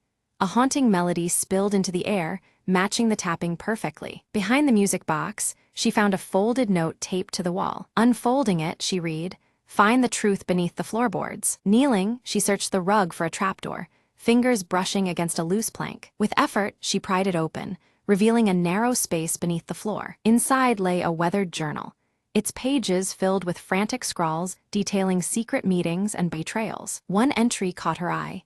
"The visitor at midnight knows the real story." Margot glanced toward the clock. It was midnight now, the hour when the mystery came alive. Footsteps stirred above. She heard a door shut softly, then silence again. Clutching the journal, she smelled a faint trace of perfume, familiar yet elusive. Emerging from the floor, she whispered. The key was hidden in the echoes all along. As dawn broke, the truth unraveled, and Room 7's secret finally found its voice.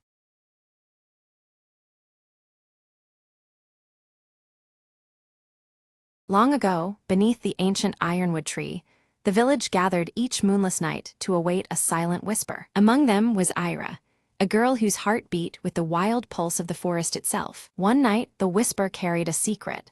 A forgotten path hidden under the tree's roots, leading into the earth's deep veins. Drawn by the whisper, Ira slipped away from the village, her lantern casting dancing shadows on gnarled bark. She descended into the hollow path, where stones hummed beneath her feet and moss glowed faintly in the dark. A voice, neither cruel nor kind, echoed softly. "Seek the heart where silence dwells." Ira pressed deeper, feeling the pulse of the earth grow stronger, like the slow drum of a giant's heartbeat. Suddenly, she reached a cavern, vast and shimmering with crystals that caught her light like 1,000 stars. At its center, a stone pedestal held a single, ancient seed pulsing with life. The voice spoke again.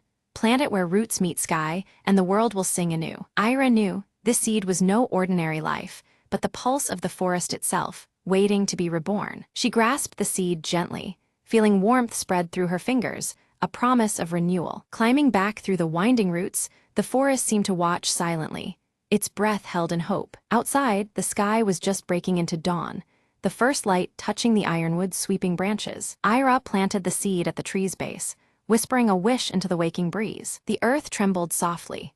Roots unwound, leaves shimmered, and a new bud sprouted instantly at the tree's crown. From the newly blossomed leaf, a serene light spread across the village, filling hearts with peace and wonder. Ira smiled, knowing the forest's whisper had become a song, one of life, deep magic, and endless beginnings. As the villagers awakened, they felt the change beneath their feet and the sky above, a world renewed in silent harmony. And the ironwood tree stood taller, its leaves forever holding the whispered secret of the earth's endless heartbeat.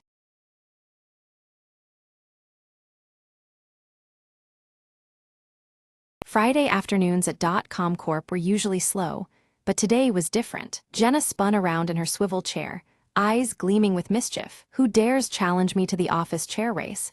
she shouted, gripping the armrests. Her co-workers exchanged amused glances. Then one by one, they lined up their chairs at the start. Martin, the tech guy, declared, "Last one to the break room owes coffee." The office manager blew an imaginary whistle. The race was on. Chairs zoomed, spun, and occasionally collided, as the hallway became a wild racetrack. Jenna's chair wobbled dangerously as she took the corner too fast, yelling, "I got this." But Martin edged ahead, powered by sheer elbow thrusts and caffeine dreams. Near the finish line, Linda, the quiet accountant, made a surprising boost with a sneaky push-off. The crowd cheered, some clapping, some videotaping on their phones. In the end, Linda's steady pace won the race by a hair. She stood up triumphant, sipping her prize coffee done by Martin. Who knew spreadsheets could fuel speed like that?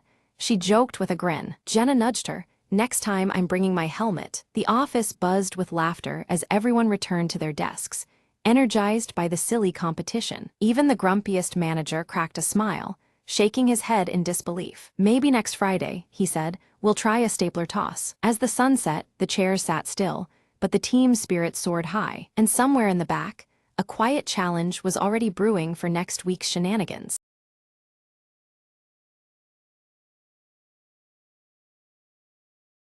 Mira found the old painting tucked behind dusty books in the basement, its colors strangely vivid in the dim light. The frame was carved with tiny symbols, almost seeming to shimmer as she held it up. That night, whispers drifted from the painting, soft and unintelligible at first. Curious and unnerved, Mira leaned closer, trying to catch the words. Suddenly, cold fingers grazed her shoulder. She spun around, but no one was there. The whispers grew louder, shaping into faint, urgent pleas. Mira decided to research the painting, uncovering a tragic tale of a trapped spirit. Legend said the artist had cursed it, binding his sorrow into the canvas forever. Determined, Mira brought the painting outside at dawn, planning to destroy it. As the first light spilled over the frame, the whispers begged for release. She hesitated, sympathy mixing with fear. Was it truly a plea for help? With a deep breath, she smashed the glass carefully, then unfolded the canvas. The whispers turned to a low, grateful sigh, fading into the crisp morning air. The symbols on the frame glowed faintly one last time, then dimmed into silence. Mira felt a sudden warmth, a presence no longer restless. She wrapped the fragile canvas in cloth, intending to keep the memory safe but the curse broken. The basement felt lighter, as if a shadow had lifted from the house. From that day, Mira never heard whispers again, only the quiet peace she had given. She sometimes looked at the empty frame, a reminder of the night when silence returned. Some whispers are meant to be heard, but not feared, she often told herself, smiling quietly.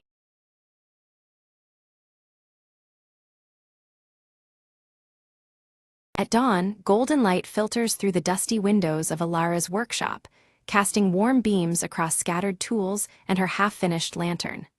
Nimble, the orange tabby, curls up peacefully beside the window, bathed in the gentle morning glow. Calder arrives with a worn lantern frame, aged but intricate, its delicate engravings faded by time. With a hopeful smile beneath his silver hair, he hands the ancient piece to Alara, entrusting her with its restoration. Alara carefully inspects the lantern frame, her fingers tracing the engraved patterns as if reading a forgotten language. The cool metal feels heavy with history, sparking a quiet determination within her heart. Stepping into the vibrant village market, Alara tucks the lantern frame under her navy blue cloak. Nimble darts outside swiftly, chasing shadows and scents, a silent guardian to her journey through the lively crowd. Whispers ripple among the villagers, their voices tinged with worry about the festival and the unsettling dimming of lantern lights. Alara's eyes scan the anxious faces, sensing the weight of fading hope around her. A village elder leans close, his weathered face shadowed by worry as he warns that the festival's success hinges on the lantern's glow. Without it, the spirit of the season threatens to wither and fade into night. The sky darkens far earlier than usual, heavy clouds casting long shadows over the village streets. Ilara's gaze hardens with urgency as dusk approaches, the lantern's dimming light a pressing concern. Back in her workshop, Ilara lays out tools with deliberate care, arranging her workspace beneath the fading daylight. Her resolve strengthens to restore the lantern's light before night swallows the village's hope entirely. Calder returns with tales of the lantern's mysterious origins, speaking softly by the flickering hearth about a hidden power tied closely to the stars above. His deep-set blue eyes gleam, hinting at secrets long held. Nimble pounces playfully on a loose thread of Ilara's navy cloak, the small orange sprite unfazed by the growing tension. Yet even in playfulness, the cat's bright green eyes reflect the unease that fills the room. Ilara tests the ancient lantern frame by candlelight, but the glow that emerges is faint, flickering weakly like a dying ember. Shadows dance eerily on the walls, hinting at unknown forces dimming the light further. Recalling an old folk tale, Ilara whispers to herself about a secret element, something rare and powerful, needed to rekindle the lantern's true glow. The story stirs a faint spark of hope amid the encroaching darkness. Determined, Ilara packs a small satchel with essentials and pulls her cloak tightly around her against the evening chill. She steels herself for the journey ahead, ready to seek what is lost beneath the creeping dusk. Outside, the village buzzes with a mix of anticipation and unease, clouds thickening overhead as preparations for the festival continue. The atmosphere is heavy, as if the weather itself mirrors the anxious hearts of the townsfolk. With a firm, silent vow, Elara promises to restore the lantern's light and rekindle the village's hope before the festival begins. Her breath forms small clouds in the cool air, mingling with the fading day's last light. Elara ventures into the nearby forest, guided by faint glimmers weaving through the trees and rustling leaves. The whispering wind seems to carry secrets as she follows the subtle, glowing cues ahead. Nimble darts through tangled ferns, pausing at a cluster of luminescent flowers that emit a soft, ethereal glow. The cat's keen eyes flicker with curiosity, sensing the significance of this hidden place. Elara gently collects a few of the glowing flowers, marveling at their soft light, but then she halts at the distant sound of laughter. Her heart quickens as she realizes others are nearby, possibly watching her every move. Quickly, Elara hides behind thick underbrush as a group of villagers pass by, their hushed voices filled with fear about recent strange disappearances of light sources. Their anxious whispers deepen the mystery enveloping the village. Pressing onward, Elara encounters a fallen branch blocking her path.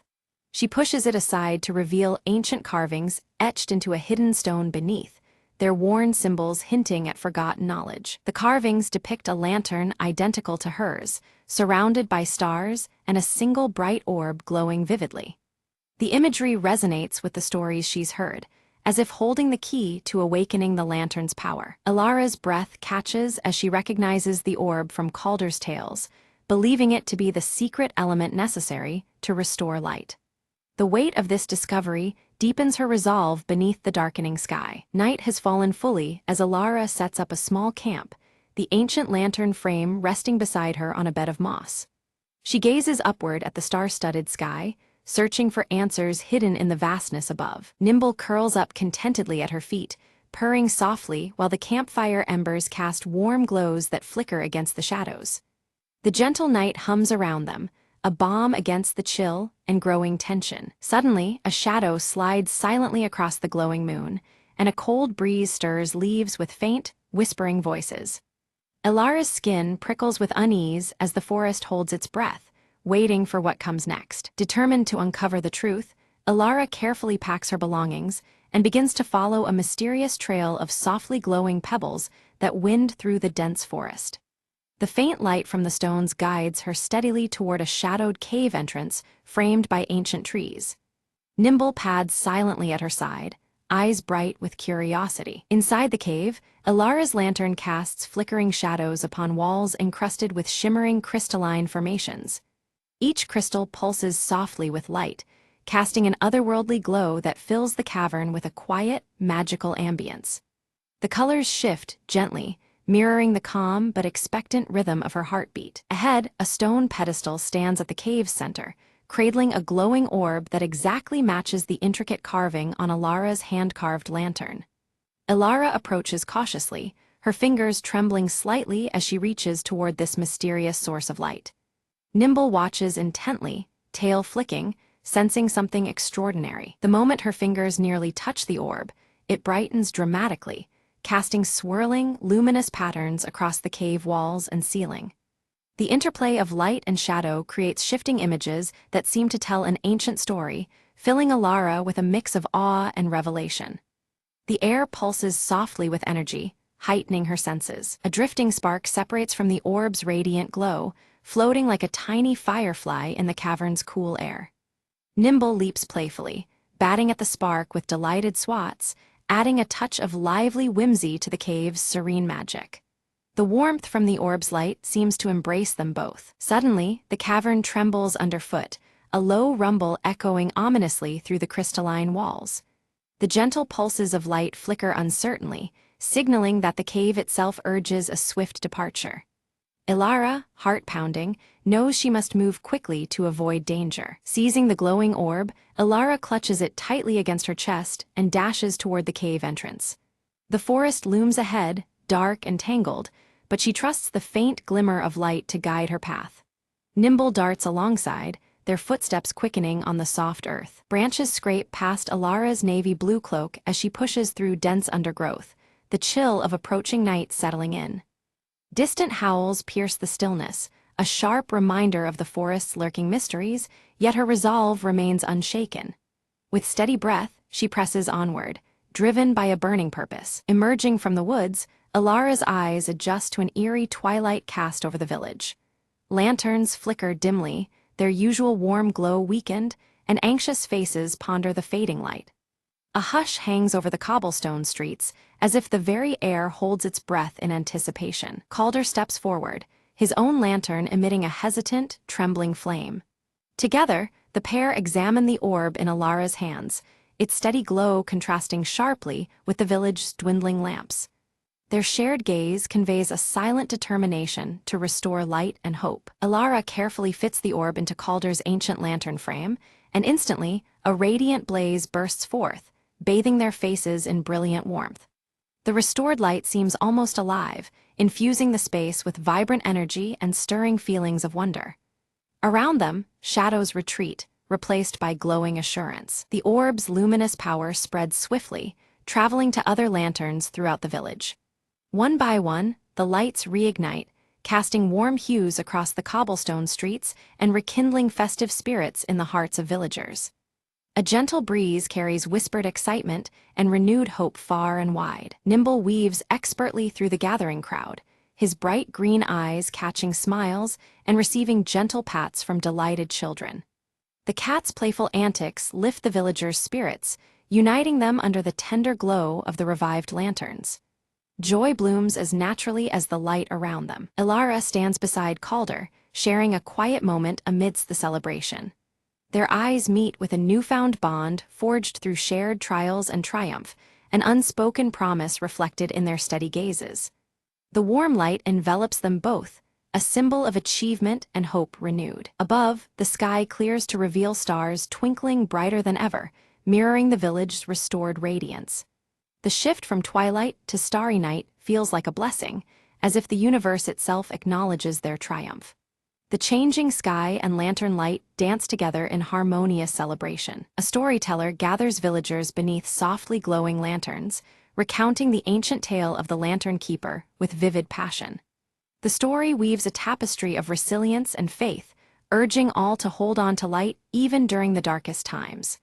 Alara listens, the tale resonating deeply within her heart. Alara notices a small fray along the edge of her navy blue cloak, a subtle testament to the journey she has endured.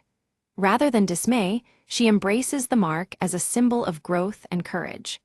The silver clasp gleams steadily, holding fast as she prepares for whatever lies ahead. As dawn begins to touch the horizon, the village quiets under the soft glow of still-burning lanterns.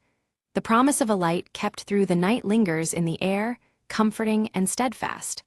Alara feels the weight and warmth of this promise settle in her soul. Calder presents Alara with a small gemstone pendant, shaped like the glowing orb she carried from the cave. The gift is a heartfelt token of gratitude and trust, its light pulsing gently as if alive with shared memories. Alara accepts it with a grateful smile, the bond between them shining as brightly as the pendant. Nimble curls contentedly beside the warm hearth as Alara prepares to rest, the flickering lantern light casting soft shadows in the room. A calm satisfaction fills her heart, mingling with quiet hope for the days to come. Outside, the world waits silently under the watchful stars. Days pass peacefully as Alara eagerly teaches village children the art of crafting lanterns, passing down the story of light and perseverance. Their eager hands and shining eyes reflect the knowledge and hope she now carries. Each lantern crafted is a beacon of the community's enduring spirit. Calder busies himself repairing his workshop, his thoughts often drifting to the delicate orb pendant and Alara's glowing lantern. With every measured stroke, he nurtures both his craft and the renewed faith sparked by their shared journey. The workshop feels alive with quiet purpose and gentle light. Nimble explores new corners of the village with playful curiosity, always returning with small treasures held delicately in his mouth. His joyful energy spreads among the villagers, a living symbol of the light's enduring presence. The cat's adventures remind all of the wonder found in simple joys. Seasonal flowers burst into vibrant bloom throughout the village, their colors vivid under the warm glow of lantern light. The landscape itself seems to echo the renewal of hope and prosperity that has taken root. Each petal and leaf bathes in the soft, golden hues of a thriving community. At sunset, Ilara sits atop a gentle hill, her lantern casting a steady glow beside her as the sky paints itself in shades of orange and purple. She reflects quietly on the journey she has taken and the warmth blossoming within her community. The light from her lantern seems to pulse in harmony with her steady breath, a lasting reminder of resilience and promise. On a crisp evening, a traveling merchant arrived in the village, drawn by whispers of a glowing orb and the artistry of Ilara's lanterns. His eyes sparkled with curiosity as he sought to learn the secrets woven into her craft. Ilara welcomed him warmly, explaining that each lantern was made not just with skill, but with heart and hope, the true essence behind every flicker of light. She stressed that the light carried within was more than illumination. It was a promise of warmth and guidance. Together, they began preparing for a festival in a distant village, packing lanterns and the radiant orb itself, symbols meant to inspire and unite. The air shimmered as they planned to carry this gentle glow far beyond their familiar home. When the day came to depart, the village gathered beneath a sky fading towards dusk.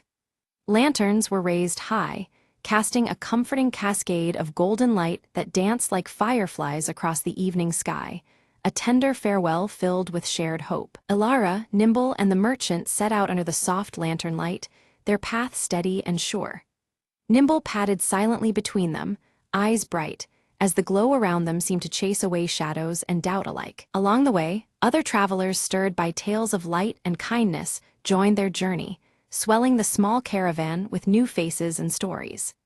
Each step forward was marked by growing camaraderie and shared purpose beneath the lantern's steady glow. As each dawn painted the sky in gentle pastels, the group exchanged stories and laughter, weaving lessons and dreams into the fabric of their journey.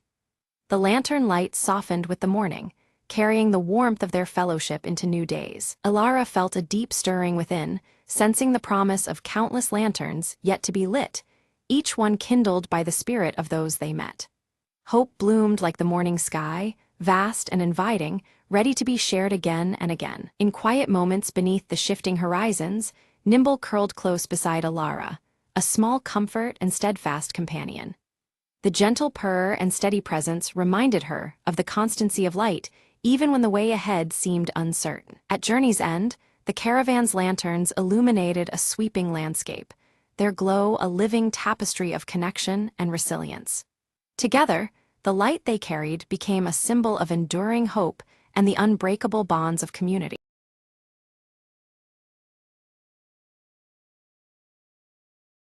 Beneath the twilight sky, a faint glow shimmered within the heart of the ancient crystal grove. Lyra, a young mage whose lineage whispered of forgotten powers, stepped cautiously onto the crystalline path. The grove's delicate trees sparkled with otherworldly light, each leaf a prism reflecting countless colors. They say only the pure can unlock the ember's flame.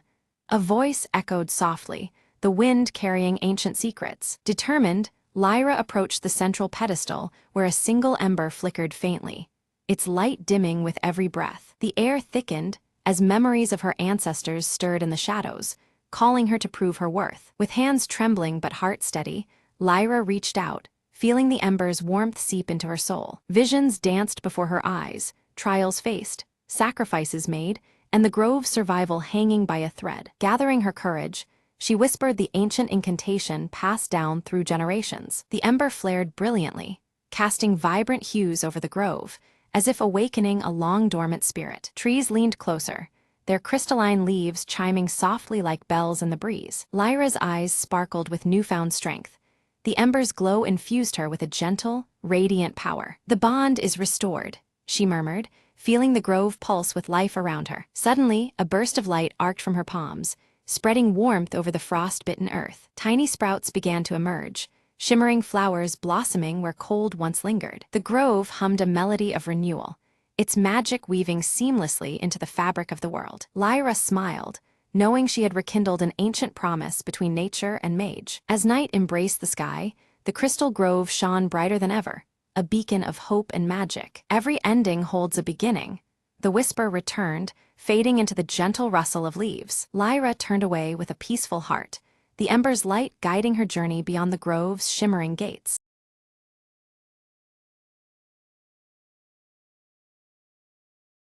At dawn, Ira trains beneath towering stone arches, their surfaces carved with ancient runes that pulse faintly under the early light. Her piercing emerald eyes mirror the shimmering veil overhead, its translucent threads weaving subtly in the morning breeze. Kalen approaches quietly, the gravity of his expression deepening the early serenity. He bears dire news about the veil's weakening threads, warning that the very balance of their world teeters on the edge. Together before the ancient veil, Ira and Kalen observe faint tears forming along its delicate surface. A soft, almost mournful hum vibrates through the air, signaling the veil's distress. From the mist, Silas emerges silently, his ash-gray hair catching the pale light. His piercing eyes sweep the horizon with a tension that speaks of unseen dangers lurking beyond sight. Ira clutches the Everlight amulet near her heart, feeling its glow shift from calm blue to an urgent crimson. The shifting light echoes the rising peril coursing through her veins. Suddenly, a vision blazes before her.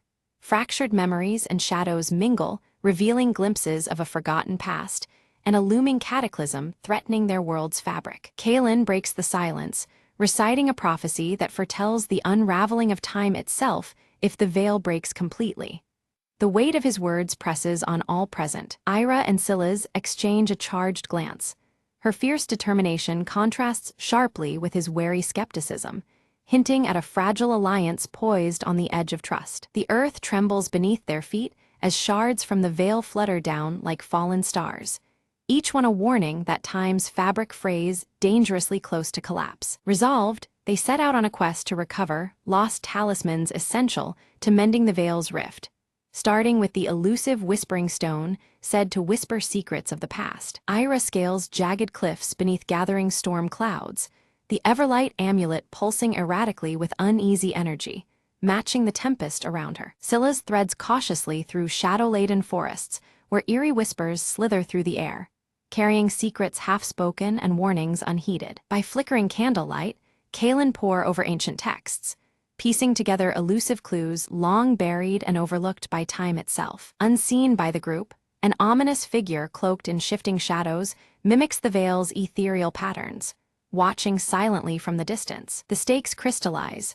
Should the veil collapse, time will fracture, trapping souls in an unending limbo between fleeting moments and eternity's grasp. Ira seizes the Whispering Stone, its power awakening hostile spirits that surge toward the group with spectral fury. Silas moves like a shadow, his scar glinting sharply as he fends off the spirits with swift precision, each blow a testament to battles etched in his past. Kalen observes a familiar symbol etched into the spirits, an ancient mark tied to a long-forgotten betrayal within their own order, deepening the perilous mystery. A sudden storm halts their path, the veil above rippling wildly like a wounded beast thrashing against its unseen tormentor. They seek refuge within a cavern, adorned with ancient murals, foretelling their struggle and hinting at sacrifices yet to be made. In the cavern's uneasy quiet, Ira confides her fear to Silas, her emerald eyes flickering with vulnerability as the weight of their quest bears down. Silas responds with a glimpse of his own hidden past, revealing a lost bond intertwined with the veil's very creation, forging a fragile thread of trust between them. Deep within a crystalline grove, they uncover the second talisman, the luminous leaf, glowing with otherworldly radiance embedded in icy branches. As Ira extracts the luminous leaf, a burst of blinding light erupts, disorienting them momentarily and awakening ancient guardians bound to the grove's defense. Amidst the chaos, Kalen's steady voice guides them through darkness, his presence a steadfast beacon anchoring the group to resolve and purpose. In the mist-shadowed depths of the forest, Ira and her companions confront the shadowy figure cloaked in tattered robes. His eyes burn with bitter fury, once a guardian like them, now exiled and bent on unraveling the veil to rewrite history's course. A violent clash ensues as destructive spells cascade through the air, but Ira's Everlight amulet flares fiercely, its radiant glow forming a shield that deflects the darkness. The veil shimmers subtly around them, rippling with each spell's impact. The exiled guardian vanishes abruptly into the swirling shadows, but not before imprinting a cursed mark upon the veil's delicate fabric. This dark sigil pulses ominously, threatening to hasten the veil's decay and unravel time's fragile bonds. Ira's gaze hardens, her resolve crystallizing like the amulet's shifting hues now steady in steadfast gold. The Everlight amulet's light no longer flickers crimson. It signifies strength rooted deep within her heart. Their journey presses forward to the Cradle of Echoes, a place whispered in legend as the resting place of the final talisman capable of restoring balance. The veil continues to shimmer, guiding their uncertain path through shifting realities. As they traverse the cradle's desolate expanse, time itself distorts unpredictably, moments looped and flickering, past and present colliding like waves caught in a storm. The shimmering veil pulses with uneasy energy at their sides. Suddenly, Silas falters, drawn into a haunting memory from long ago, his form caught in threads of the veil that threatened to trap him forever. The scar along his cheek deepens in shadow as the bonds tighten. Without hesitation, Ira reaches toward him, her fingers brushing the amulet resting near her heart. The Everlight amulet's warmth spreads through Silas, grounding him in the present and releasing his grasp from the veil's unraveling strands. Within the heart of the cradle, a radiant glow reveals the third talisman, the Heart of Eons. It pulsates with rhythmic energy that seems to measure endless time itself, its light weaving into the shimmering veil. Ira's touch sets the Heart of Eons aglow, triggering a surge that unfolds hidden passageways and long-forgotten truths woven within the veil's translucent fabric. Time's layers ripple visibly, exposing secrets kept for centuries. Kaelin studies the shifting light surrounding them, decoding a cryptic warning etched in luminous glyphs. The veil's restoration demands unity rather than force. His voice is measured as he speaks, the echoes lingering like a solemn pact. Suddenly, the exiled antagonist returns, bolstered by dark reinforcements determined to seize the talismans. Their eyes glint with ruthless intent beneath the restless shimmer of the veil's ever-changing weave. A fierce battle erupts beneath the enveloping veil. Colors and shapes blur and bend unpredictably with each blow and spell cast. The boundary between time and space distorts violently as they struggle for control. Harnessing the combined power of the talismans, Ira channels energy through her Everlight amulet, which radiates a pure, blinding white light. This brilliant glow weaves into the veil, pushing back against the encroaching darkness. Amidst the chaos, Silas moves swiftly to shield Kaelin from a lethal strike, their bond deepening past old grudges and wounds. The flickering light of the shattered veil witnesses their growing trust. In desperation, the antagonist unleashes one final, catastrophic spell, but the veil itself pushes back, wrapping around the group like a protective shroud. The shimmering fabric pulses with renewed strength, resisting the attempt to break it apart. Time seems to settle momentarily. The veil's tears stitch themselves slowly with radiant threads of light. A fragile peace fills the air as the shimmering fabric regains some of its former resilience. Ira places each talisman carefully into ancient sockets carved along the stone arches where their journey first began. The veil shimmers brightly around them, responding to their unity and the completed ritual. A harmonic resonance fills the air as the veil shimmers more brilliantly than ever before, patterns of light and shadow weaving complex tales across its surface. The fabric of time glows with renewed vitality, a testament to their combined strength. Stripped of power, the antagonist fades into a fracture of time, leaving behind only a silent warning that lingers in the air.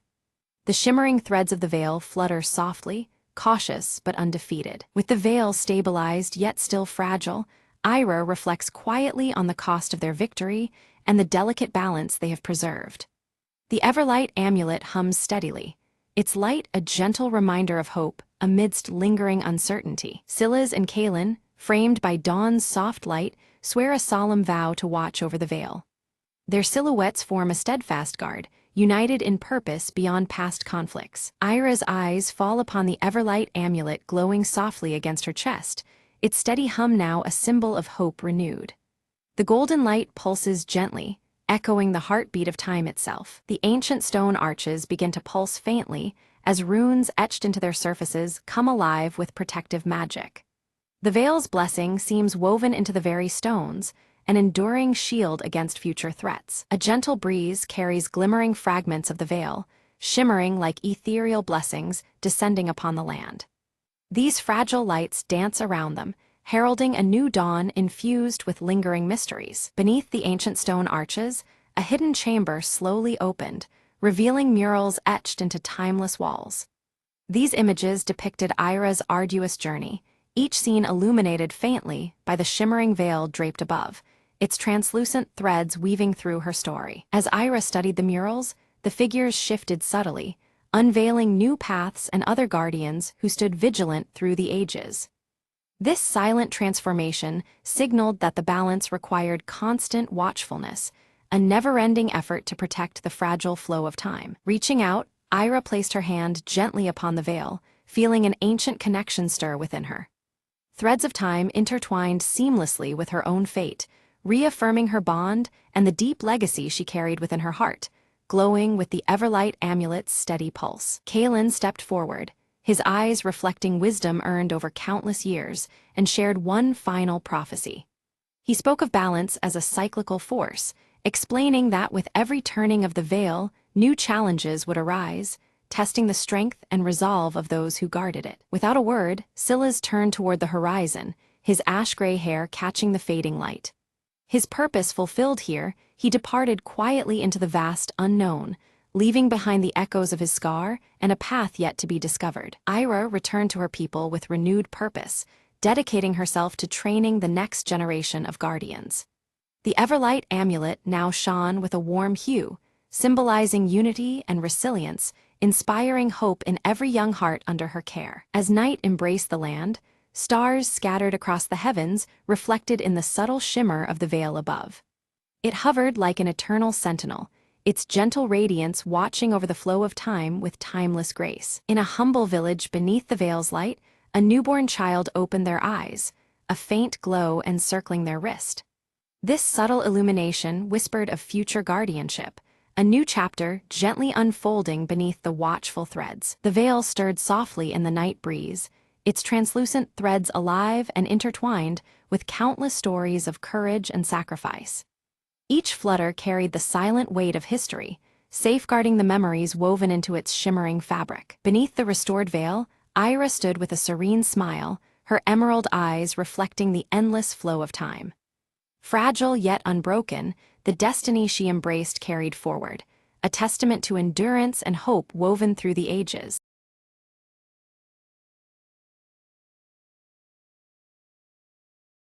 In the heart of Grayson Hollow stood a forgotten cottage, its windows dark and its garden overgrown. One stormy evening, Clara, a curious traveler, sought refuge there, unaware of the cottage's eerie reputation. As she lit a candle to ward off the darkness, the flame danced wildly, casting shadows that seemed alive. Whispers floated through the air, soft and beckoning, as if the house itself were telling secrets. Drawn to a dusty old book on a creaking shelf, Clara opened it to find pages filled with strange symbols. Suddenly, the candle flickered out, plunging the room into darkness more profound than the night outside. But then, a faint glow emerged from the book, illuminating a path that twisted beyond reality. Curiosity overcame fear, and Clara stepped into the light, finding herself in a realm woven from memories and dreams. Figures appeared, lost souls bound by sorrow, eyes pleading for release from ancient pain. Realizing the candle was her anchor, Clara relit it, its steady flame promising hope and courage. She recited an incantation from the book, each word unraveling the chains of the trapped spirits. One by one, the phantoms faded, their murmurs turning into grateful sighs as they passed into peace. The cottage brightened, the oppressive weight lifting, replaced by a gentle warmth. Outside, the storm ceased, stars glittering like tiny lanterns guiding her way. Clara stepped back through the shimmer, candle in hand, the boundary between worlds softly sealing behind her. Morning light poured through the now clean windows, revealing a garden revived and vibrant. She smiled, knowing the cottage's tale had changed, from a place of sorrow to one of healing. As she walked away, the candle's flame flickered once, then steadied, a silent guardian's promise. Every darkness holds a light, the narrator mused, and every lost soul a path home. Clara disappeared down the road, leaving behind a cottage that would no longer be forgotten or feared.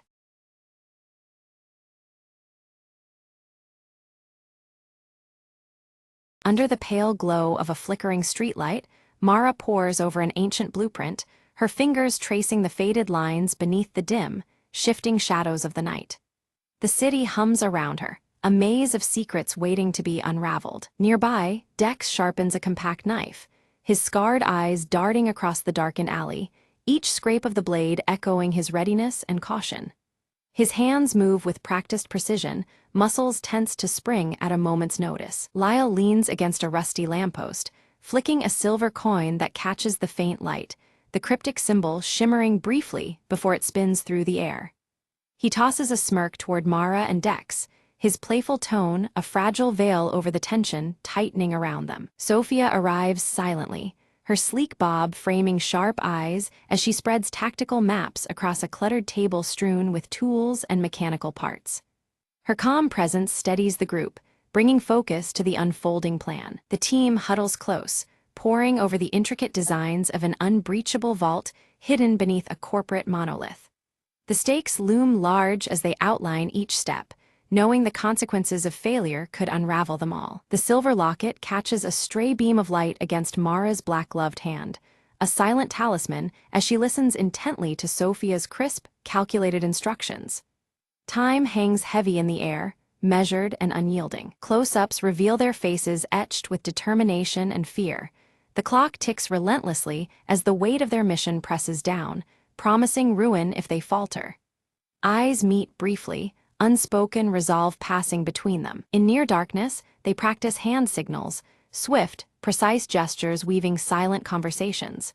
Each move is rehearsed with an urgency that mirrors the pounding rhythm of their hearts. Dex rolls up his sleeve, a faded tattoo and fresh scar narrating tales of past close calls and battles fought in shadows. The mark is a reminder of the razor's edge they now tread. Lyle's fingers trace a rough sketch of an escape route, highlighting a seldom-used service elevator hidden behind walls of steel. His smirk fades to a look of pure concentration as he explains the delicate timing required. Mara's gloved fingers dance deftly over a model safe. The clicks whisper soft promises of mastery. Her steady hands belie the storm of adrenaline surging beneath her calm exterior. Sophia aligns their watches, the metallic ticks synchronizing their resolve as each second seals their fates. Her slender fingers brush the dials, marking the moments where luck and skill must intersect. A wall clock looms large as its pendulum swings, and the minutes cascade into midnight, silent herald of the heist's inception. The neon glow outside flickers in time, casting fractured shadows on faces ready to move. Blending with the neon-lit crowd, Mara, Dex, and Lyle navigate the city's pulse, their presence swallowed by the nightlife's kaleidoscope. Each step forward is a step deeper into danger's heart. Inside the polished skyscraper lobby, footsteps echo ominously as security patrols draw near. Breath catches as each passing guard tightens the invisible noose, their vigilance sharpened beyond expectation. Dex clamps a gloved hand over the corner of a security camera, wires snipped just in time. His eyes betray a flicker of unease. No plan survives perfect execution, and shadows whisper of unseen threats. Mara slips through a locked door with practiced ease, her touch a ghost against cold metal.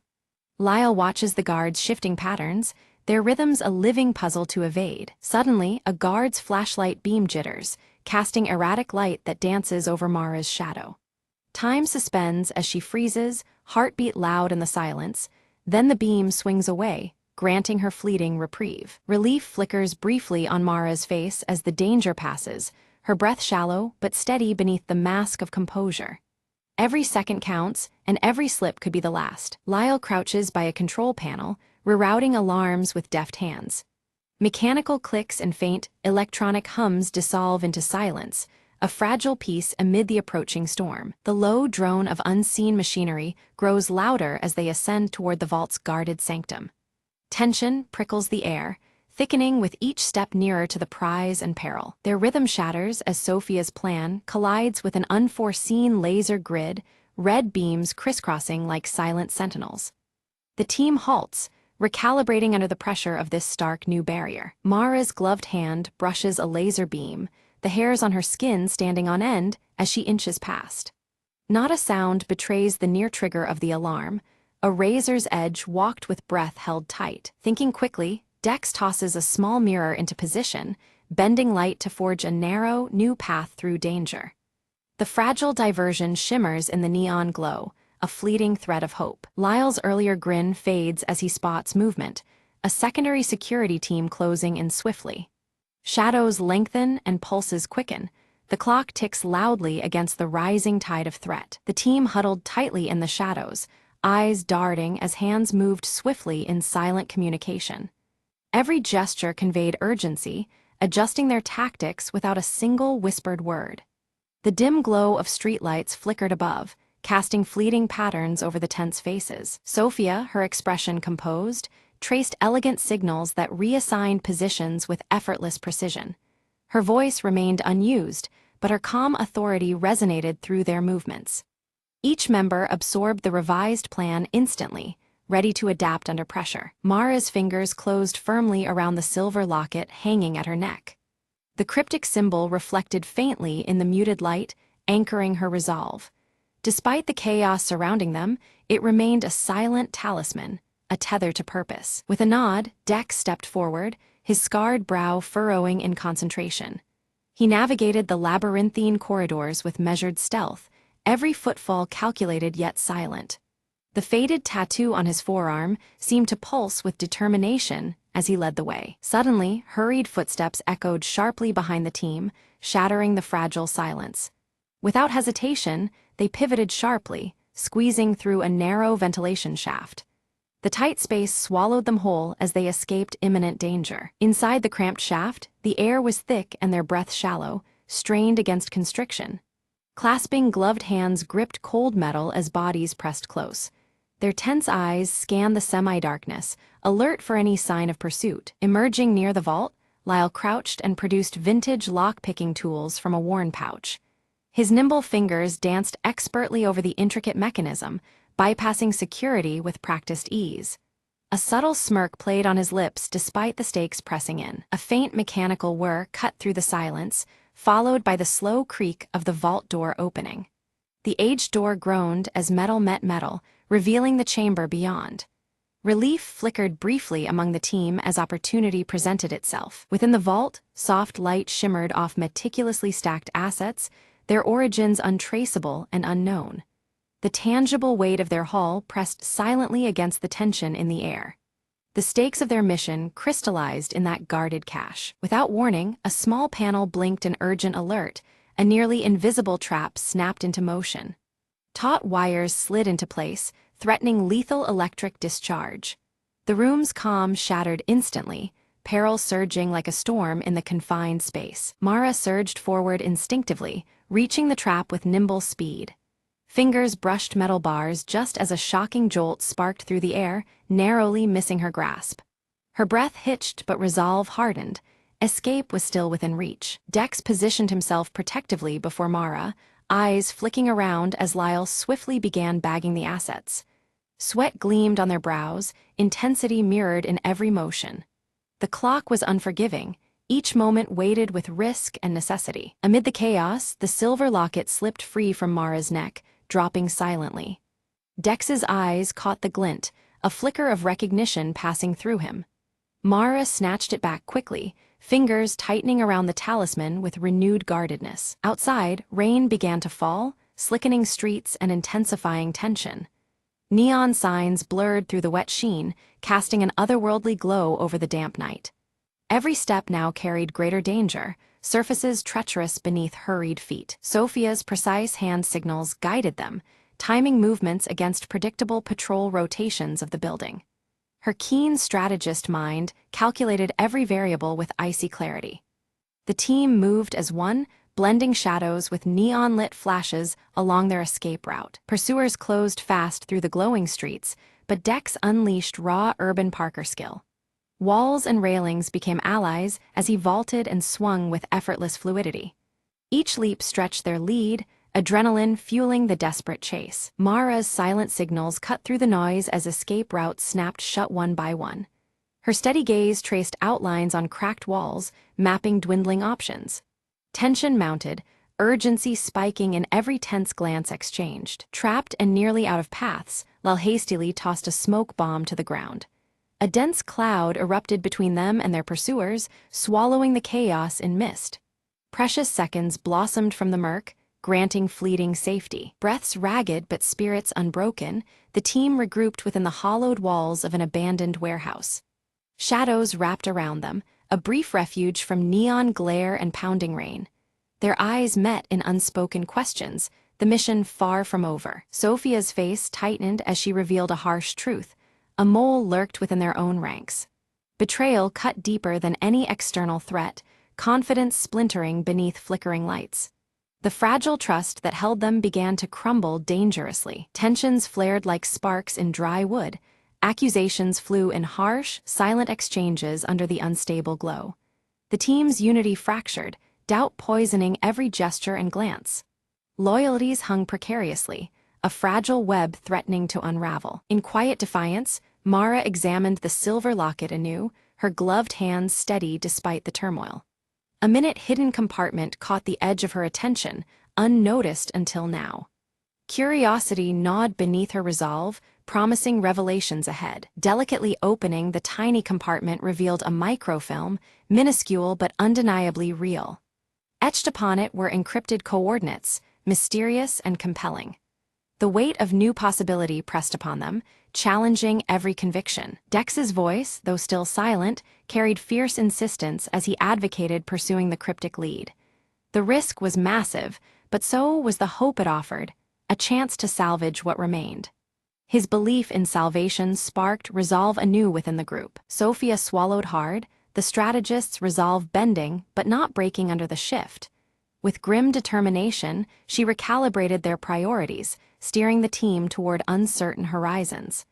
The mission's true test was just beginning. Inside a dimly lit room laden with scattered maps and dusty tomes, the team huddled around a small projector. The microfilm flickered onto the wall, revealing cryptic diagrams and faded handwriting. Sophia traced her finger over the symbols, while Lyle's sharp eyes pieced together the cipher's meaning under the watchful gaze of Mara and Dex. The coordinates extracted from the microfilm led them straight to an underground network, long forgotten beneath the city's worn streets. This labyrinth of tunnels whispered secrets of a past buried deep, barely touched by the neon glow above. The team studied a worn map, plotting their descent into shadowy corridors that promised answers or danger. Discarding their usual high-tech gadgets, the group assembled vintage equipment tailored for the old tunnel's unique challenges. Mara donned her black leather gloves tighter as they checked aged lanterns, rope coils, and weathered picks. Each piece, relics of a bygone era, prepared them for a silent journey where modern advantages held no sway. Under the cloak of night, the team advanced silently towards the concealed entrance, shadows lengthening and thickening around them. Mara's piercing green eyes scanned the area as Dex moved steadily, both communicating through practiced hand signals. The air was thick with tension, every step careful to remain unseen in the shifting gloom. Suddenly, a familiar figure stepped from the darkness, the faint grin betraying a hidden agenda. The mole's reveal sent a sharp jolt through the team, blocking the passage with confident ease. Mara's gaze burned intense, the black leather gloves clenching subtly as the tension between them crackled. Words unsaid hung heavy in the charged standoff, until Mara's quick wit and unwavering calm shifted the balance. With a deft feint and pointed gesture, she outmaneuvered the betrayer, forcing a retreat. The path opened once more, with the team's trust tempered but intact, ready to press onward. Navigating the winding tunnels, faint luminescence from the silver locket's cryptic symbol revealed subtle markings along damp walls.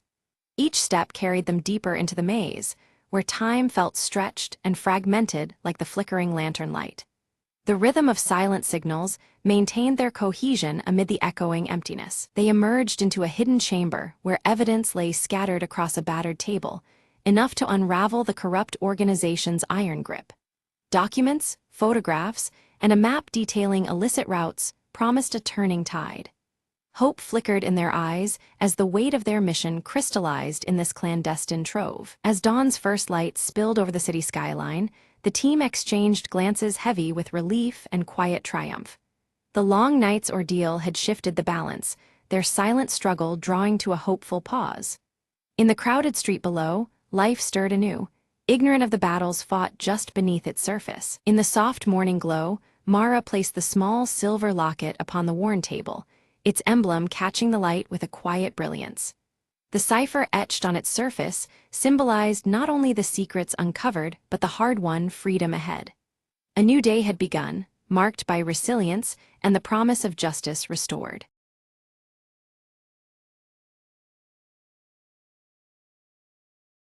In the heart of the Whispering Woods, an ancient lantern hung from a silver branch, glowing faintly. Ilara, a young wanderer with curious eyes, discovered the lantern while chasing fireflies one twilight. She reached out, her fingers brushing the cool metal, and suddenly the forest around her shifted. Trees whispered secrets, and the air shimmered with magic that hadn't stirred in centuries. A soft voice echoed, "Guardian of Light, your time has come to awaken Eldara's flame." Ilara's heart raced. She had heard the legends. The forest's light was the soul of an ancient kingdom. The lantern's glow pulsed, guiding her towards a hidden glade bathed in moonlight. There, a stone altar awaited, carved with runes that matched the ones on the lantern. Ilara placed the lantern upon the altar. Light burst forth like dawn breaking over the horizon. From the blaze, a delicate figure emerged, Leora, the last spirit of Eldara. "For centuries I waited," Leora whispered. "Thanks to you, the light returns to our realm." Ilara watched, mesmerized, as the forest transformed, darkness retreating, colors deepening. "Why me?" Ilara asked, her voice barely a breath. Leora smiled gently. "Because your heart holds the courage and kindness the forest needs." Together, they walked through the woods, spreading light that banished shadows. The fireflies returned, now radiating brighter than before, dancing in celebration. Ilara felt a warmth she'd never known, a connection to something greater than herself. "The forest is alive because of you," Leora said, fading into the glowing canopy. As dawn broke, Ilara stood alone but illuminated by the lantern's steady light. She whispered, "I'll guard this light so Eldara's magic never fades again."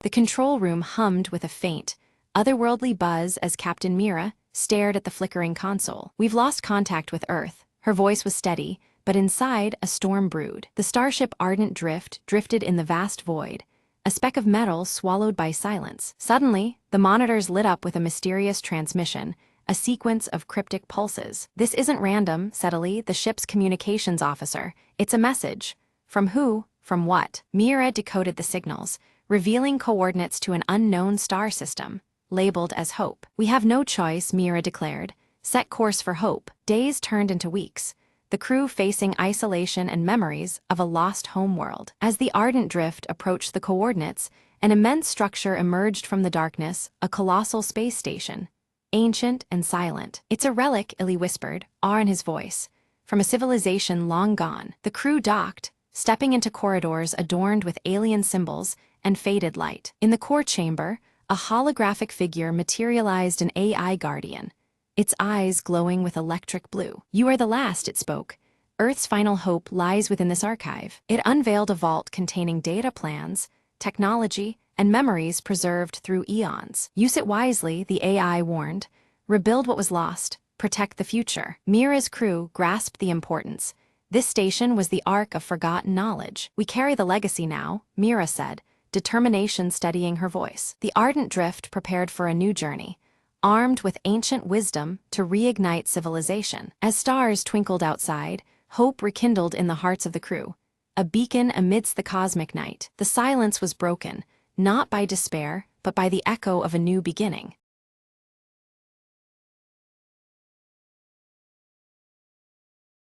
It started with a faint tapping sound coming from the attic above Mia's bedroom. Every night, just as the clock struck midnight, the tapping would begin, slow and deliberate. Mia tried to ignore it, blaming old house noises and her restless imagination. But the tapping grew louder, more persistent, turning into a rhythmic knocking that could not be ignored. One night, curiosity won over fear. She crept upstairs, flashlight trembling in her hand. The attic stairs creaked under her weight, a long, narrow space filled with dusty old boxes. Then she heard it, a whisper, soft and urgent, brushing against her ear like a cold breath. "Help me," it hissed, a voice barely louder than the wind. Mia's heart pounded. "Who's there?" she whispered back, her voice shaking. Silence answered before the whisper returned. "Trapped. Alone." Searching through the boxes, Mia found an old journal, its pages yellowed and torn. The diary belonged to a girl named Lucy, who once lived in the house decades ago. Lucy wrote about a terrible secret, about being locked in the attic by someone she once trusted. Suddenly, the attic door slammed shut behind Mia, plunging her into darkness. Desperately, she opened the journal to the last page, a chilling plea to anyone who found it. "Set me free," Lucy's words begged, "before it's too late." With shaky hands, Mia looked up and spotted an old latch on the window, half covered by cobwebs. She forced it open, letting in a gust of fresh, cold air that seemed to lift the oppressive weight around her. The tapping stopped, the whispers faded, light filled the attic once more. Mia whispered, "You're free now," and as dawn broke, the house seemed at peace for the first time in years.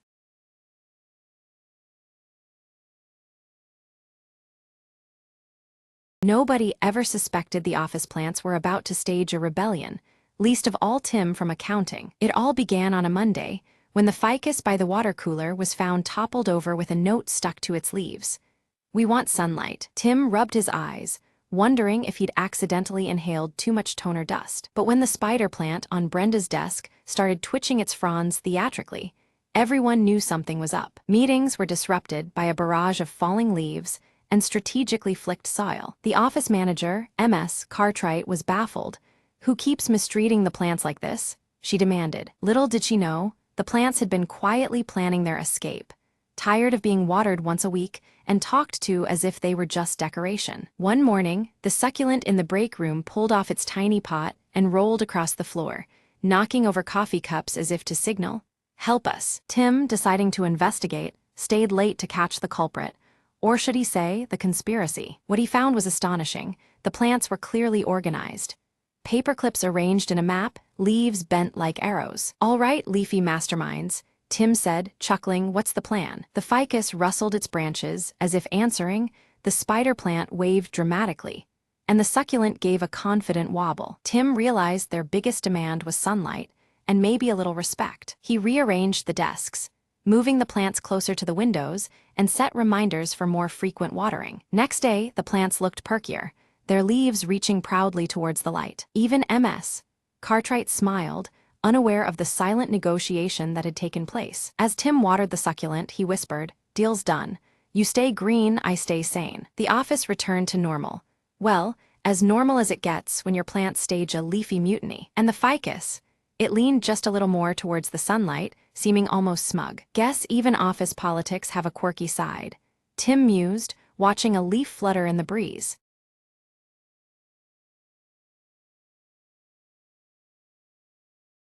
The rain slashed against the cracked neon sign outside Jack's office, casting flickering shadows on the damp pavement. Inside, Jack Marlowe lit a cigarette, the smoke curling around his face as he scanned the case file he'd been nursing all week. A sudden knock at the door broke the silence. Before he could answer, she slipped in, her heels clicking with purpose. Her name was Evelyn, a dame with secrets buried deep beneath those emerald eyes. "I need your help," she said, voice trembling like delicate glass ready to shatter. Jack studied her, noting the fear that clung to her like a second skin, and the hint of urgency in her plea. She told him about a missing ledger, a document that could topple powerful men and ruin lives. No one else would touch it, but Jack was no stranger to diving into the murky depths where shadows breathed. He agreed, the flicker of former pride lighting his gaze. This was the game he once played, now reluctantly called back. The city at night was a maze of whispers, and every alleyway held a watchful eye. Jack traced the ledger's trail from smoky jazz bars to empty warehouses where danger waited in silence. A brush with a hired gun left Jack nursing wounds, but more determined than ever to see this through. Evelyn reappeared, her facade cracking to reveal a woman cornered by past mistakes and hard choices. Together they plotted their next move, understanding that trust was a currency neither had enough of. The climax came in an abandoned dock, where shadows lengthened and gunfire shattered the night's stillness. Jack moved like a ghost, every step calculated, every breath controlled as he faced those who wanted the ledger, and Evelyn silenced. In the aftermath, the ledger was recovered, its contents exposing the truth beneath layers of lies and corruption. Evelyn vanished as mysteriously as she came, leaving Jack with a silent promise and an empty whiskey glass. Jack stood by the rain-soaked window, smoke spiraling upwards, contemplating the city's endless cycle of deceit and survival. Another night, another secret, he murmured, extinguishing his cigarette and slipping back into the shadows of Marlowe Street.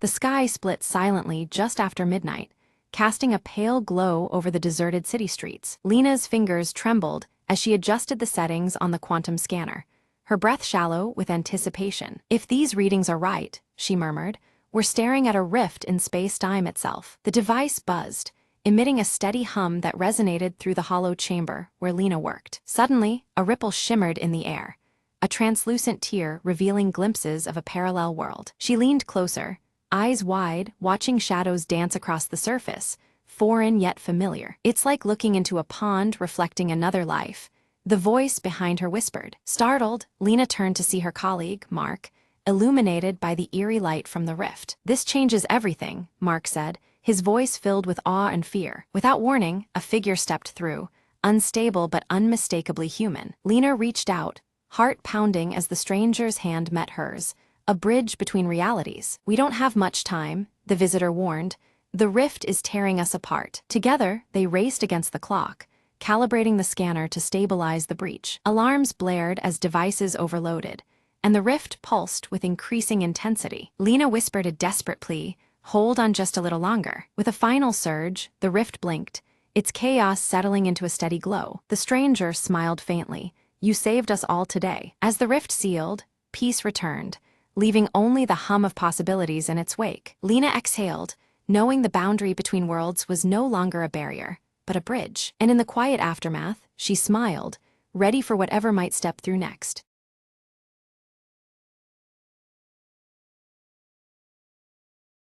Clara's breath froze in the air as the evening fog swallowed the quiet town square. At the edge of the square, an old clock tower told eerily out of sync, its face cracked and eyes hollow. She whispered to herself, this was never supposed to be alive, as shadows twisted at the corners of her vision. The clock hands spun backward suddenly, the chimes echoing like a call from another time. An invisible pull guided Clara to the tower's ancient wooden door, which creaked open with a breathless sigh. Inside, the air hummed, thick with stories long forgotten, and the floor was littered with dust and faded pages. She stepped carefully, eyes drawn to a glowing hourglass suspended midair, sand swirling upward instead of down. A voice like wind through chimes whispered, turn time and see what should not be lost. The world around her blurred, colors bleeding as scenes from the town's past flickered like old film. She saw the founder of the town, a misunderstood seeker of truth, trapped within the tower's curse. The clock tower was a prison,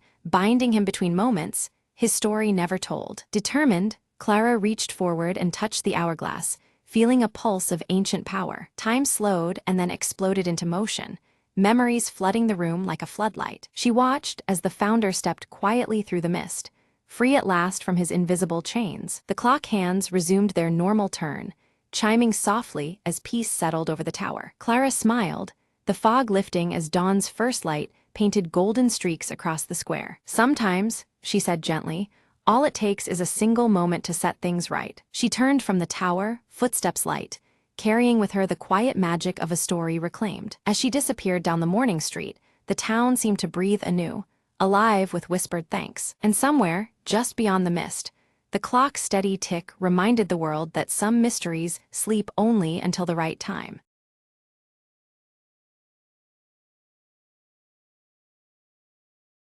Maya wakes slowly, the morning sun casting a warm, golden glow through the curtains. Her fingers curl tightly around the cool silver locket at her neck, as if drawing strength from it. In the quiet kitchen, Maya moves with purpose, preparing a simple breakfast while the soft, haunting melody of an old music box hums somewhere in the background. The tune feels familiar yet distant, weaving through the stillness. Elias enters silently, his sharp blue eyes immediately fixed on a stack of yellowed letters spread carefully across the table. Concern deepens the furrows on his brow as he reads, sensing the weight these papers carry. Maya reaches out, holding a faded photograph in front of Elias, a smiling woman clutching the very same silver locket. Elias' guarded expression tightens, as if memories long buried stir uneasily. Suddenly, the door swings open and Lita bursts inside, her auburn hair wild from the wind.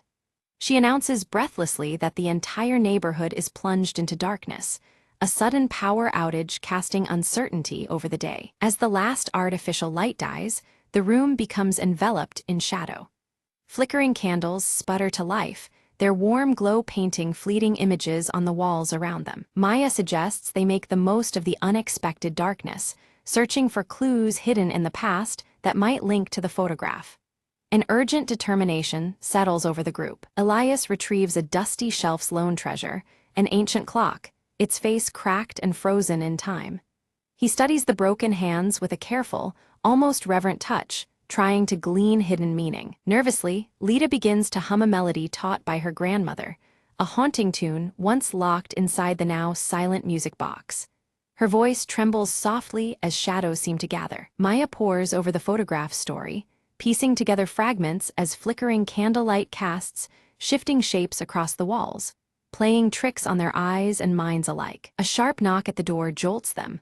A weathered messenger, eyes full of caution, hands Meyer an old envelope sealed shut, thick with mystery and silence. Breaking the seal, Meyer unfurls a cryptic note hinting at buried secrets beneath a forgotten garden.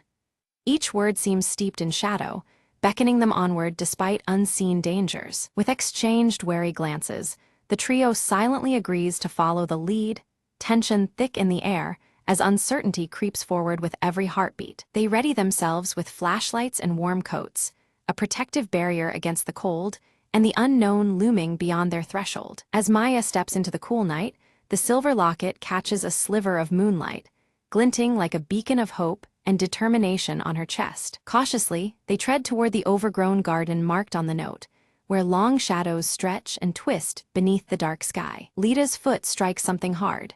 She kneels and finds a shattered clock face half buried in the dirt, mirroring the broken one inside their home. Elias crouches beside her, tracing the jagged hands frozen at a precise time. His brows knit tighter, the weight of this discovery deepening their unease. The faint wind carries Lita's melody anew, now more urgent, almost ghostly. The notes seem to swirl around them, entwined with the night air and unseen presences. Meyer uncovers a weathered wooden box hidden under the tangled roots of a gnarled tree, its surface carved with strange, intricate symbols. Opening it, she finds a yellowed journal filled with delicate handwriting and carefully pressed flowers. The fragile pages whisper secrets long kept beneath the earth. As Maya reads aloud, Elias notices the fading photograph clenched in her hand beginning to shimmer faintly, as if awakening from a long slumber. Suddenly, the ground beneath their feet trembles slightly, sending a ripple of fear through the group and testing their resolve. Lita suddenly points toward a figure lurking at the edge of the tree line. Its features are lost in shadow, but its watchful presence unmistakable. The figure vanishes as a gust of wind sweeps through, scattering dry leaves across the soil and wrapping them in a chill that reaches deep into their bones. Maya's voice trembles with resolve as she reads aloud the journal's entries, revealing stories of lost promises and wounds that time has failed to heal. Each word echoes in the quiet room, stirring a heaviness that hangs in the air. The pages seem to carry the weight of sorrow and unresolved pain. As Elias carefully flips through the fragile journal, his sharp eyes catch a torn piece of paper tucked between the pages, marked with the same cryptic symbols etched on the wooden box. His furrowed brow deepens, sensing a connection that beckons deeper investigation. The enigmatic markings hint at secrets yet uncovered. In the dimness, Lita's voice falters as the persistent melody grows louder, its haunting notes seemingly reverberating off unseen walls around them. The music envelops the space, weaving through shadows and stirring an uneasy sense of anticipation. The atmosphere thickens with each passing moment. Clutching the silver locket tightly, Maya finds strength in its familiar weight against her palm. It anchors her amid swirling doubt and a rising tide of fear, its cold metal a reminder of the stakes they face. The locket pulses softly, as if responding to the growing tension. Their discovery beneath the garden floor sends a thrill through the group, a hidden door partially concealed by earth and winding roots. The secret entrance feels like a gateway to truths long buried. They exchange determined looks, ready to uncover what lies beyond. Elias hesitates momentarily, but soon joins the effort, carefully digging away soil to expose cold stone steps leading downward. Each unearthed root and clod reveals the passage deeper into mystery. Despite his reservations, he feels compelled forward by the pull of the unknown. Descending the stairs, their flashlights flicker as the melody shifts into a somber tune, echoing softly against the damp walls. The changing music mirrors their cautious steps, casting an emotional shadow over their journey. Every creak and whisper heightens their awareness. Maya's eyes lock onto faded murals along the underground walls, depicting moments from the photographs past with haunting clarity. The images tell fragmented stories, each stroke hinting at memories suspended in time. She traces the scenes silently, feeling history's touch. Elias uncovers a cracked mirror embedded in the stone, its fractured surface reflecting distorted images back at them. The broken shards symbolize hidden truths yet to be revealed. He studies the reflections, sensing the mirror as both barrier and revelation. Lita reaches out tentatively to touch the mural, her fingers brushing a loose stone that unexpectedly shifts aside. This movement reveals a small, hidden compartment nestled within the wall, inviting discovery. Excitement and curiosity flicker across her face. Inside the compartment rests a delicate music box, its surface intricately adorned with the same carvings as the mysterious wooden box. The craftsmanship speaks of care and significance, linking past and present. They exchange looks, realizing its importance. Maya wins the music box with reverent hands, unleashing the melody that floods the chamber once more. Emotions long kept beneath the surface rise, with the haunting tune, stirring memories and unspoken feelings. The music binds them in a shared moment of vulnerability. As the melody swells, shadows within the chamber coalesce into a faint, ethereal figure resembling the woman from the photograph. She reaches out silently, an apparition woven from memory and longing. The group stands still, caught between disbelief and awe. Elias steps forward, his sharp blue eyes reflecting memories and regrets etched deep within his gaze. Confronting this spectral presence challenges his reserve, revealing the depth of his personal connection. The moment weighs heavily on him, intertwining past and present. The figure slowly dissipates as the music slows, leaving behind a whispered hope that lingers in the chilled air. Silence returns, but the echo of the encounter remains, offering a fragile sense of closure. The trio exhales collectively, their resolve strengthened. They ascend the stone stairs carefully, the weight of revelation settling on their shoulders but lifted slightly by newfound understanding. The path behind them feels less obscure, shadows giving way to light. Together, they step toward dawn's promise. Outside, the first light of dawn breaks over the garden, casting warm hues that soften the quiet landscape. The world seems renewed, bathed in gentle gold and a fresh breeze. This new day feels like an answer to their quest. Meyer opens the journal to a final entry, revealing the woman's last wishes intimately tied to the secret held within the silver locket. The words pulse with urgency and tenderness, guiding their next steps. The locket's significance deepens like a heartbeat. Elias unfolds a carefully drawn map tucked inside the journal, its ink marking a path to a nearby hill promising answers and closure. The terrain seems familiar yet charged with mystery. The map becomes their compass forward. Despite exhaustion, the group resolves to follow this path, driven by purpose and the invisible threads that bind them. Each step carries them closer to the truth, fueled by connection and determination. Their journey gains renewed momentum. At the hilltop, they discover a stone altar engraved with dates matching those chronicled in the journal. The carvings speak of time's passage and enduring remembrance. The altar stands as a silent witness to history and hope. Maya reverently places the silver locket on the altar, feeling a subtle pulse of energy in response, as if the locket itself acknowledges their presence. The moment vibrates with significance, linking object and spirit. A quiet power settles over them. The familiar melody returns softly, harmonizing with awakening birdsong and the gentle rustling of the breeze. Nature's soundtrack blends with their own hearts, weaving a tapestry of peace and continuity. The scene embraces them in calm reassurance. Elias, usually reserved, reflects quietly and breaks his silence to share personal memories of the woman, revealing layers others had never seen. His voice carries warmth and regret, bridging past and present. His openness deepens their collective understanding. Lita sketches the serene scene in her journal, capturing the moment for herself and those who may come after. Her spirited touch preserves their shared experience in ink and paper, a tangible record of their journey. The drawing holds hope and history intertwined. As they stood silently before the altar, the earth beneath it trembled unexpectedly. A section of the stone floor slid aside, unveiling a hidden compartment. Within lay a sealed letter, aged but impeccably preserved, inviting them into a secret long buried. Maya carefully broke the seal and unfolded the letter, her voice steady but filled with emotion as she read aloud. The words spoke of sacrifices made in shadows, sacrifices born of love that endured through trials unseen. Each line wove a story of devotion and resilience, connecting past to present. Moved by the revelation, Maya, Elias, and Lita embraced tightly, a shared understanding bridging the gulf of years. The sorrows of bygone days weighed on them, yet now balanced by hope and the possibility of healing. This moment united them beyond mere words. Maya's fingers tightened around the silver locket hanging around her neck, now radiating a warm, gentle glow. It pulsed softly, as if alive, signaling closure and newfound strength. The locket was no longer just a keepsake, but a symbol of enduring resilience. Elias fetched a small sapling and, with deliberate care, planted it beside the altar. This fragile sprout stood as a living testament to renewal and the promise of growth after hardship.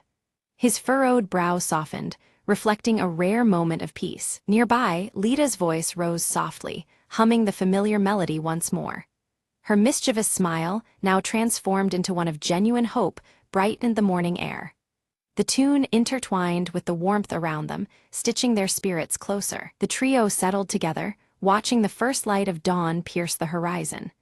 Shadows that had lingered retreated slowly, replaced by a gentle glow that spoke of new beginnings.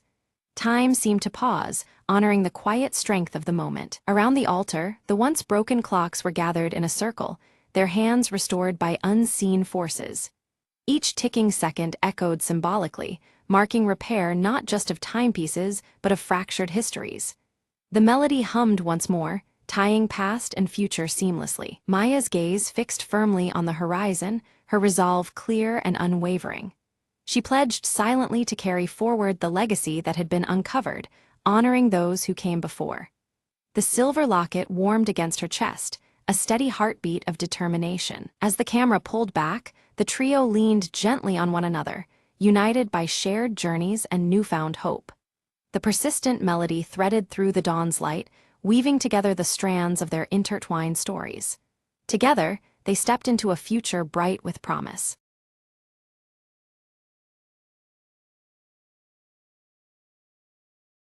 In the heart of Riverton, an old bank stood untouched for decades, its vault rumored to hold secrets worth millions. Mara, a sharp and fearless planner, gathered a small team for one last job before vanishing for good. "This isn't about money," Mara said, eyes gleaming. "It's about the truth locked inside that vault." The team studied blueprints and security shifts, memorizing every detail with laser focus. On a foggy Friday night, they slipped through shadows into the building, their movements synchronized like a well-rehearsed dance. Inside, alarms and cameras seemed dormant, almost welcoming their presence. Reaching the vault door, Ethan, the tech expert, disabled the electronic lock with practiced ease. With a heavy click, the massive door creaked open, revealing a dusty chest and an old, tarnished ledger. Mara brushed off the dust, flipping through pages filled with names, dates, and unimaginable secrets. Suddenly, footsteps echoed in the corridor. The bank manager was making his nightly rounds early. "Time to go," Mara whispered, slipping the ledger into a satchel. They retraced their steps, heartbeats pounding, until fresh air greeted them outside. Under the streetlights, they spread out the ledger's contents, revealing records of corruption hidden for years. "This will bring down the corrupt," Mara smiled. "Not a payday, but justice is worth more." The team parted ways, each knowing their lives had changed forever. News stations buzzed the next day as evidence surfaced, shaking Riverton to its core. Mara watched the chaos unfold from a cafe, her mission complete. The thrill of the heist was nothing compared to the satisfaction of unveiling truth. "Not all treasures are gold," she mused, sipping her coffee. And so, under the fading city lights, she disappeared, leaving behind a restless city and a story untold.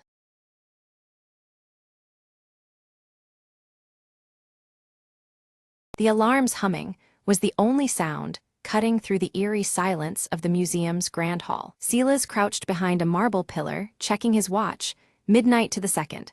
Time for the plan to unfold. He whispered into the comlink, eyes sharp, team. The Van Gogh isn't going to admire itself. Across the room, Leela perched by the security panel, her fingers dancing over the keypad with practiced ease. Beep! The heavy steel door clicked open silently, the final barrier between them and the priceless masterpiece. Silas glanced up, spotting guards rounding the corner. Change of plans, he murmured, drawing his smoke bomb. A sudden burst of smoke filled the hallway, confusion spreading like wildfire among the bewildered guards. Leela slipped through the chaos, sliding the glass case open with a glinting tool. The Van Gogh's colors gleamed as she lifted the painting out, replacing it swiftly with a near-perfect replica. Package secured, exfil route. Silas's voice was calm, betraying none of the tension. Jax responded from the roof. Rooftop extraction ready, deploying zipline now. They moved as one, silent shadows navigating the maze-like corridors with military precision. Suddenly, a motion sensor blinked red. Leela froze, heart racing. We've got company. Silas grinned, pulling out a mini EMP device. Count on me to jack the system. Lights flickered and alarms silenced. Go, he urged, leading the sprint to the roof. Jax caught them at the edge, hooking the zipline harnesses in place with mechanical efficiency. One by one, they zipped away into the night, the city lights blurring beneath them. Safely on the adjacent building, Silas breathed out. A clean job, team, like clockwork. Leela held up the painting, marveling at the success mingled with disbelief. As dawn broke, the city woke unaware. Tonight, the legend of the Clockwork Caper would quietly echo through the streets.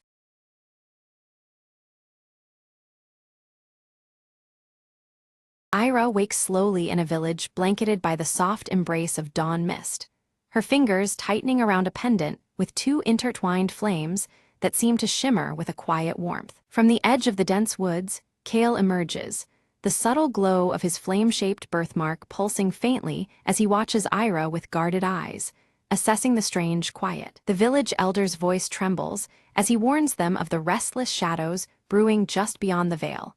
An unseen boundary pregnant with ancient dangers lurking in silence. Ira discovers the pendant responds to the growing shadows near the village's edge, a rhythmic pulsing light that casts fleeting reflections resembling twin flames dancing in the gloom. Suddenly, a haunting howl pierces the misty air, and ethereal spirit wolves with faint blue glows gather, circling the village boundary like silent sentinels harboring untold secrets. Kale steps forward, offering Ira guidance beyond the veil to find the Veilkeeper, whose wisdom is said to hold the elusive answers they desperately seek. Together, they step into the thickening mist, where shadows twist and shapes flicker in and out of perception, turning the path ahead uncertain and alive with hidden movement. Ira's pendant intensifies its glow, casting broken images that morph into a shattered mirror held together by reflections of twin flames, symbols of an unspoken rift. A shadowy figure materializes to block their way, its form shifting in the mist, but the flare of Ira's pendant forces it to waver and dissolve like smoke in the wind. On the forest floor lies a broken mirror, its shards catching slivers of faint light and etched with mysterious, hidden symbols that seem to pulse with ancient energy. Touching one shard, Ira is overwhelmed by a vision, the Veilkeeper gripping a staff crowned with a glowing shard, standing amid swirling mist and shadow. Kale's voice breaks the trance, warning that instability courses through the veil, and crossing it may mean becoming lost to the encroaching shadows forever. Pressing onward, the mist thickens into living forms, whispers of past travelers caught between worlds, their twisted shapes reaching toward Ira and Kale with silent cries. A spirit wolf appears, exuding a protective aura before vanishing as they advance, leaving only the echo of its glowing eyes behind. They arrive at the glowing boundary, where the veil pulses like a fragile heartbeat, flickering unpredictably as if threatening to shatter under unseen pressure. Crossing the threshold, the world warps around them. The shadows elongate, and the twin flames on Ira's pendant flicker anxiously in the shifting air. Within the mist, the Veilkeeper emerges, cloaked in woven shadows that ripple with whispered secrets, eyes fixed with awe and caution on the pendant clasped in Ira's hand. The Veilkeeper's challenge is clear. They must confront the shadow within themselves, a trial to prove their worth amid the twisted mists and fractured truths. Ira faces a shadowy double, her mirror image, who voices doubts and fears, challenging every conviction she holds about her own intentions and strength. Kale's flame birthmark pulses fiercely as he confronts his own darkness, revealing a hidden, jagged scar beneath. A secret he's borne quietly until now. The Veilkeeper nods solemn approval, deeming their inner confrontations sufficient, and grants passage toward the enigmatic heart of the veil. Suddenly, the mist fractures into swirling shards of broken mirrors, each reflecting divergent paths and possible fates, shimmering ominously around them. Ira watches as the flames on her pendant tremble and split, flickering uncertainly between unity and division, echoing the fractured futures surrounding them. A voice murmurs from the shadows, seeping into their minds, whispers of doubt and mistrust designed to fracture their bond and turn them against one another. Kale grips Ira's hand, steadying her trembling spirit, reminding her that the twin flames are strongest when united by trust and unwavering resolve. Together, Ira and Kale confront the swirling illusions whispering deceit around them. As they break each falsehood, the pendant in Ira's hand flares brilliantly, its twin flames weaving stronger strands of light. Amid the dissipating mist, the Veilkeeper materializes once more, his form cloaked in shifting shadows and woven mist. He speaks solemnly, revealing the veil as not a barrier, but a test of balance between opposing forces. Through the Veilkeeper's words, they grasp the peril concealed, a rift dividing two realms, threatening collapse unless harmony is restored. The fragile weave between world strains, mirrored in the silver flickers of mist around them. From the depths emerges a specter of chaos, a formless shadow feeding on the fractured reflections and broken trust between realms.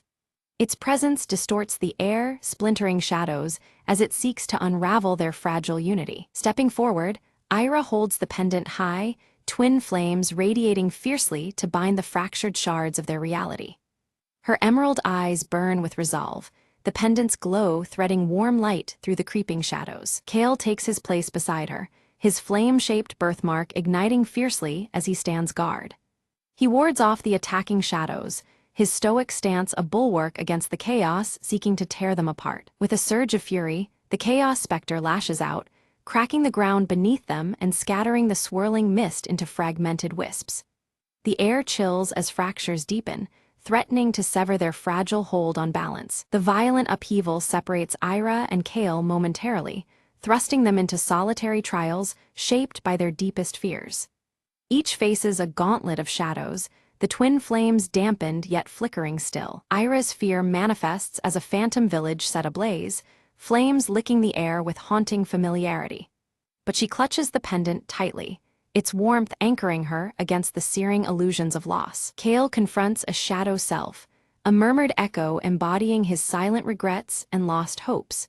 His birthmark pulses defiantly as he battles this darker reflection to reclaim his inner strength. Reunited amidst the scattering mist, Ira and Kale combine their strength, reigniting the twin flames within the pendant. Their bond stabilizes the fractured veil, the glow molding reality anew around them. The Veilkeeper appears once again, shadows parting to reveal a deeper truth. The pendant once belonged to a forgotten union of flame and shadow. Their intertwined legacy holds the key to harmonious balance. He tasks them with restoring the pendant's full power to mend the rift permanently. Only through embracing both light and darkness can the fragile veil be healed. Guided by fading echoes, Ira and Kale journey to an ancient temple etched in mist and stone, its air thick with whispered histories. There, they seek to reignite the twin flames and fulfill the Veilkeeper's charge. Inside the temple's shadowed halls, they place the pendant on an altar carved in the shape of intertwined flames. Yet the pendant glows only faintly, as if awaiting a missing piece to complete its power. Shadows shift and rise within the temple, testing once more the delicate balance between light and dark. The air hums with tension as the twin motifs of fire and shadow reach toward one another, hesitating on the edge of union. Ira recalls the broken mirrors glimpsed outside, understanding that unity requires reassembling all shards into one seamless reflection. The fractured image is a symbol of their own divided strength needing repair. Kale moves through the temple, collecting fragments embedded in walls and floors, each shard catching flickers of twin flames. Piece by piece, he gathers the remnants, his birthmark glowing softly in the shadowed gloom. Together, they assemble the mirror around the pendant, the twin flames surging brighter with every joined shard. The reflection ripples, the veil responding to their combined devotion and harmony. The completed mirror pulses with waves of light and shadow harmonizing through the veil. The air vibrates with a renewed balance, shadows receding as order weaves through broken realms. The rift stabilizes, reality solidifies, and the shrouds of mist lift, unveiling the world's renewed edge. A fragile piece emerges, held together by the twin flames burning defiantly within their hearts. The Veilkeeper expresses gratitude, shedding his woven mists to reveal his true form, an eternal guardian forged from flame and shadow. His presence embodies the delicate balance they have fought to restore. Ira and Kale feel the pendant warm in their hands, now a living symbol of balance and shared destiny tied eternally by twin flames. The glow weaves between them, a silent promise of unity against future storms. Passing back through the dissipated veil, the village mist clears completely, revealing spectral wolves no longer ominous, but transformed into vigilant guardians. Their faint blue glow speaks of protection and newfound harmony. The village elder greets them warmly, sensing the changed air, lighter, filled with promise and hope. The renewal they have kindled is tangible, a quiet blessing carried on the breeze through the streets. Ira held the pendant carefully, her emerald eyes reflecting its twin flames intertwined in delicate silver. She revealed that the pendant was a binding relic forged in ancient times to maintain harmony between the mortal world and the veil beyond. It symbolized the fragile balance that once united the two realms before their fracture scattered truth like shards of a broken mirror. As Ira spoke, Kale's flame-shaped birthmark on his left arm flickered and faded slightly, the change subtle yet profound. This signified his emerging role as a healer of the fractured veil, a bridge mending the rift between shadow and light. The motif of twin flames now pulsed softly within him, connecting him to the relic's ancient power. The village erupted into celebration, lighting twin flame bonfires that danced beneath the twilight sky. These fires honored Ira and Kale, whose union had restored balance long lost. The flames flickered in unison, a luminous tribute to the renewed harmony that embraced both realms once more. At the edge of the festivities, Ira and Kale exchanged a knowing glance, their gazes drifting together toward the horizon. In that quiet moment, the weight and depth of their shared destiny settled firmly between them. They understood that their path forward was intertwined like the twin flames adorning Ira's pendant. From the shadowed forest at the village edge, spectral wolves emerged, their faint blue glow casting ethereal light. Once menacing spirits, they now stood silently as steadfast guardians, protectors of the newfound peace. Their presence was a living testament to the healing woven through the realm's mend. Near the ceremonial altar, the Veilkeeper's staff remained embedded in the earth, its glowing shard pulsing with soft light. The staff stood as a beacon for future guardians tasked with preserving the delicate balance. Mist swirled gently at its base, a quiet reminder of the mysteries still held within the veil's depths. Under the Veilkeeper's watchful shadow, Ira carefully inscribed fresh runes onto the pendant's silver surface. Each rune fortified the relic's power, weaving purpose into its flame-shaped embrace. The mist seemed to deepen around her, lending an otherworldly solemnity to the ritual. Kale gathered the village children beneath tall trees, their faces illuminated by flickering firelight. He taught them stories of balance, explaining how light and shadow must coexist as natural parts of life. His voice steady, Kale passed on the wisdom that would guard their world for generations. As night fully descended, twin flames burned brightly atop the village hearths, casting long shadows that intertwined with strands of silver mist. This fiery emblem symbolized unity and perseverance in the face of fractured truths. The villagers stood together, hearts steady, beneath the endless sky. Hand in hand beneath the tapestry of stars, Ira and Kale stood quietly as the pendant's soft glow mirrored the twin flames above. Their story, once woven from scattered shards, now blended seamlessly into the fabric of the veil's enduring harmony. In this moment,